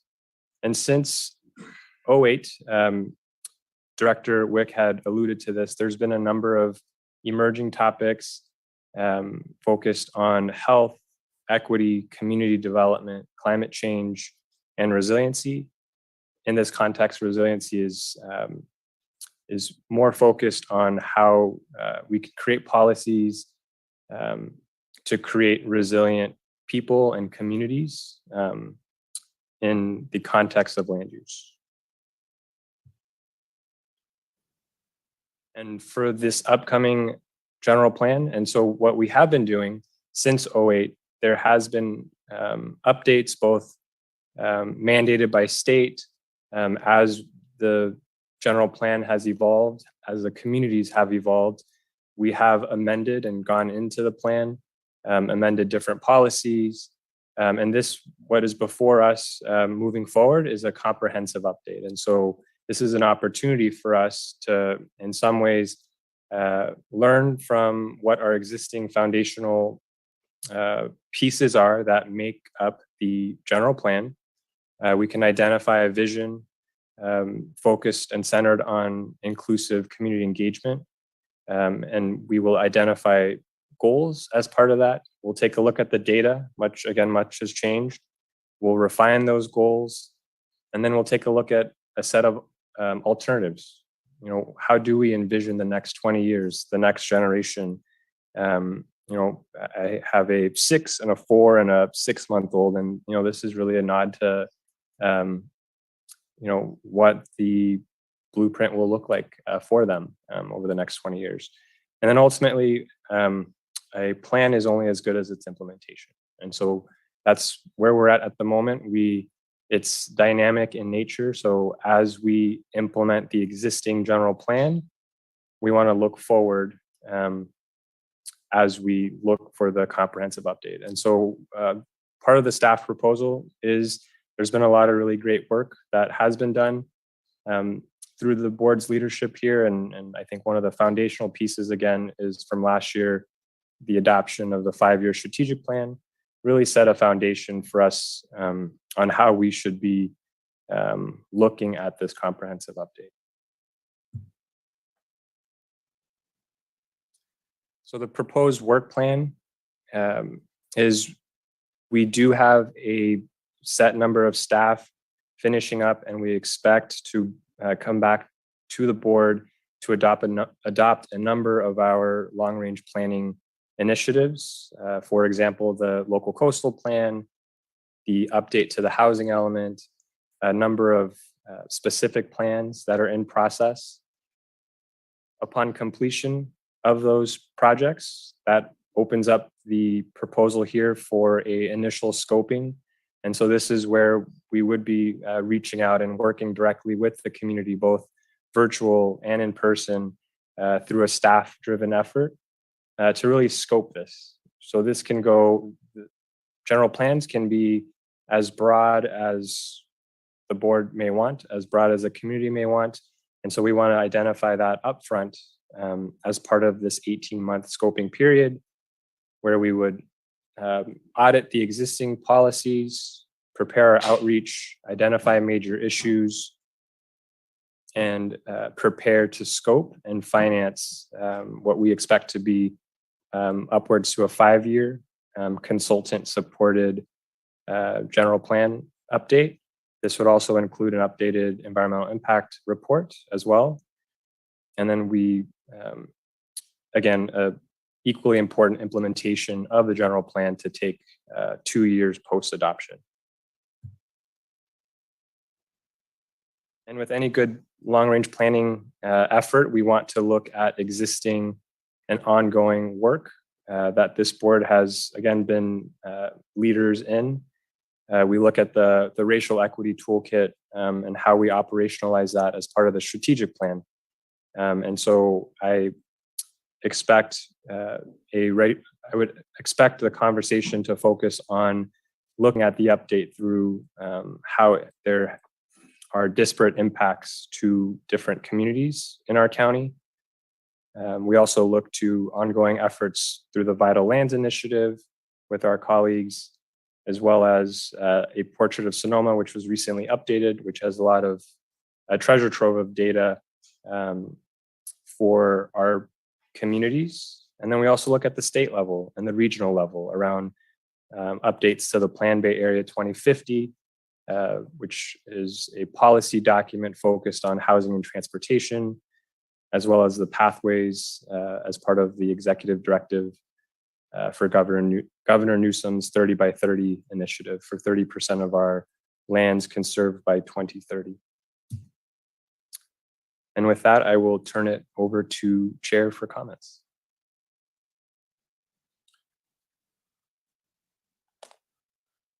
You know, it's nice to see y'all, and also to embark upon a process that, you know, quite honestly, I might not be here for the end of when we get to a resolution on it. But the key here is that this is the kind of work that we should be doing. And I appreciate you all. And I want to acknowledge the fact that the first time I became the chair of the board, we had already, prior to the October wildfires in 2017, we had already prioritized 4 workshops. This is 5 years ago, this coming October. So about 4.5 years removed. We had 4 workshops planned for that year to go over different elements of the general plan and to review it, the create a vision. And I had also, with this man as the mayor of Santa Rosa, one of the first times you and I chatted was at the fair, and we talked about linking up the city of Santa Rosa and the Sonoma's general plan processes to be able to drive, you know, innovation, hope, and kind of a vision of the future. And I will say that even though we've been disrupted, the work that we've been doing these past 5 years has been paramount to this work. And the amount of gains that we've made in emergency management and in terms of resilience that we have sets us up for a better general plan in the future. The days of yesteryear complacency are gone. And so this is more relevant than ever right now, that we weren't just working on this when we're sitting around spinning our thumbs, but when we're actually sitting here confronted by the realities of the now and of the future. So I honor that. And anybody who's watching, I want to thank you for your patience, just as all of us who have been excited about taking this on in our roles as supervisors. So with that being said, I'm really going to look more to my colleagues to see about questions first, and then any comments as we move forward. And once again, you know, before I kind of lean in on that, Tennis, any just kind of embarking comments on what you would like to hear from my colleagues and I about this process moving forward before we go to public comment? Sure. Thanks, Mr. Chair.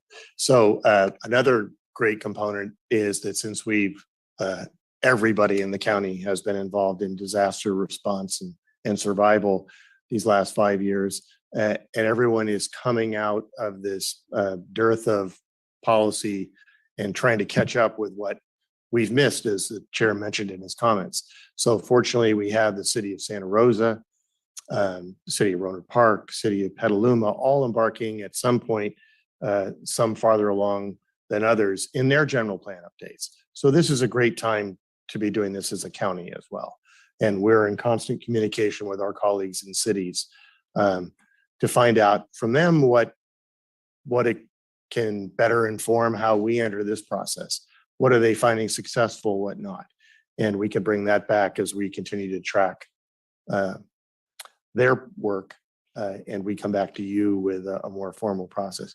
What we're looking for today really is just an initial conversation with the board around, as Brian just mentioned, some of the resources that we already have available, like Vital Lands, like the portrait, some of the great work in Sonoma Water that informs future land management and land use.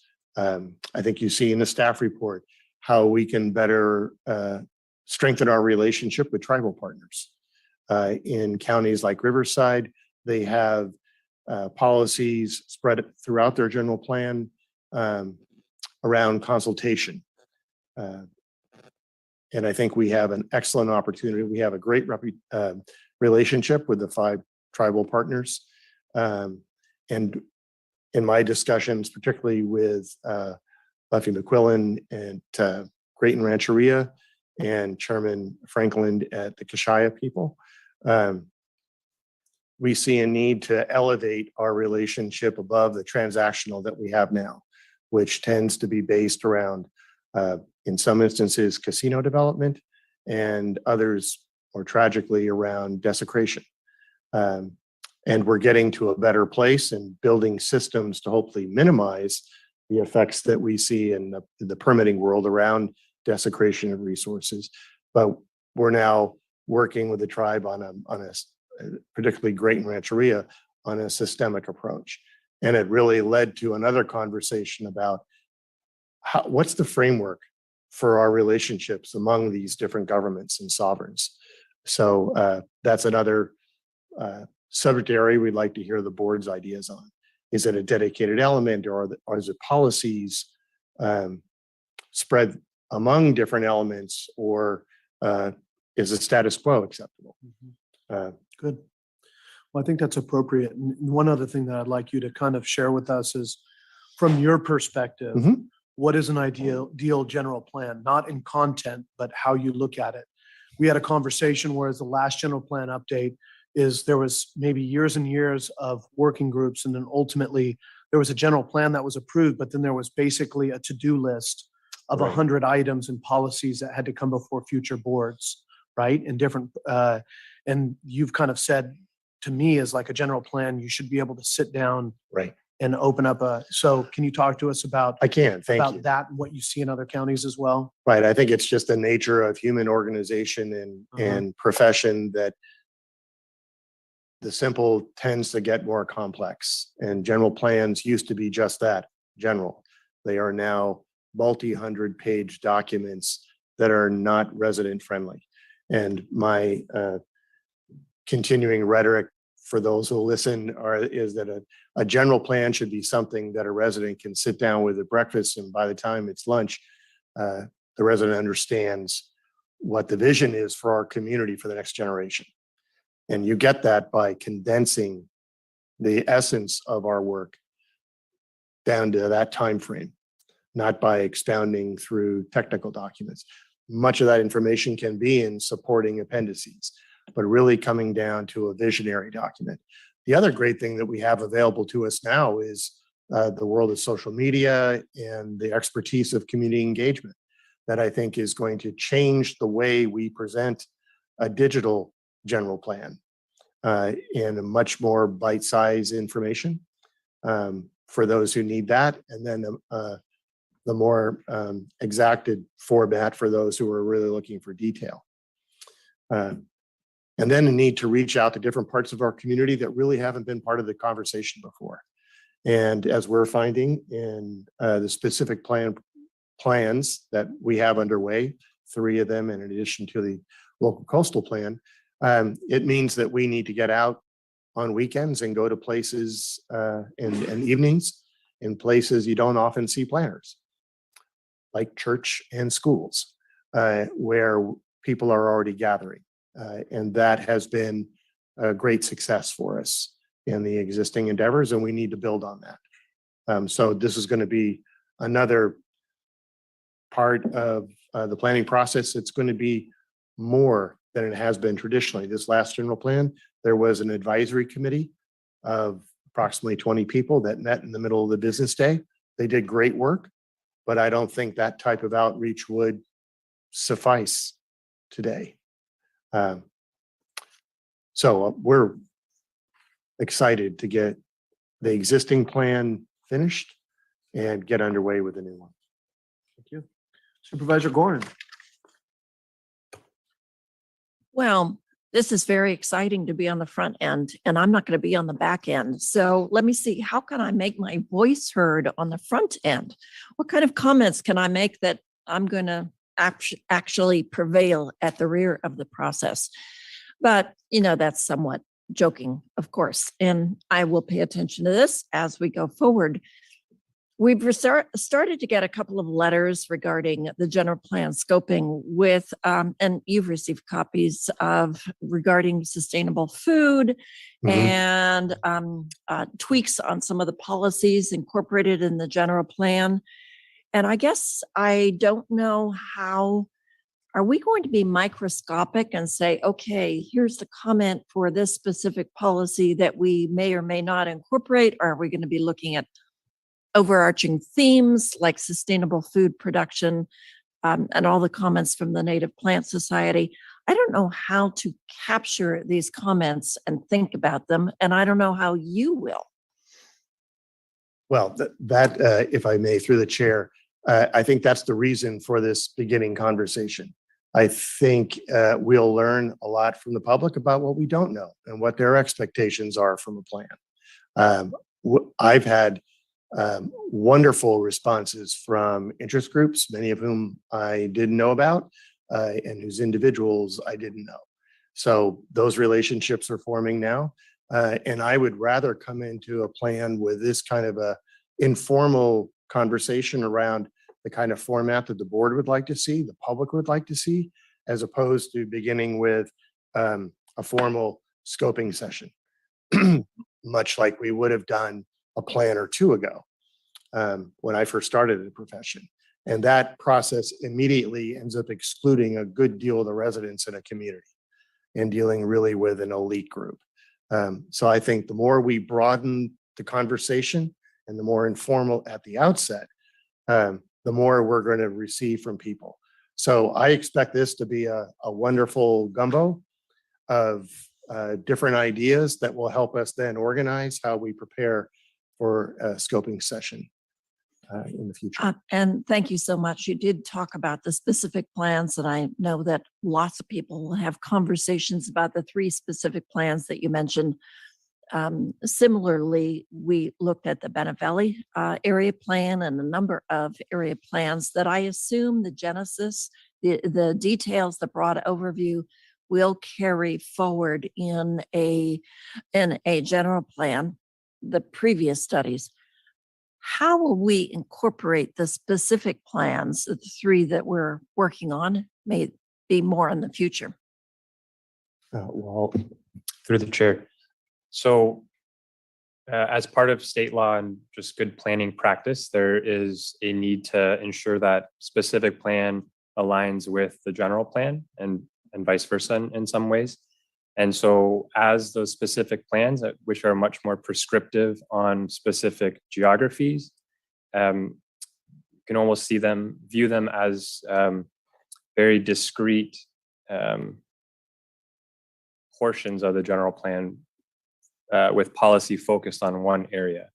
And so there will absolutely be alignment with the general plan and vice versa.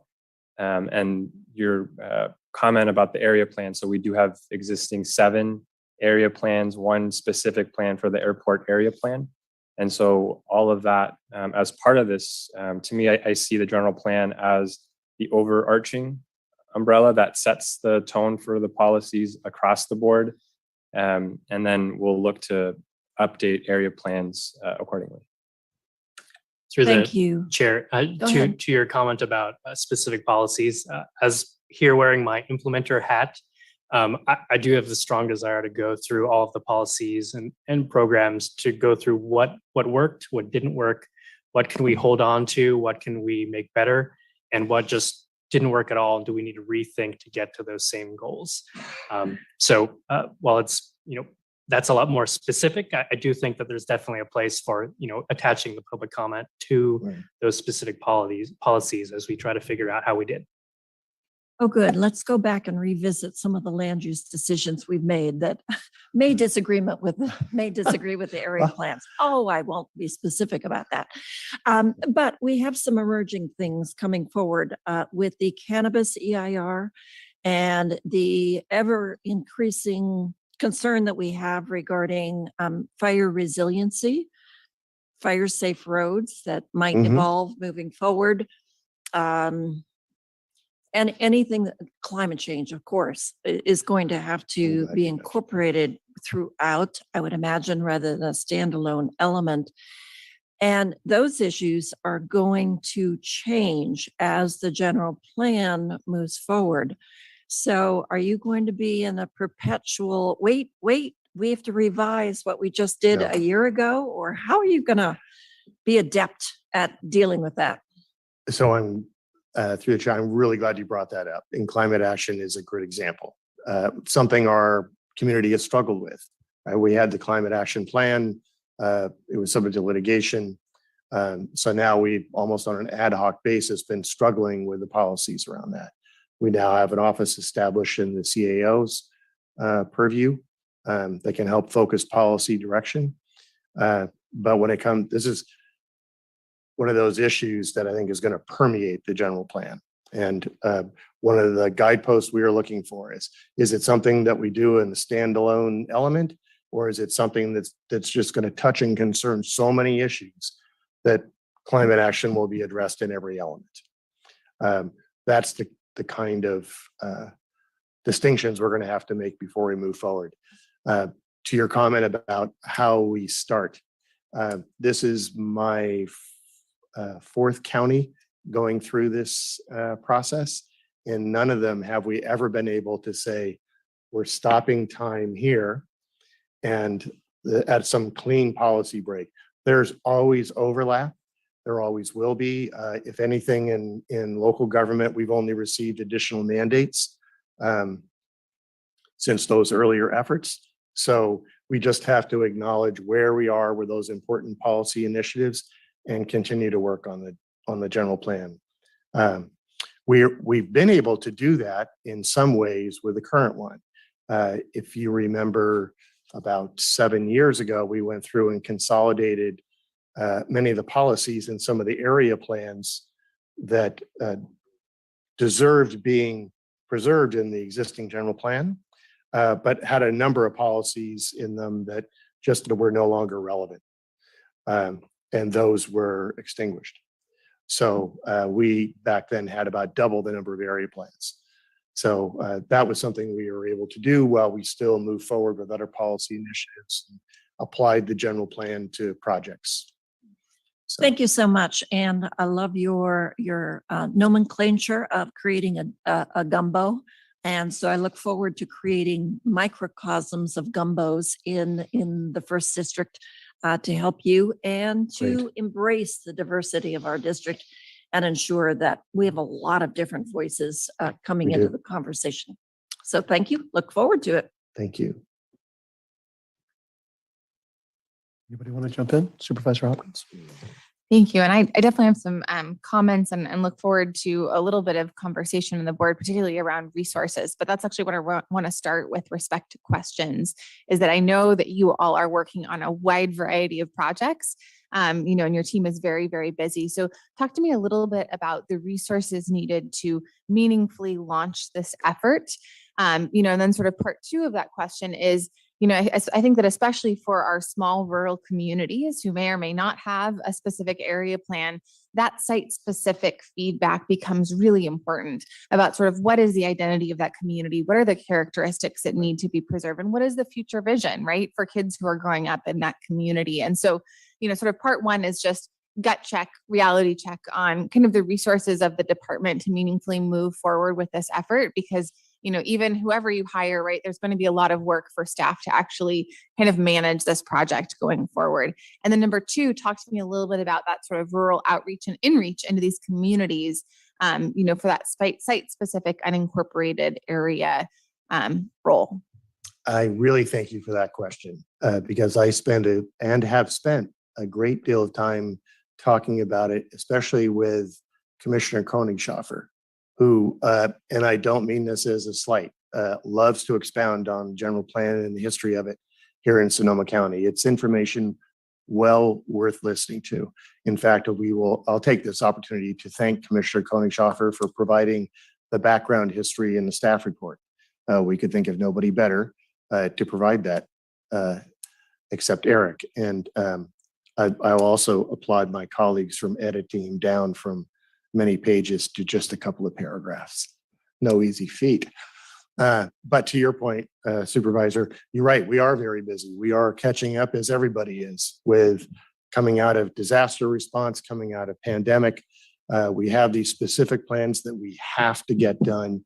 We have grant obligations, money we will lose, and opportunities we will lose if we don't get them done. We are really close with a local coastal plan. Great civic participation there.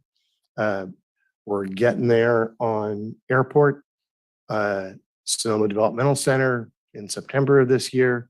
Spring's coming out with my constant coding of my colleagues in a matter of weeks. So I think we'll spend 2022 getting those wrapped up as much as we can before we start this major endeavor. Do you want to touch on resources needed? I'll give you a moment to think about that. I'll also respond to Supervisor Hopkins' idea about rural communities. The existing general plan identifies 9 environs as a way of subdividing the plan to try to address some of the communities there. I think this is a time to look at the more discrete communities that someone like, if you've ever gone on a drive with Commissioner Koenigshofer, and he's naming so many of the small hamlets around the county, not just in the 5th district, but throughout Sonoma County. And each one of those has an identity, and many of them have become more populated than they were at the time the last plan was written almost 20 years ago. And they have their own needs. And I think this is a perfect opportunity to capture and spend the time identifying their community values, their needs, and the programs that the plan can identify to implement them. Yeah, I think it's important to acknowledge that while we're embarking this on as this sort of county-wide vision for our future, it is also the only planning document that we have for these unincorporated communities, right? Who don't have a city government to sort of get down to that neighborhood level and that vision. So I think it's going to be important to stop in every single small town, every single hamlet, and really have that conversation around what the future vision is. And then what about resources and sort of, needs in terms of staffing, in terms of capacity? I have particular interest in a number of the optional elements, looking at things like equity, looking at things like health. For water, I kind of wonder whether we just sort of point to, our GSAs or, how do we sort of partner with other agencies on some of these issues that obviously are being addressed by other levels of government. But I'm particularly interested in, environmental justice is mandated, but climate, health, and equity as potential elements. And do we have the resources and the capacity to dive into that work? Through the chair, thank you, Supervisor Hopkins. I would say Director Wick had started the conversation around a one-time budget request. And so that was all inclusive of the staffing and resources that would be needed to achieve what we think is an appropriate update to the general plan. But there is the asterisk, the caveat that as different elements or different priorities and objectives get added, that there's money involved, there's additional outreach, which takes time, which takes resources, but the 5.5 million in reference would allow us to complete the general plan with consultant support. And I think the one caveat there is as long as we're on track, we're able to have our staff working diligently to come to this board before the end of the year on a number of projects. That will open up our existing resources to kick us off with the scoping. So it will be an element of existing staff and then augmenting that. And we can provide additional detail for the board as we scope the document. And would that be augmenting with consultants or with also additional in-house staff? Both. Okay, because I think that latter is really important. And I do want to make sure that you have sort of the staffing resources to work on this, but we also have other issues that we know are going to come up and going to need to be, responded to, and still working on that Lower Russian River specific area plan that was in there as kind of a maybe. There are some things that we do need to move forward on in We addition do. to this. So, and And Scott, it looks like you're leaning in. The focus on the in-house staff portion is more important than just a general plan.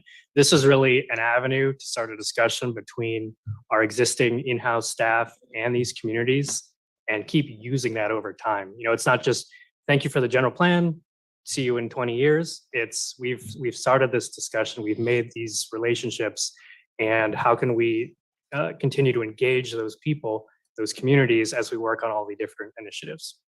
I appreciate that. And I think that, you talked a little bit, Director Wick, earlier about kind of the overlap of, current policies and implementing the current general plan, and then also the next one. And there might also be things that come up during the course of scoping the general plan that actually fall under the auspices of our current general plan, where we could actually galvanize to move forward a policy in response to what we're hearing from the community, right? I mean, we have plenty of things that we haven't gotten around to implementing from the last one before we switch over to the new one. So. And if I could just get back to your comment on rural communities, I think this board's identification and support of MAC, of municipal area councils, has really brought a focus to rural communities. And I think a better connection to and relationship with, certainly with our staff. And just so we state it, I've said this to our department heads in the county, we don't see this as Permit Sonoma's general plan. We certainly don't see it as the county government's general plan. This really belongs to the community. So it may look different than what convention might otherwise suggest. With just the speed of information and the complexity of it, the additional mandates, most of them good from the state government. At our state directors association, where we constantly question, is it 20 year? So there is no mandate for a 20-year plan. It is a tradition that's carried forward, a political tradition in California and other states. But I think part of what we'll bring back to you as an option is maybe it should be a shorter duration or not have a stated duration. Maybe this is something we should be looking at updating every 5 years. So that we don't have to go through a monumental campaign every time we want to make a comprehensive, especially when we have mobility as an issue that's coming to us with greater frequency, housing, obviously. I think climate action will be that same way as we see legislation evolve. So the overall organization of what a general plan is, I think, is going to change this time around. Great. Thank you. Also, I'd like to add, if we imagine that we finished this general plan update in 2016, prior to all the fires, how different what was in that plan would reflect with how we all feel. So to reduce the angst over when you're drawing that snapshot in time, that line in the sand, having the smaller updating cycles allows what's in the plan to more closely reflect with how everybody's feeling about the current climate in all senses of the word. Great point. Supervisor Corsi. Thank you. And I want to start by piggybacking on Supervisor Goran's questions about kind of the entry points for the public at this point. We've got the Milo Baker chapter of the Native Plant Society sending in lots of comments about specific species. They shouldn't have to do this on a weekly basis for the next 6.5 years. Where do these go now?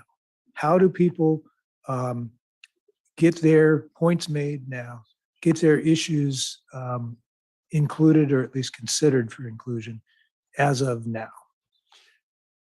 So through the chair, with this conversation beginning, we anticipate creating a homepage where we can start to collect information from people where if they have a thought, they can check in with us and continue to collect that information.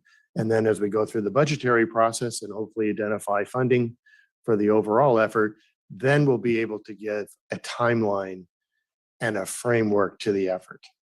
But there's no reason why we can't continue the conversation and parallel track with that. Okay.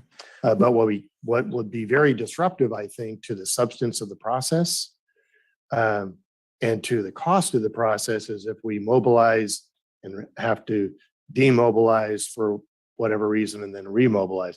That's expensive, whether you're building a physical thing or you're building a policy document. So we look forward to that discussion around how this will get funded and framed. And again, meanwhile, we'll create an opportunity for people to continue to comment and exchange with us. Okay. What I'm suggesting is that we, even as we get to creating that we also collect the information that we're receiving right now. We've invited people. Yes. With today's meeting to get involved here. And so I think that we need to honor that, the involvement right from the get-go. Also, well, I have a couple of specific questions. First of all, on the list of elements that can or can't be included, can you explain to me the difference between a community development element and a land use or a housing element? What is the difference there? Through the chair, would it be okay if I Yeah, reshared my screen? Please. Just to provide some context. So what I heard was, what's the difference between the community development optional element versus our existing requirement for land use around and housing and other elements? And in this context, the optional element of community development is focused on economic development. And so it's used interchangeably to identify policies that will help advance economic mobility for our community. And what's nice, we are seeing this shift at the state level with the set of guidelines, and the more recent ones, they are constantly being updated, new guidance is coming out. They're much more outcomes based. So rather than resources on a health element, they've started to convert some of the resources focused on how do we develop a safe and healthy community. And so that's a nice tie in with different things like land use and housing. And so the question you had about housing element, what that identifies, that's very specific to policies to help accommodate the housing need for the county. Okay. And I understand that some people call it community development, some people call it economic development, some people call it, have both, and it means different things. I think that we should refer to it as economic development because that's what we have our economic development board and department. Good point. And if you're looking for opinions or direction from the board on these optional elements, I don't know how we don't do all of them, honestly.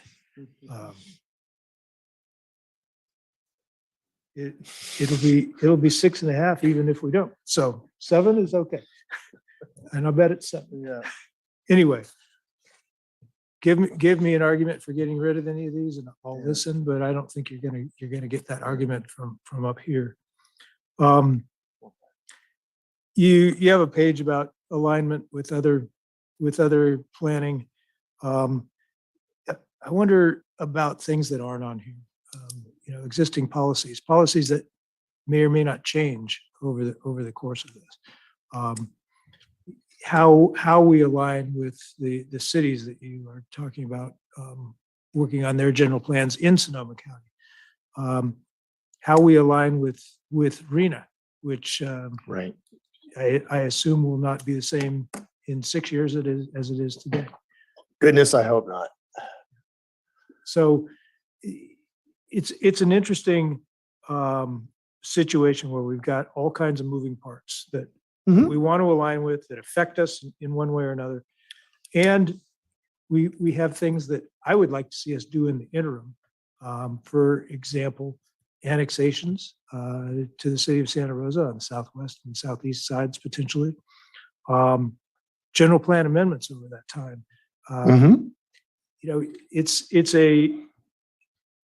we're in a situation where we're dealing with apples and oranges with different plans, and then also with, you know, to keep the cliche metaphors going, we have to walk and chew gum at the same time while we're eating apples and oranges. So how does it all fit together? So we're very fortunate in Sonoma County. I can tell you, having worked in counties that don't have an overall sub-regional framework, it becomes a tug of war over whose general plan goes first in consistency. So theoretically, all general plans, cities and county, must remain consistent as they update. And you have to go through an analysis of demonstrating that consistency.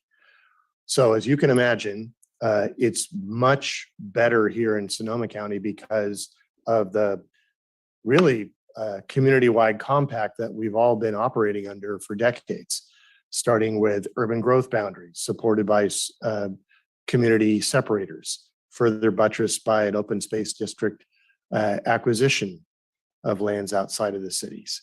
And all of our general plans, including city-centered growth policies, focused around transportation, transit-oriented development at smart stations.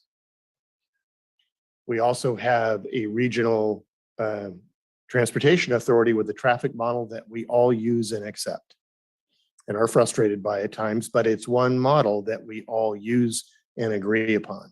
So we're very fortunate to have that overall framework to inform each of our planning processes and guide them and hopefully keep them consistent. That it works much better, as you can imagine what it would be like working someplace without that kind of framework to bring people in the congruence. So yeah, there are going to be those times when when maybe the need of an annexation comes forward that won't fit neatly into maybe a city's general plan update or the counties, but there's still a process through annexation and plan amendments that allow us a way of resolving those conflicts. Okay. My last question involves the phrase one-time budget request. What time? When is that time? Well, we've made the budget estimate known, and we're asking for general fund support. And as soon as we can have that identified, we realize that it's not a small amount, and that it might take more than one fiscal year to identify. We know the board has a number of different priorities before it. But again, we think this is a really important initiative, and we're hoping to have it underway as soon as we complete the specific plans, which we're focusing on in this calendar year. And then as soon as the funding is available, we can start in earnest scoping out the next general plan. Okay. I guess what I'm asking you, are we going to see a $5.5 million budget request in June? And if not, what's the plan? How can we figure out how to do this? It's going to take 6.5 years. It's not all going to be needed at one time. So maybe that's not a question for you. But, Ms. Bratton. Through the chair. So next week we'll be doing our budget workshops with the departments, and those materials are currently posted. Departments have put in requests for what we call program change request. We do not have one for the general plan gap funding, nor do we have a board budget request for the general plan funding gap. So, you know, the board could direct my office to bring one forward, or we could pull contingencies and start collecting the funding. As you see from the timeline, it is we have 18 months of a initial process, and I don't know if the department has funding for that 18 months, or if that's part of the gap, or if the gap really is when we hire the consultant and we have to do the EIR and we get into the 5 years process. So definitely would be good to start collecting towards that gap, but we do have some time as well. Okay. And thank you for that. I think I said this before that, it's easier to swallow these things in smaller bites. I'd rather see us starting now to chew on this thing and not have it come as one big lump sum somewhere down the road. Thank you. Supervisor Rabbit? Thank you very much. I appreciate the work and the conversations that we've had to date. I think, Dennis, you and I worked on Petaluma's general plan probably 20 years ago. Several times. And I think general plans, I keep going back. I believe it's your version, what you said about being able to pick the document up in the morning and be able to finish it in a few hours and understand exactly what the vision for the entire county is. And I think what even to the element, I personally believe all those things will be in the general plan. Do they need to be separate elements is a whole nother question. And can they be combined and they're interlaced? Climate is interlaced. Equity is going to be interlaced. And it all should be. So how do we then make sure that it's there? And I know that once we start the public process, the thing that seems to be a consistent, you tell me if I'm wrong on general plans, is that they have their one focus that they want to make sure it has to be listed because this is a list of priorities no matter what. Even if it's a very specific priority, it needs to be listed, and then the word general then goes by the wayside and the plan becomes something that it gets used and abused in different ways, which I just don't think it is as strong a document if we do that. And I think what I've always seen is the other kind of Achilles heel is that if you have a controversial project or type of projects that are going on at the time that you're formulating the general plan, watch out because there'll be specific language from one side or the other, either to grease the wheels and get something through or stop everything in the other direction, which may or may not be the best for looking out 20 plus years into the future. So I just hope that we can keep that discipline. I know that staff will. I hope we will. I hope the planning commission will. I hope the public will understand. And I think it goes to how we communicate that their wishes are included in that document, even though it's not a whole separate, identified paragraph, section, goal, policy, whatever it may be. And as we go forward. So I look forward to the process. And the other thing I was going to say too is, especially on the housing, obviously for the county, the housing element and the RENA numbers were not what we wanted, but at the same time, now we got to accommodate, at least an first 8-year cycle within this document to accommodate that, which may fly in the face of, that's why I voted no on it, right? Fly in the face of whether it's vehicle miles traveled or greenhouse gas emission goals or all the other stuff. And I realize that's also going to be another communication challenge, really for staff to make sure that we can accommodate that at the same time where people are looking to perhaps preserve or move, or I totally agree on the city-centered growth piece. And we're going to have to be really smart on how we can really find those places where we can accommodate without, going contrary to what the wishes of the entire community are. Because at the end of the day, I think that tends to be more of a negotiation or not a compromise. I guess is the right word, because really we're going to have to find those units out there somewhere. But I see every one of those things within the document. I just don't know if the goal is to keep it readable and succinct, if they all need to be separate elements, because that just adds volume. And is there a way to satisfy the need to include it all, but do it in a way that is very streamlined? That would be my preference anyway. So again, thanks for the work. Look forward to the ongoing discussions and to the budget requests. I mean, I hope, we'll have to plan out whatever that monetary need will be over the course of time, and then just make sure, because I agree with you, once you start it, you don't want to stop. You can't shelf it and put it away, and then you got to make the commitment. Certain things are going to be a bigger commitment than others, and if we do it wisely, we can hopefully start plotting away on it. So thanks. Thank you. I appreciate the comments and the fact that this is like so many initiatives we do are high level, energetic.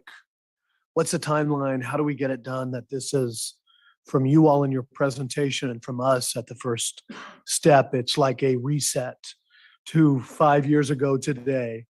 And now us just deliberately going through this steady with open eyes about what we want to achieve. So for me, at this point, I'm going to speak more to process than I am to product because, like everybody else, I have interest in the tribal element, the climate element. I have interest in, the competing things that we're still bringing forward, how they fit in. I'm interested in further exploring this idea of what people call cleanup, like cleaning up areas that are legal non-conforming or whatever it is. I'm interested innately in what one of my colleagues mentioned was about all these communities that don't even have plans for their future, that still just kind of exist in this intermittent space, especially in the unincorporated areas. And we create MACs and other things like that. So I feel like this needs to become a driver for our legislation also. I mean, like, what are we doing with unincorporated communities, right? Instead of just trying to fill municipal services with a county that's really built for county services. Not just personally of my own opinion there. So for me, it's really more back to my consideration is how do we plot this out? So number one, I appreciate the consideration of us bringing back an item and looking at where we're at with our funding, where we're at with what we can allocate, so we get a clear line that this is getting started. Obviously, there's in between $5.5 million and nothing. There's something that is appropriate, and depending on how our budget is, maybe we'll want to go big, or maybe we'll want to get the seed money going, right? I think that's appropriate for you all to propose to us. That's the fuel in the engine.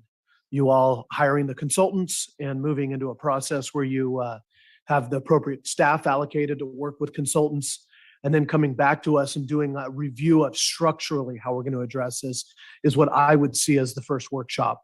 There might be disagreement. You all might decide you bring it in different ways, but I feel like it would be a disservice to jump into the product right off the bat. My fear would be that we start talking about the climate element or the transportation element and all these other things. And then we talk later about, well, we need a community advisory council for that. Oh, we need more appointees for it on that side.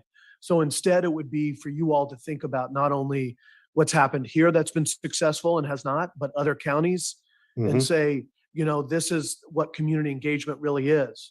It drives me nuts when everybody talks about community engagement and then they have to do it and they realize how hard it is to get new, unique voices from the community, people who have kids and full-time jobs who cook dinners at night instead of come to meetings, how they can actually participate. And then can they participate in their side time, right? So, whatever that means, you hear something from me today, which is not usually what you hear, which is go slow to go fast, right? Or go slow to go far. This is more of a tortoise approach than a hare. So for me, I really want to work with you guys as the chair and then the vice chair so that we sequence this up with our timing. This is going to be a multi-year effort. If this is going to be something we do in these chambers as a part of formal board meetings where we put it as another item, or do we set like later into this year and next year special meetings where we can just dive into that, right? So that we're not trying to pass an ordinance on a detailed issue while we're trying to have a deep conversation about the vision for the county. So those are just some hopes and also cautionary tales for how we want to do this. I want us to dedicate the time to be thorough and to decide if we're going to lead or if we're going to do listening sessions first. And what are the best practices for doing it? Because as you say, we have cities that are doing it. I know that I used to be on the board of the Institute of Local Government. The Institute of Local Government did a lot of training for different individuals to go in and best practices for general plan processes. And then, once we get the process really locked in, I really would love to start almost with the idea of what we want this thing to look like in the end, not from specific perspective, but back to your point, Mr. Wick, which is, hey, do we want this to be really the general plan is something that somebody can understand what the heck the vision is for Sonoma County and how land use and the constitution for our land use for the next 20 years applies to it. And then what are the addendums and what are the other things? Instead of picking up a booklet with 85 tabs, that's really hard to understand. Some of the best plans that we've seen in Sonoma County, you put some of them up there, the portrait and others. But I think about I can't remember what it was called, but when Carol Hart was here, it was a parks plan you might want to just take a look at.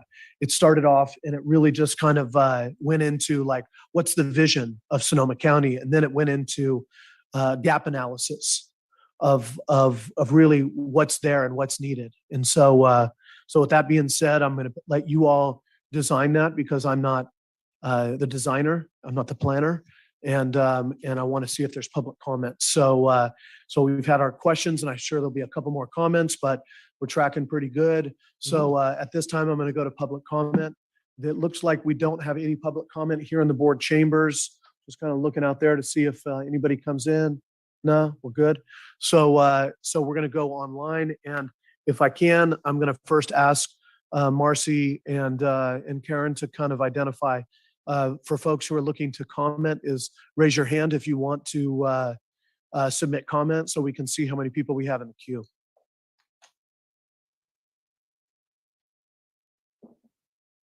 Thank you. If you can please raise your hand for this item or press *9 to raise your hand if you are a phone-in attendee.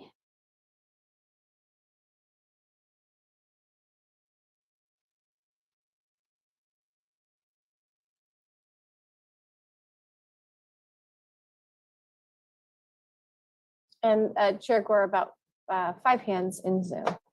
Okay, let's do 2 minutes apiece and see how we go with individuals. So when you jump on, please introduce yourself and go ahead and let me know as the chair if you need some more time, but we want to keep it to 2 minutes if we can. The first commenters are Larry, then Rick, and Woody.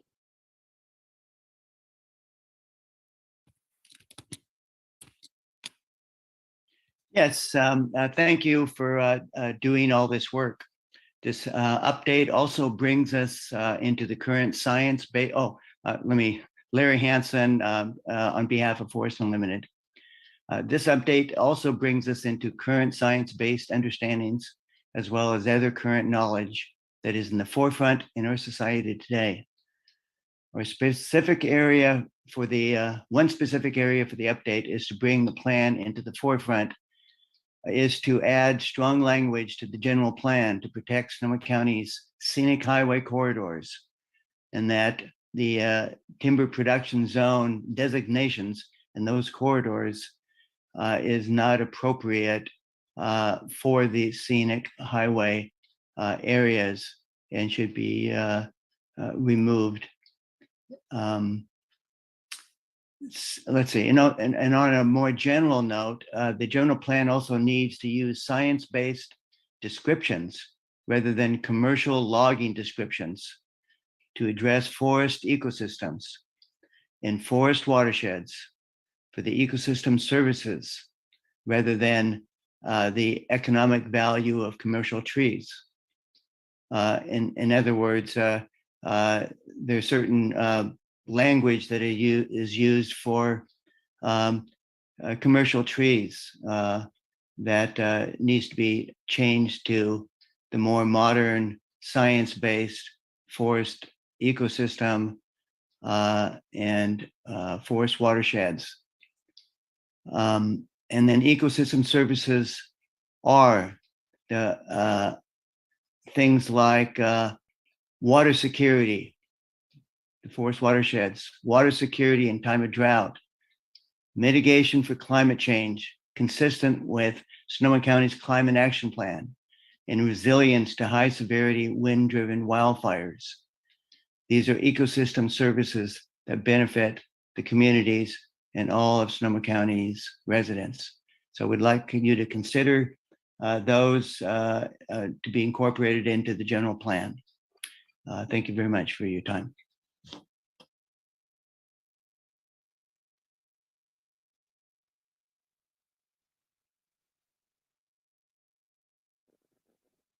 Hold on just a moment. Rick, you're next. Please go ahead and speak when prompted.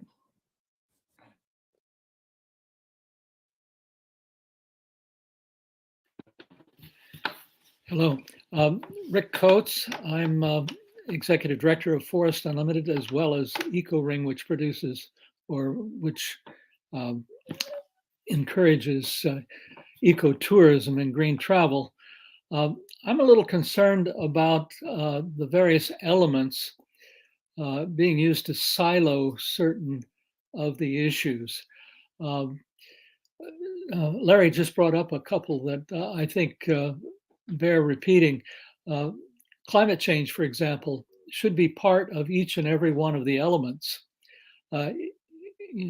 Everything is really a wholly owned subsidiary of the climate. We cannot do business, we cannot do housing, we cannot do transportation. All of these are affected by climate. So there needs to be a focus on climate change. He brought up the scenic highway. I think that's a good example of something where the county just doesn't have the tools at the moment to really protect the scenic highway. The scenic highway legislation actually places the defense of the scenic highway and its scenic values in the hands of the county. And because of that, they have to really have some tools to protect it. What I've noticed is that they don't have those tools right now, and it should be somewhere in the general plan that they can protect the highway. If the county fails to protect the highway, we could lose that designation, which is so important to our tourist industry, among other things. Larry also mentioned that the timber production zone. Rick, thank you. That was the completion of your time. Fine. Our next commenter is Woody. When prompted, please begin to speak.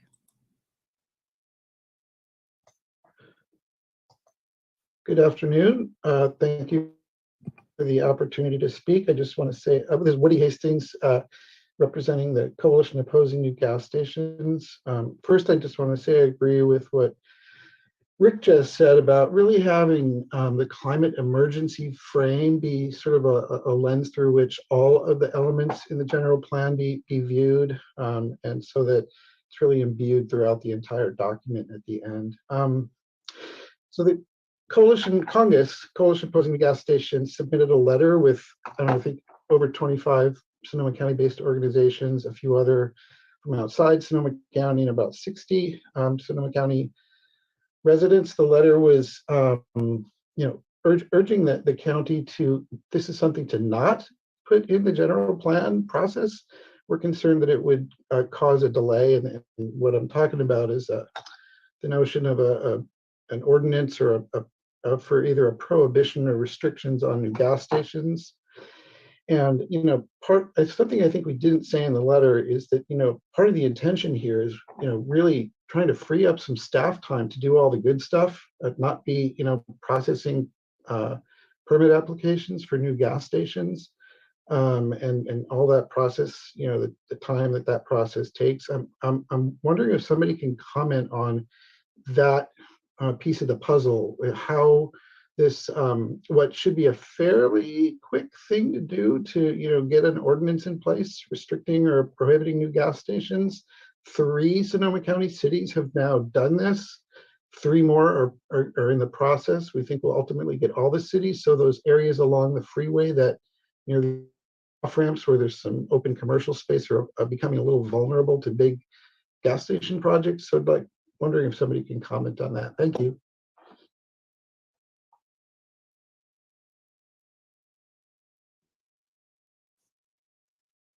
Thank you. Beth, if you can please unmute and begin your comment. Hello, I'm Beth Brisoni, the Bodega Valley Ford CMAQ representative. First, I would like to encourage the public to become engaged in the general plan. I've been very fortunate to be participating on the public side in the LCP, and I think the public will be very surprised at how much input they are able to have. Secondly, I would like to mention that many people in General Sonoma County do not know what the LCP is, and there is confusion as to the relationship between the LCP and the general plan. I was wondering if perhaps Director Wicks could take a moment to clarify that. I think there are many people listening that would find that beneficial. Thank you.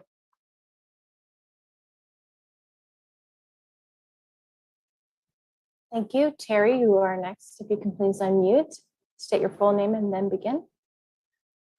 Yes, good afternoon. Hello, my name is Terry Shore, environmentalist, 515 Hopkins Street in Sonoma. And I was formerly with Greenbelt Alliance. There is a new representative there now. So I'm no longer with Greenbelt Alliance. Just want everyone to know that. I am on several boards of environmental groups and active with various groups in Sonoma County. Today, I'm just speaking for myself. I just want to thank the board and urge you to move forward in a timely manner on the update of the general plan. I don't think you need 18 months of scoping and talking based on what you're doing with the specific plans. I think you can shorten that timeline up. The general plan is very out of date, as you all know, and I've noticed a number of other counties and cities in the North Bay that have been able to move forward. So I urge you to move forward more quickly. I urge the supervisors to direct staff to allocate the funds and get it in the budget. I also, as part of the general plan and moving forward, you should uphold and strengthen community separators and greenbelt policies. One thing that you could do immediately is to put mini urban growth boundaries around all the urban service areas, the unincorporated areas, to ensure that they don't sprawl out and get photo protections. I think that would be a really key first step. I've been out and about on road trips recently, and if you've been to Reno or Hollister or Tucson, Arizona, you can see what happens. There is wall-to-wall sprawl. So Sonoma County, we have a very good baseline to move forward, and I think we need the general plan to uphold and strengthen those policies for future generations. Thank you very much. Thank you. And that will conclude public comment.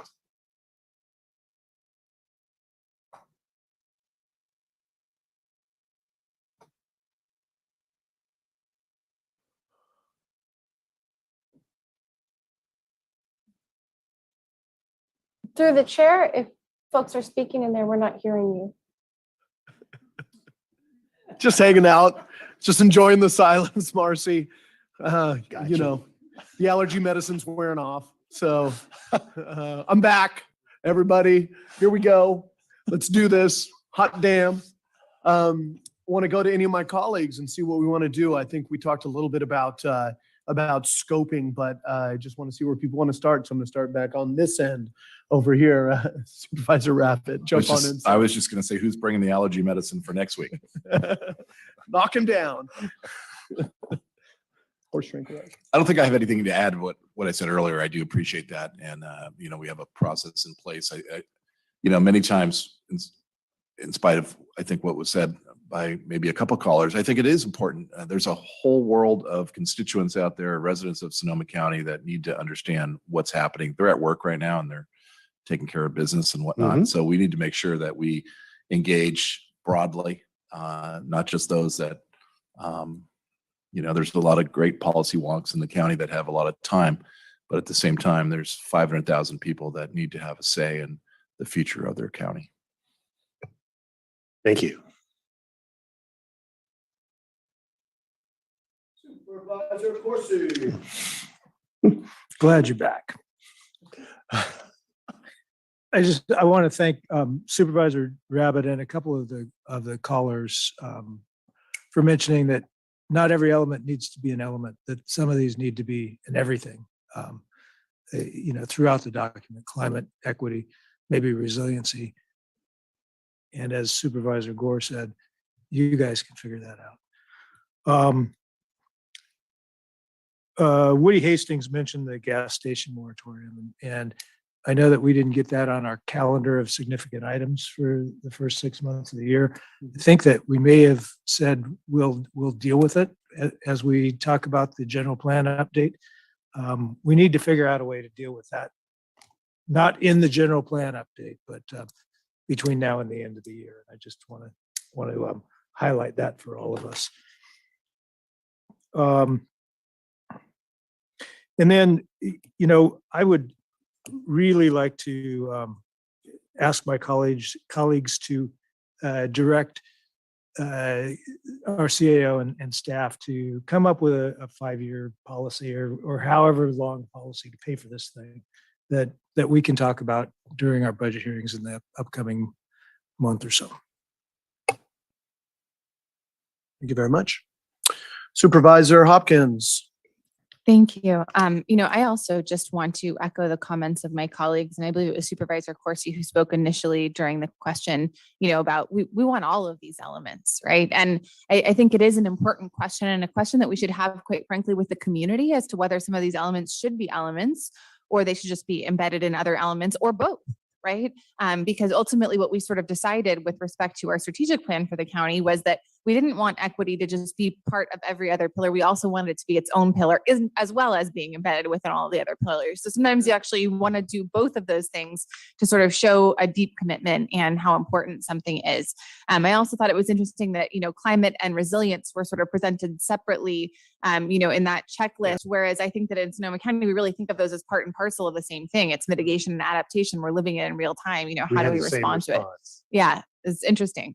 You know, and I also support the idea of this is something that we need to budget for. I was actually remembering the history since I've served on the board of the general plan. And it was actually when Supervisor Gore was first chair on the board that he thought that he was going to be launching the scoping of the general plan. Well, however many fires and floods and a pandemic and a drought later, right? You know, we've gotten sidelined a few times. I think it's really important that we finally come up with that funding and get you the resources that you need to sort of achieve a successful general plan update.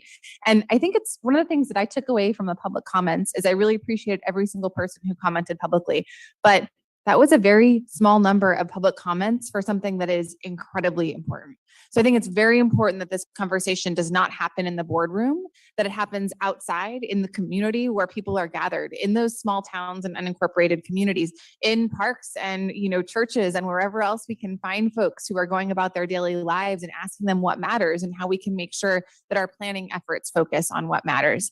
And then finally, I also wanted to extend an offer, and I hope that Rue, it's okay that I share this with the board, which is that she says that she actually has the binders from all of the citizens sort of meetings from the last general plan update, and that there were thousands of folks who engaged in this process, and that they frequently had to actually sort of reschedule their hearings, and they were, you know, filling up Burbank Center and, you know, large halls with community engagement. So I think that we've got a lot to learn, you know, from that process, and really appreciate if any of you all have a truck to go take to Rue's house to come and at least scan that, or get someone to really, you know, wrap their arms around it, because I think it is really important to know that history and also to know how successful community engagement was achieved. Because if they were able to get that many folks showing up, right, it's a great thing. And I want to make sure we're doing that. So. Great suggestions. Thank you. And yes, Ms. Furch has been blowing up my phone. She couldn't help, especially when I mentioned Commissioner Koenig-Schaffer without mentioning. I was going to, you know, actually, yeah, I've been thinking like we need to have sort of I was reading the 40 under 40 list, you know, with the Press Democrat. I'm like, we need to have a 40 over 40 of people who have dedicated so many like decades of their lives to service. And Uru was one of the people that I thought, as well as Eric. And so anyways, that's what I'm going to launch from. That's going to be our next 5th district initiative, 40 over 40, who has dedicated more time to public service from the community than others. So anyways, those are my 2 cents. We need money, we need resources, and I want to make sure that you all have the capacity that you need to be successful, which does mean building those relationships with the community. And I really appreciate that you all called out, this isn't just a thank you, ma'am, and I'll see you again in 20 years, right? This is how do we leverage those relationships? So the next vacation rental ordinance, the next tree protection ordinance, the next whatever it is that's coming up, right? We have those trusted relationships with the community. We know where to meet them to go and hear from them and incorporate their feedback into our policies. So I'm excited to have this, and I'm glad that 5 years later, Chair Gore, you're able to launch this conversation. little late, but worth the wait, right? What did Supervisor Gorin say earlier this year? We had an item. It's Christmas all over again. I think that was it. We just so- have recurrent So, themes. so are you all the watching time. 70 over 70 or 7 over 70? Because there's less. Yeah, okay. Supervisor Gorin. I would second the nomination of Ruth Birch. She continues to help me understand planning in the long game. Planning, water, anything sustainable, democratic politics, you name it. She's a Jill of all trades. And Rue, your ears are burning, I'm quite sure. And yeah, I've been at her house. She has even more paper than I had before I burned up the house. Definitely.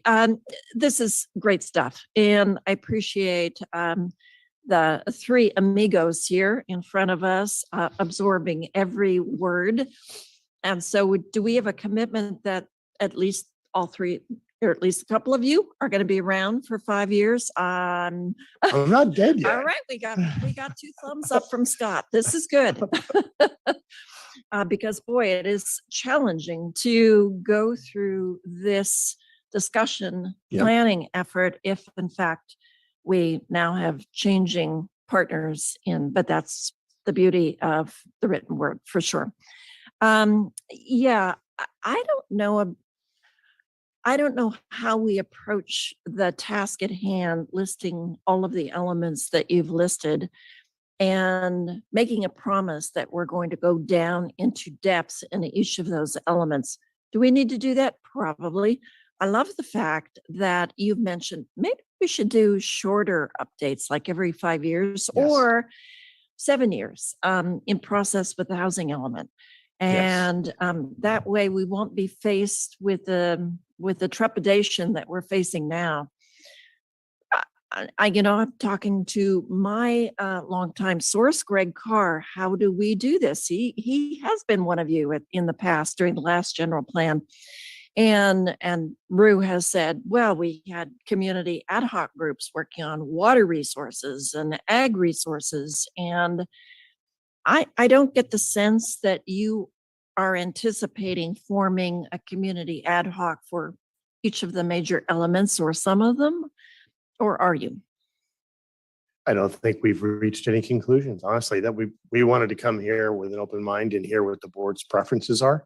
The challenge with having that structure before a citizens advisory groups meeting in midday are that reaching the people that Chairman Gore just mentioned becomes much more difficult. And we all have to remind ourselves that this last plan predated social media of any significant extent. And I think it has become the place where people go for information.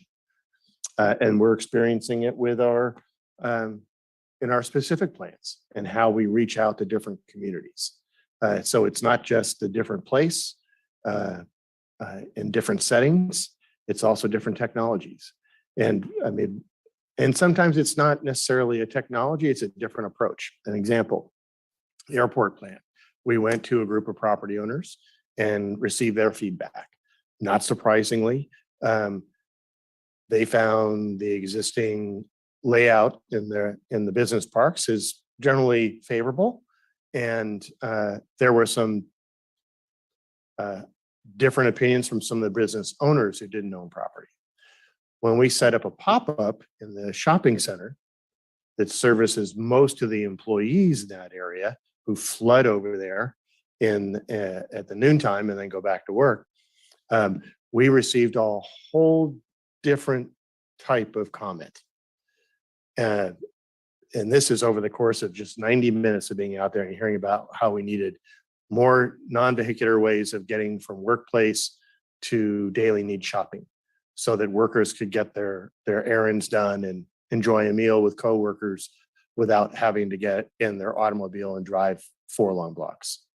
So it was a great reminder to me that sometimes the simplest is the best.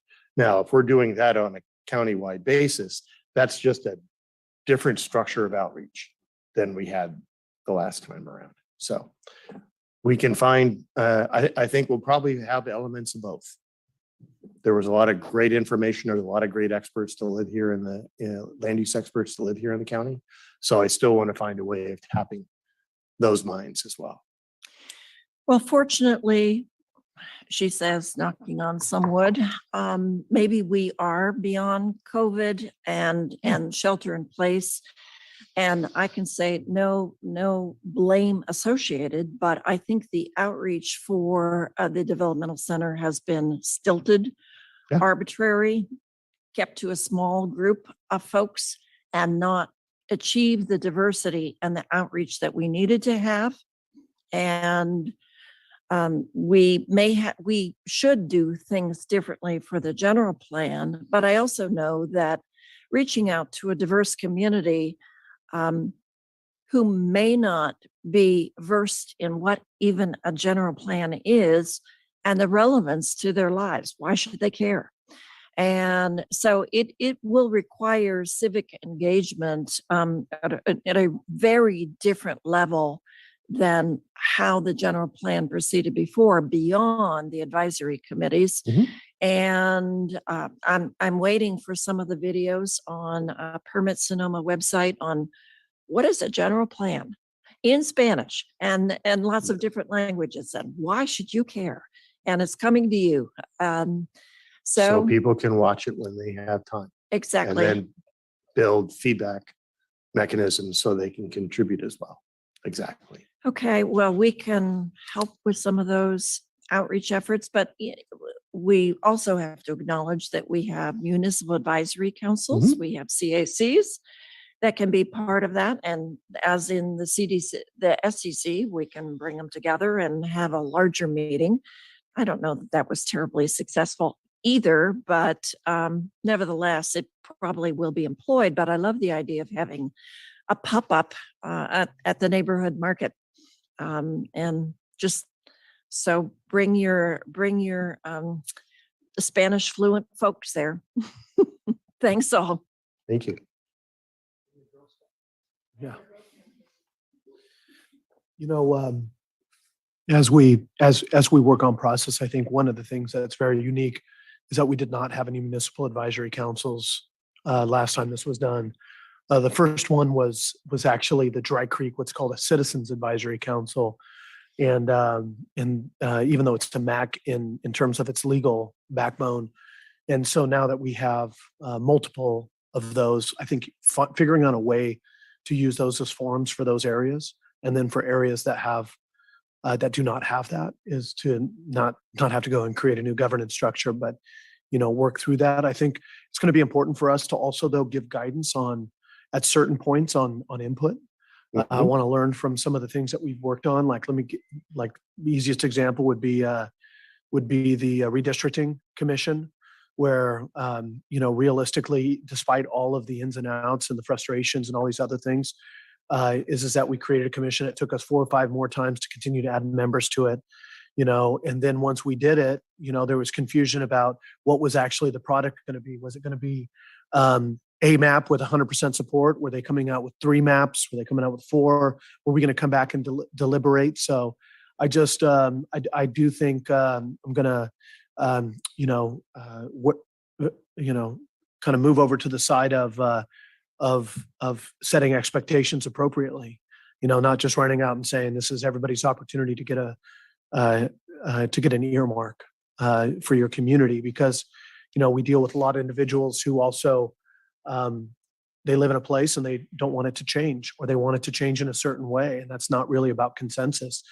And with some of these documents, you can't achieve consensus. That's why majority rules, right? And so I think there's a lot of these kind of tenets that we're going to have to stay close to. So with that being said, I think that's it from the board. Any final comments from you all or questions? Thank you for the guidance today. And we're happy to start this discussion with you. We're going to set up an opportunity for the public to keep feeding ideas, and we'll look forward to working with Administrator Bratton's staff on a funding strategy. So thank you. Well, I think, just for us, as you try and scope out another time that you want to sit with us, whether it's towards the end of the year or next year, whatever that might be, one thing that I would like you to think about and work with colleagues on is what would you bring back to start that conversation, right? As much as we have a list of required and optional elements, I personally, would love to see as we go through budget, if you have allocations for consultants, not just to go into Consultantville for a year and not know what's going to come out.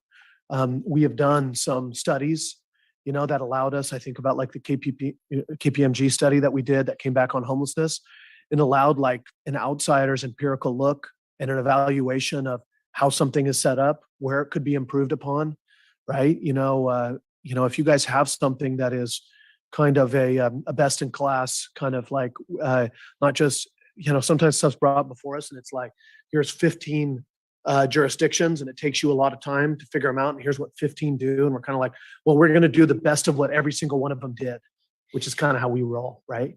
Which is dangerous, as opposed to saying, how can you really approach it? I personally would love to see some kind of a report or a study or something that is a first draft. Hell have no fury like releasing a first draft. Everybody says you didn't reach out to them and you didn't communicate, but that's our job. So think through that and let us know through, especially I think through chair and the vice chair through agenda review, when we might be looking at bringing this back for another study session.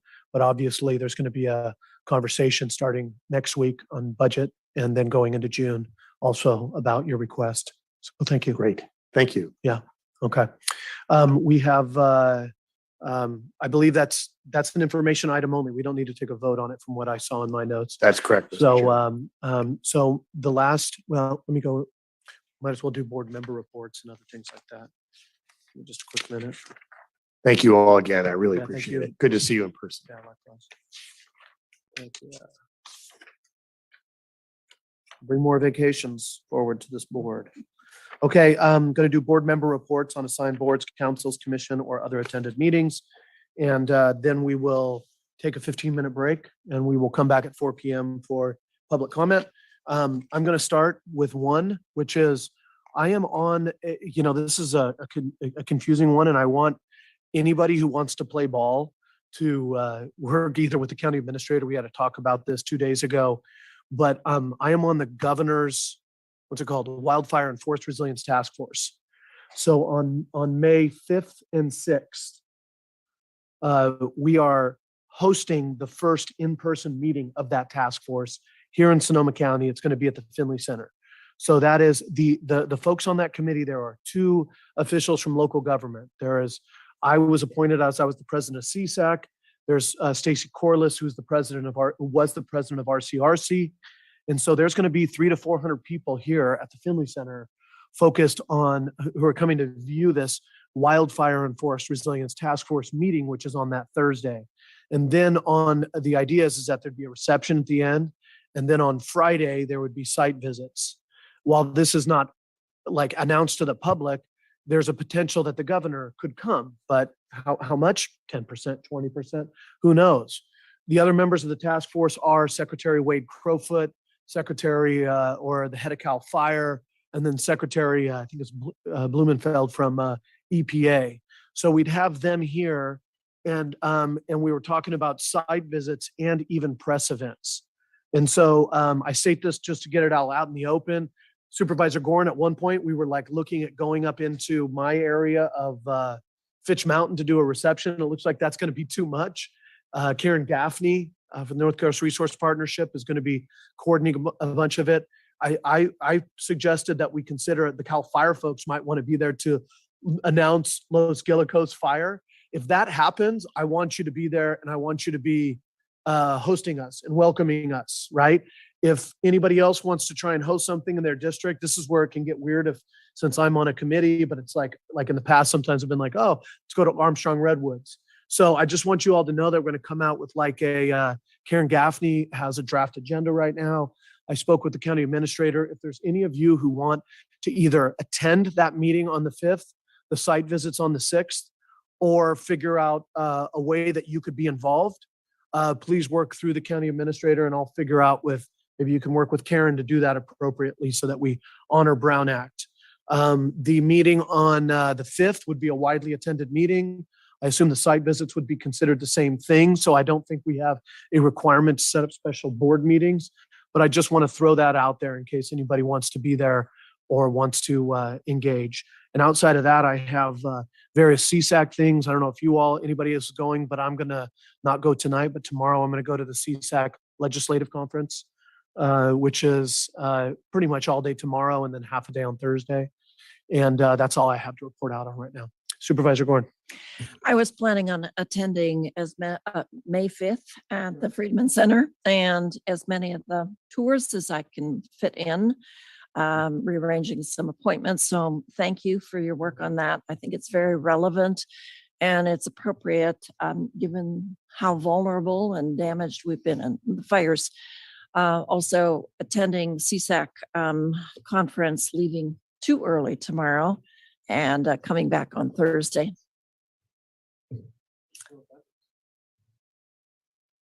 What is that?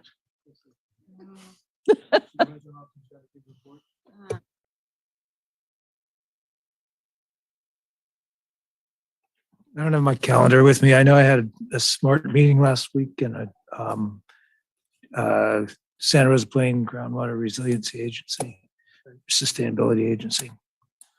Okay. It's the one thing I forgot to do over the weekend was put together my report out. I did have a smart board of directors meeting on the 6th, MTC Ops Planning ABAG Admin, MTC ABAG Legislation Committee meeting, and a special ABAG Executive Board meeting on the 8th. It was opening day of the Petaluma River on the 9th, and it's officially declared open. And I went to that ceremony, they fired the cannon and we're all good. There was a great event in Petaluma on that particular day too. That CAL FIRE actually was one of the grant tours, along with Relief, planting 150 trees in a park over on the east side of town, which was a great thing. Played soccer in that park and know it needs some shade, so that's a good thing. SCTA RCP on the 11th. DAHA organizational excellence thing was on the 12th that Supervisor Corsi and I both attended twice that day, once in the morning, once in the afternoon. On the 13th, we did have the MTC Admin Bay Area Toll Authority Programming and Allocations Committee an event. Well, on the 14th, the Remote Access Network over at the Sheriff's Office actually met and passed a budget. It's a kind of a happens every other year or so. So it was an important, exciting time to get together and move forward on that. And I'm sure that there's other stuff on my calendar going forward, but it's much in similar vein of what I just said.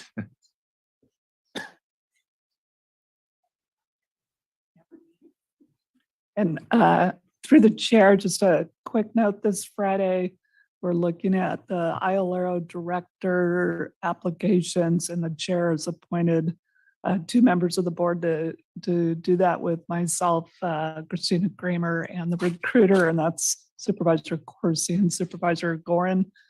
The board will be interviewing final candidates on towards the end of May.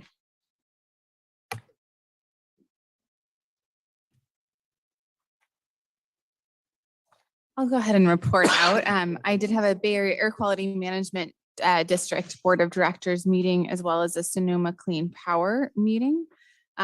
Also a Bay Area Air Quality Management Legislative Committee meeting, as well as a Bay Area Air Quality Management District Stationary Source and Climate Impacts. We also met as the PLA ad hoc.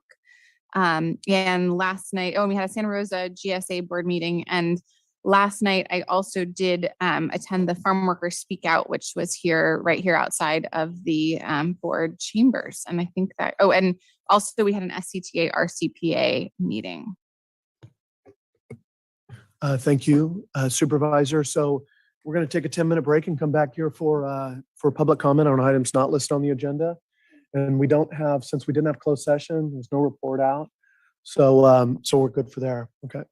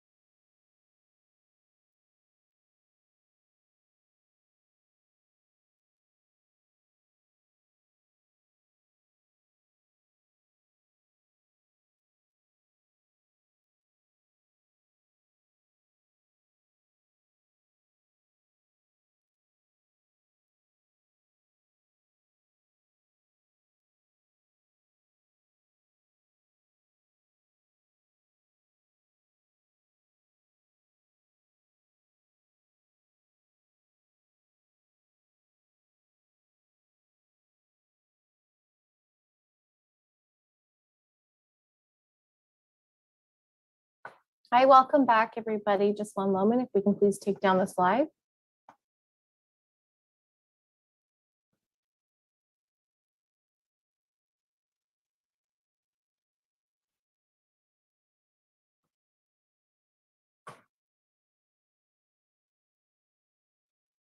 Wonderful, thank you. Just one moment.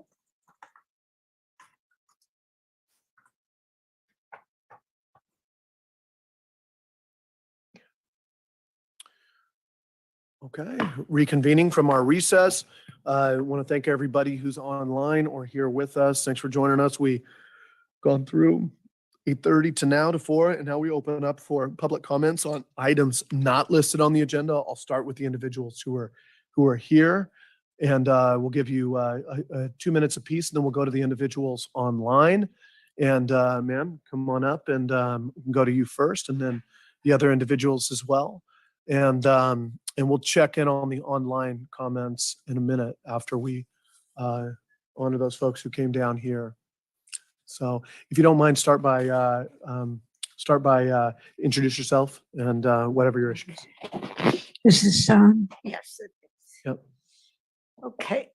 I will try not to be verbose. You've got a lot of things that you're dealing with. I recognize that.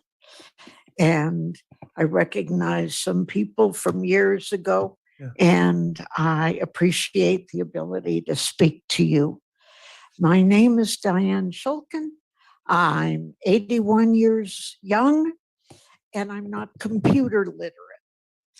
I taught high school government and high school history, secondary all over California, and I loved it until I couldn't do it anymore. My husband at the time and another 2 couples moved up to Sonoma County to start businesses and to start a different life. Shoot ahead about 40 years, and most of it, well, the people are still alive, but the businesses aren't. I continue to serve Sonoma County as a political and parent, and whatever was needed, I loved doing it. And from Hunters Point, San Francisco to LA to all over California, I was proud to be a teacher. That ended not just because my inability with the computer, because many people helped me with that, but I raised 2 sons here, and they went to Santa Rosa schools, and one is still here. The other one has been serving in federal prison for 21 years. He is scheduled to be released in about a year, and he will spend his first year with me. I believed when I read it and was told by my representatives and the newspapers and everything that if he did A, B, C, D, then he would get out a little bit early and he'd be a do-gooder and we'll take care of him. Ma'am, I apologize. It was all lies. I just don't, I want to respect the time. We've allocated, we have to hold true to the time. I Can I get your understand. info, or can I get your No, info? listen to me. I I'm gonna have went to- and researched to bring him home. Out of 40 pages on the computer, listing all the facilities that would be a support system for his re-entry. Ma'am, I'm just gonna ask if somebody, maybe from our county administrator's office or somebody from our clerks, if what we can do is have, because I have to honor public comment. I have others as well. I know. I But was if they here could- last If week. somebody can come and talk to you and kind of see, what's that? No, no, And please. have no, I'm Please sorry, give ma'am. me I'm 10 sorry, minutes. I ma'am. gave I you can't. 40 years. I can't. That's not legal by what I'm doing. And I say that with compassion. You're going to have to talk to one of our individuals and we can figure out what what we process to you. Diane, Thank it you is, very much. it is so great to see Yeah. you. Please contact me at my Uh-huh. office. We go way back Yeah. and let's We figure go out how we well can back. work on this Okay. together. Thank you. I wanted, in closing, to ask you guys and women, what do you want this city to look like? And Jim Sweeney I think you got Thank you paperwork very much, last ma'am. week. I apologize. Please, Yeah, it's time. couldn't do it. It's time. I Um, appreciate you, but ma'am, this is, I understand. I understand you're here. Thank you.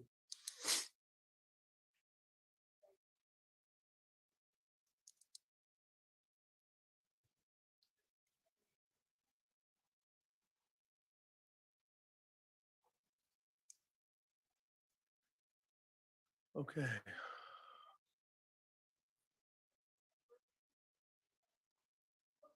Thank you, Susan.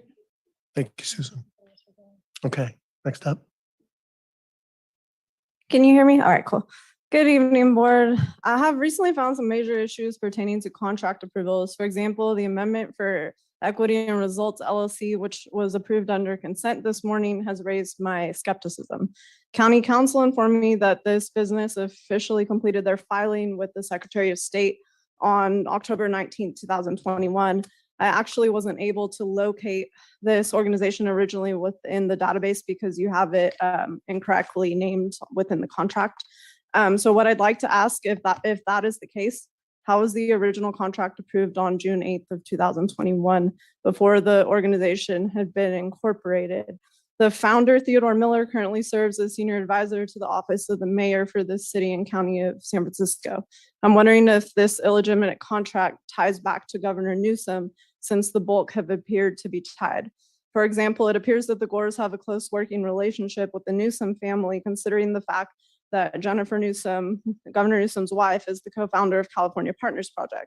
Ms. Gore appears to be chairing the board of directors as well.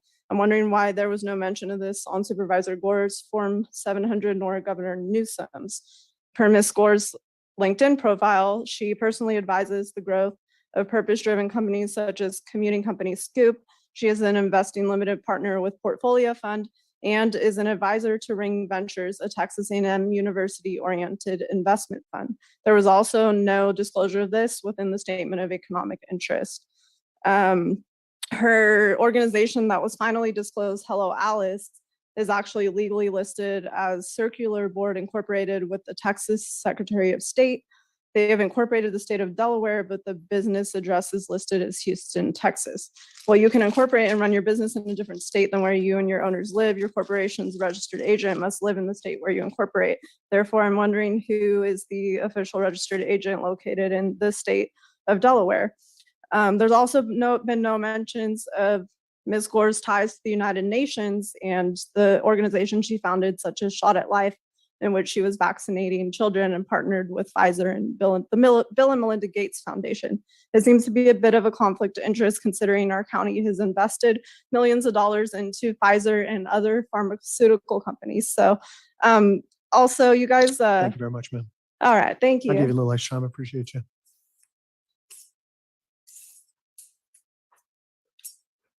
So I'm gonna just reiterate what she just said. Mr. Gore, you're a shithead who continually goes ahead and takes money from our community.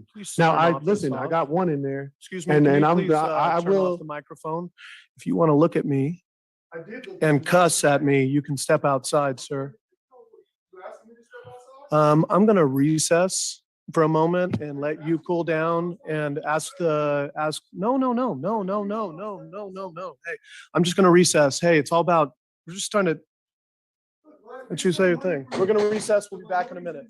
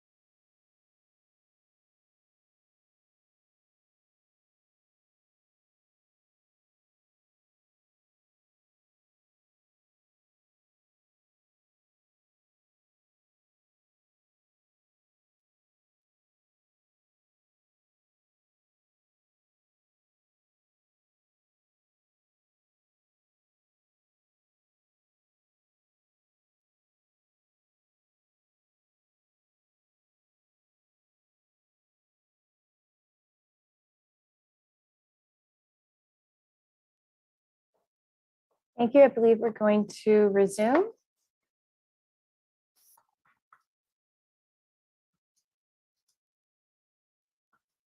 I just need the Zoom to unmute. Just one. There we go. Excellent. Thank you so much. We're ready to go.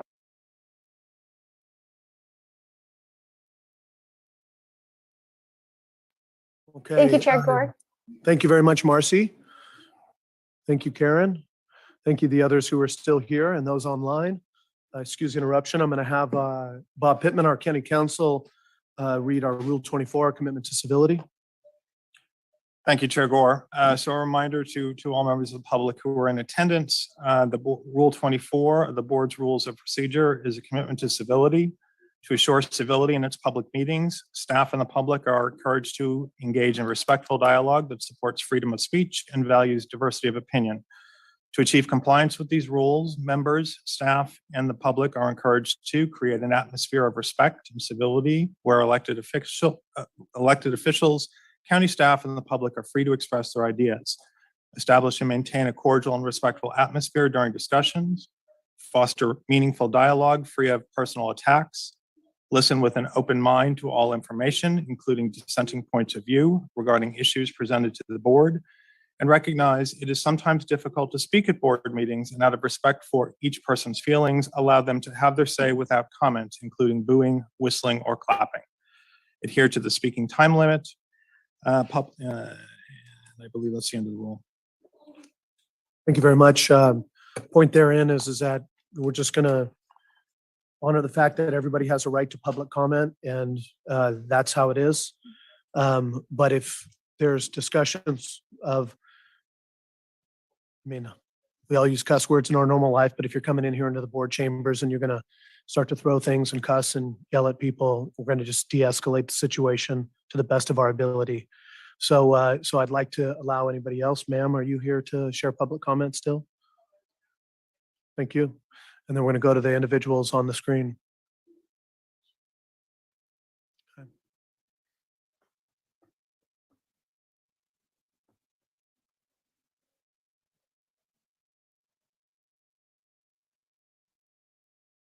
And I'm a resident of Santa Rosa, and listening to this today, please, none of you ever apply for a customer service job. Okay, because you wouldn't be able to handle it. Sometimes you have to adapt your personality to people that are coming in. They're upset. And yes, generally we don't like our cussing or whatever, but some people have a way of expressing things differently. And maybe we could, he wants to cuss. He's not going to come over this counter and attack. You would turn off the volume. We don't need to hear it full blown, but it would be nice if you just let him speak once without interruption and see what happens, see what response you get. But you do have to adapt your personalities like I did for 25 years. I might have a customer who's 90 years old. They're furious. They walk in, they've got an attitude. And then you've got the nicest people. And you got people that are yellers. I can't just throw them out of the store. So I would just really appreciate it. If you also learn that, please do accommodate some of these personalities that we're not used to. I mean, I'm not used to. I didn't grow up with that. But I'm learning that that's their right of free expression, and the F word and the S word. And it's just, let him out. Let him vent his frustration. He's not a violent person. And if you just maybe heard him once without interrupting, you might learn how to, you guys might meet on a neutral level at some point, and that would be great. And this Adina Flores here is just one of the most brightest, smartest women I have ever met in my life. Her intelligence is incredible. And she's really digging into things. This is our money. I am a property taxpayer and taxpayer. Thank you, ma'am. And I'm concerned where money's going as well. So please listen to her. She's just smart. Answer her questions. Get back to her so we're not continuing, Thank you. this bickering back and forth. So Thank you if for we could sharing, just ma'am. come to an agreement on accommodating some personalities. That would be great. You might Appreciate you. see a different person if you let him speak. Thank you very much. Thank you. Anybody else here in the board chambers? Okay, we're going to go online. Marcy or Karen, take it away. Thank you. For those in our meeting in Zoom, if you can please raise your hand or press *9 on your phone keypad if you would like to comment on this section of today's agenda. This is matters not listed on the agenda.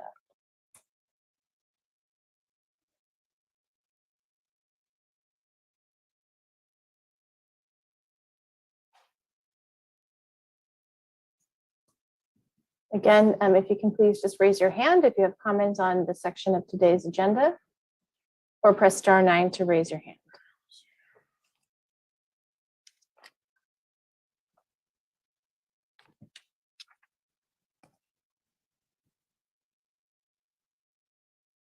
Okay, Chair Gore, Board, I do not see any hands raised in Zoom. Okay, thank you very much, Marcy. I appreciate that. So what that means is that we are going to be adjourning our meeting, our April 19th meeting, and we are going to do it in adjournment in honor of a few individuals in our community that left us too early. I want to thank, so if you don't mind me, colleagues, stand up and we'll share a moment of silence in the names of, from the First District, Don Rubin and Stephen Larimore, and then countywide adjournment for former Chief of Police from Hillsburg, Kevin Burke.